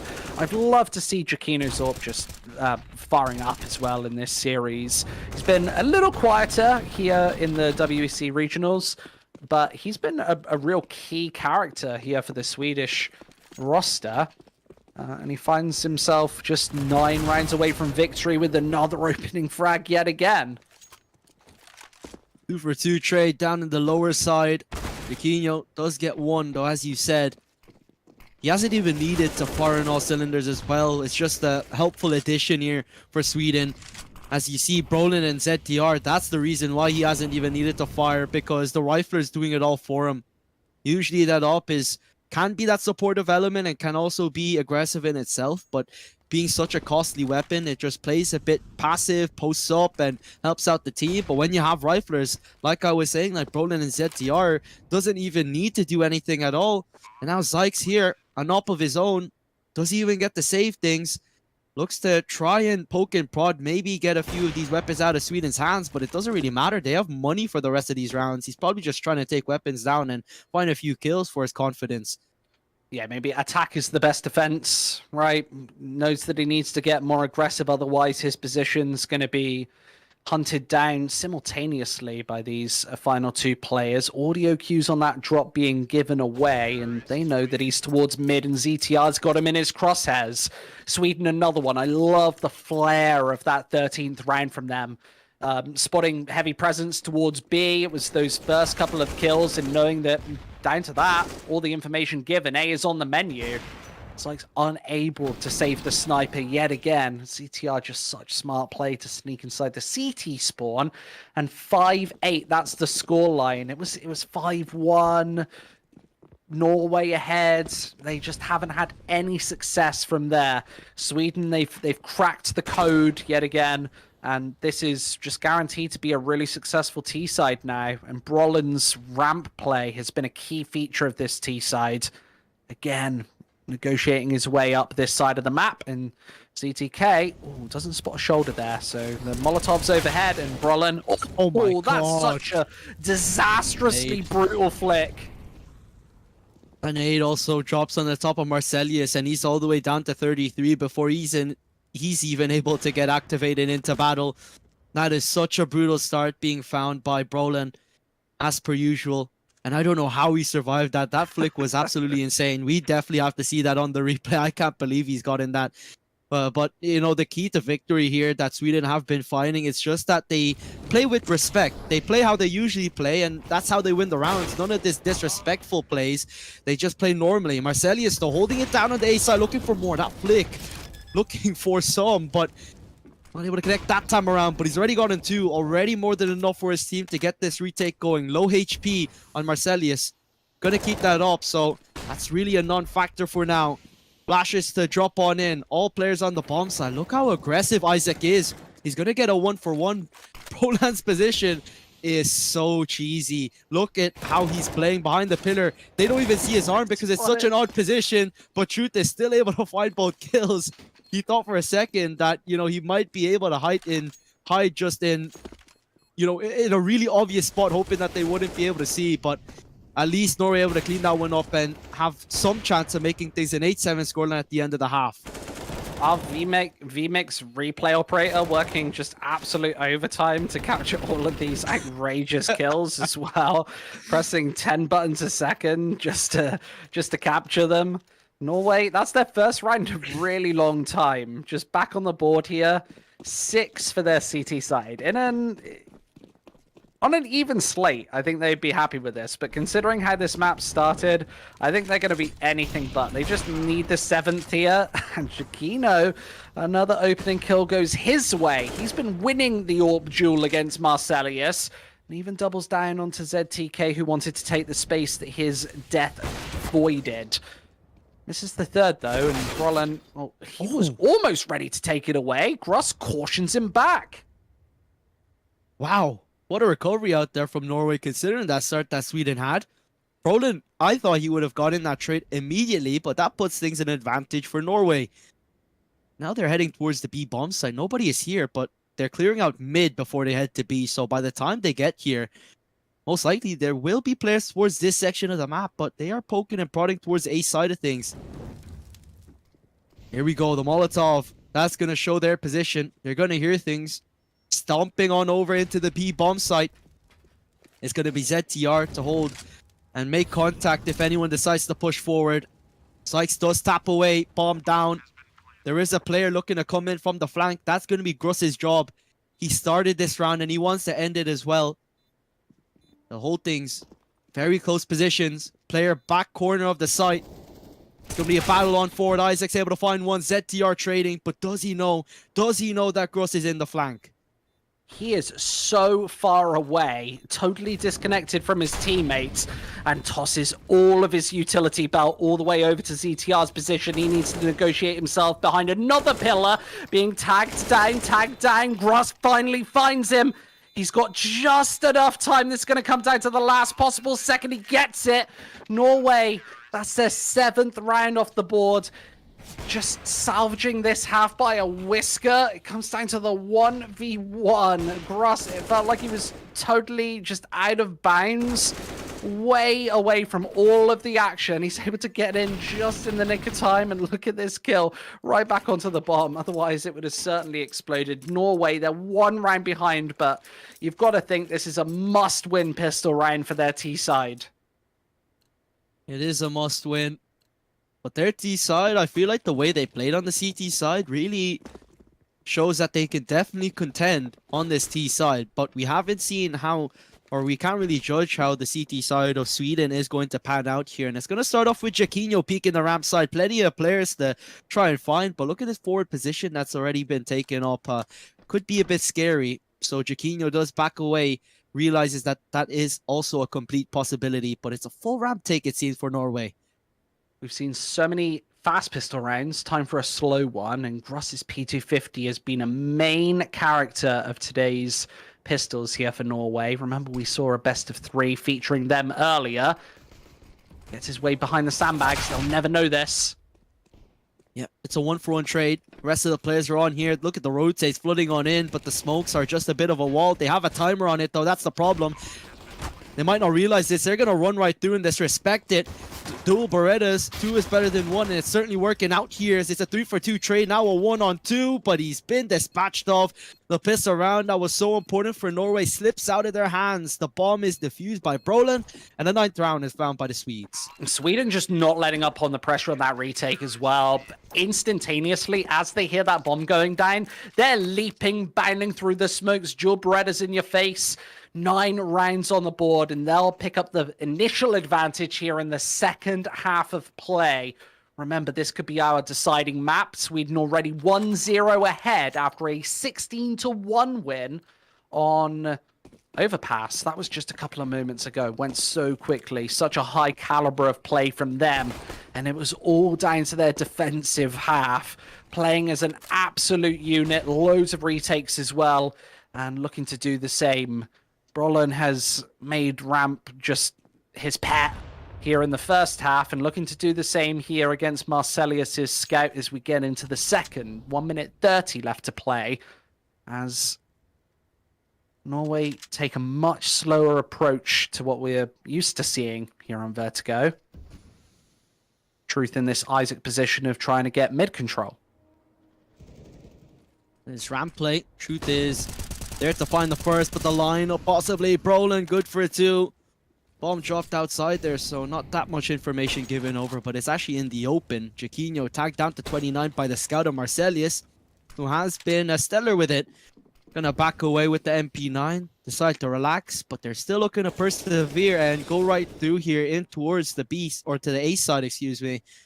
Look at this play though from Truth. He's trying to clear out this B bomb site. Clearly, actually, and I don't know his position. He's probably underneath, checking around, making sure the lurk is not there. Yeah, he is towards the B side of things. Very interesting prospect that we have here. 35 seconds. There's still time for the rotate. And as Popsky eliminates him, do they know, or do they think that they are actually going to dedicate themselves to the B bomb site? I don't know, but the rotates are starting to come on in, and there's a heavy advantage out for Sweden, so it doesn't really matter at the end of the day. Popsky holding it down, trying to, gonna find nothing, but ZTR with the nade, the dunk, and the kill as well on top. Sweden take that round here, finding double digits. Yeah, that's a 3-pointer in basketball. That gives Sweden 10 on the board. They're leading by 3 here on this CT side. And just on the home straight here, they're looking really comfortable. Brolin there with 2 just closing kills on ramp, just to shut Norway out of any A site ideas. Staying alive with 100 HP as well. They weren't able to do anything, and kindly provided a flashbang by Jaquinho. Those AWPers often just being so brutal with the utility, and Brolin places down a defensive smoke of his own, and he's going to pick right above it. These pistols aren't even given an opportunity to get close. Jaquinho pitches in with 1, but this round round is all Brolin yet again. Just as that smoke extinguishes, ZTR is able to find the last in Sweden with such a cleanup there on the ramp. And ramp really on Vertigo is the main sort of stronghold that you have to really anchor down. And this is just how to play it as beautifully as possible. Even with just 2 bullets in the barrel, he goes for reaggresses. Even the nade, he's just taking every single advantage and shoving it right into Norway's face. I love that. Playing the distance game as well. You can see they all lean to the right side so they can play the long-range battles. That's how you want to play an anti-eco. This time around, that ramp take not quite going to find the same amount of success. They're going to drop a one-way smoke in, so Chiquinho will have to be a bit cautious. Nade dropping in on this position, taking a whole load of damage. Might just want to get out of there. Brolin will take the sandbags side. He'll assume that position. Probably will get some support there. Chiquinho taken down. Brolin now activating now. Now Molotov. Perfect. Headshot. 2 bullets is all that's needed. Looking for some more, and he gets another. Brolin holding down that A bomb site. Turning his head on a dime every single time. And he's able to shut it down. And Sweden look good for a 12. And Brolin is activating with multi-kills in most of these rounds at this point.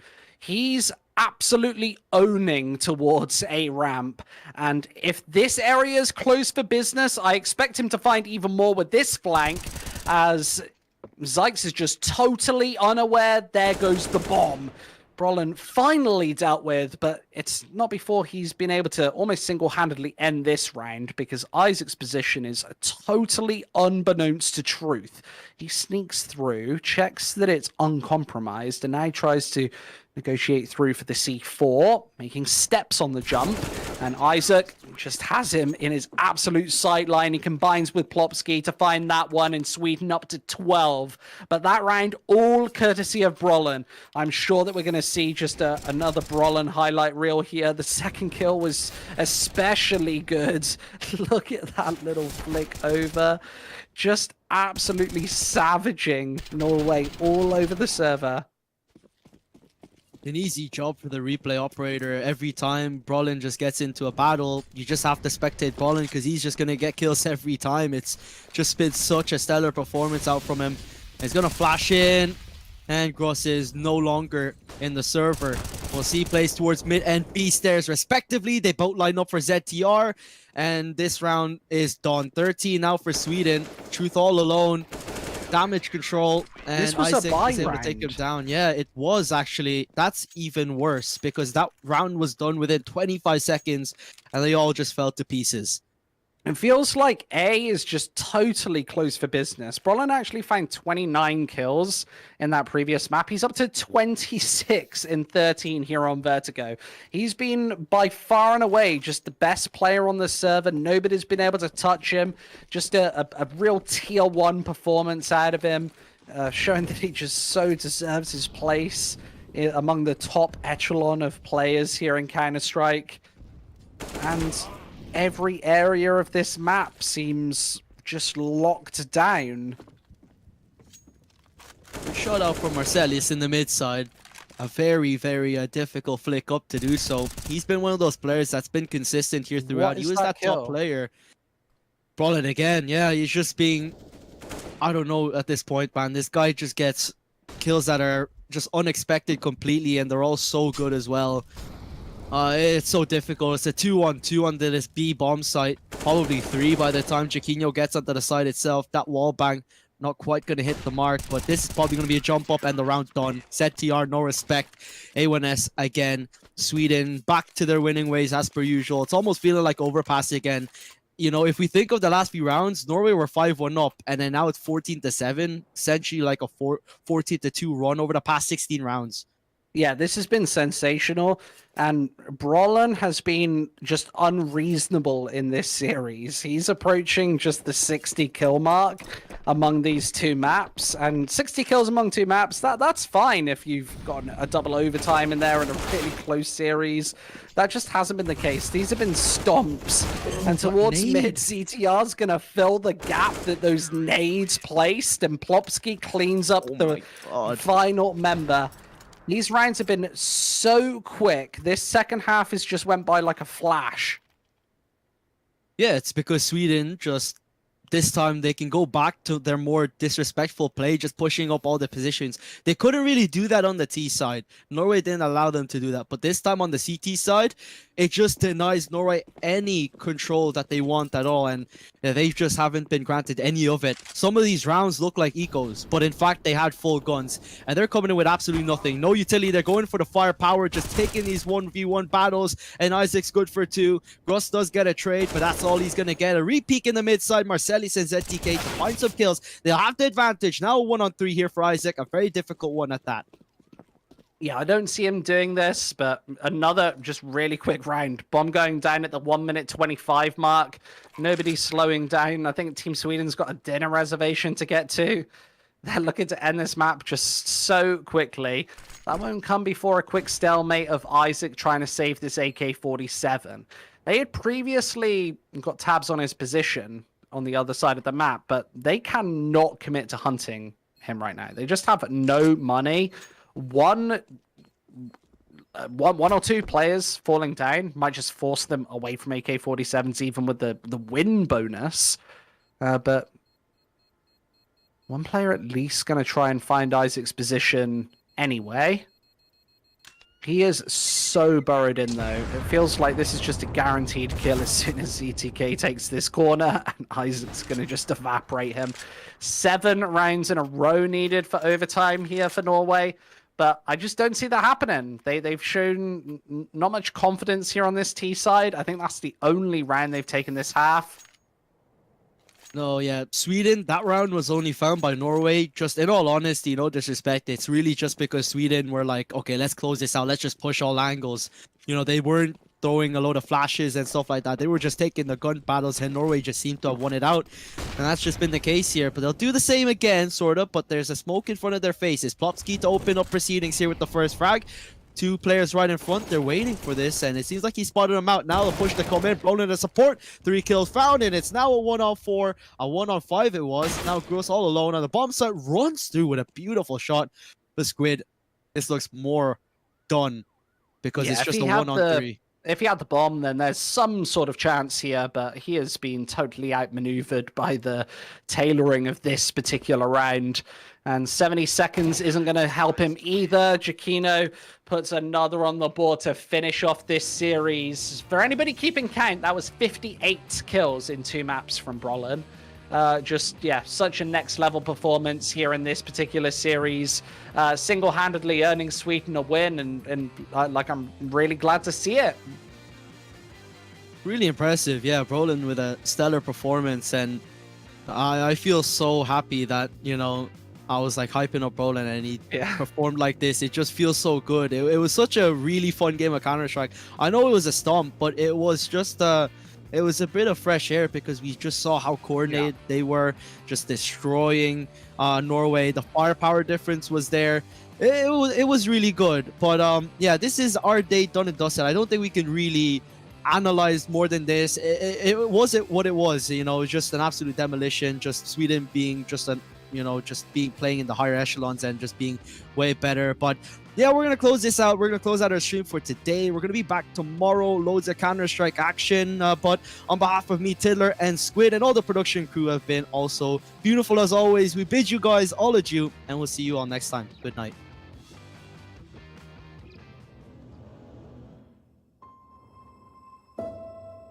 One purpose, one dream, one rhythm, one step closer to glory. They say history remembers the winner. So who will be the ones writing the future?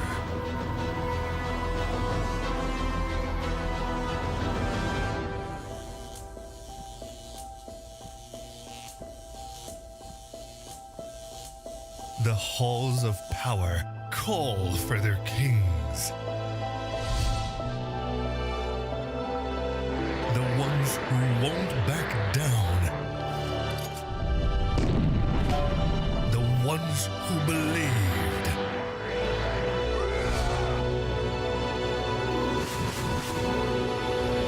The ones who knew that that over 100 nations can't be wrong.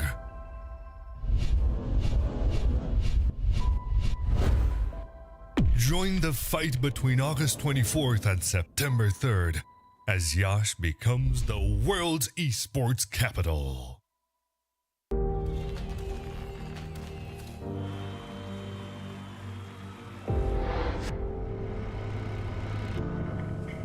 In the heart of Iași, Romania, the world's top gamers have gathered for the ultimate showdown.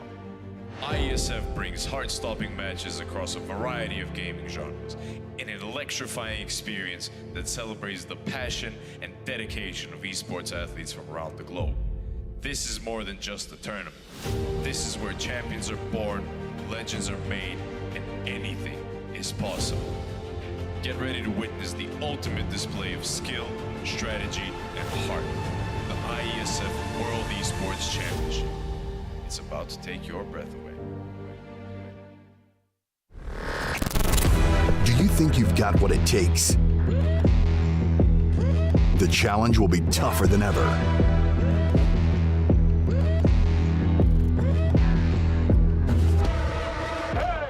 In 2023, international esports has a new home.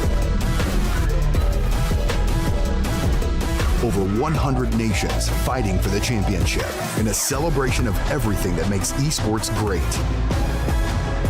Who will rise up to the challenge? Who will be the world champion?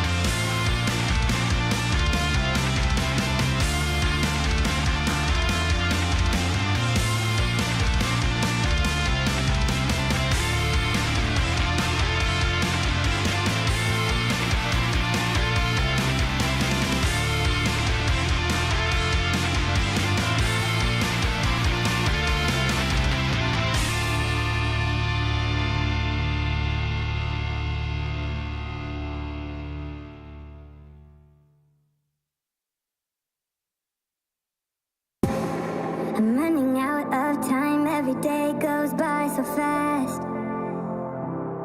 And every moment counts, baby, I don't wanna miss a thing. We can sleep under the stars, we can sleep under the stars, or hang out in hotel bars, driving somewhere in your car. We can sleep under the stars,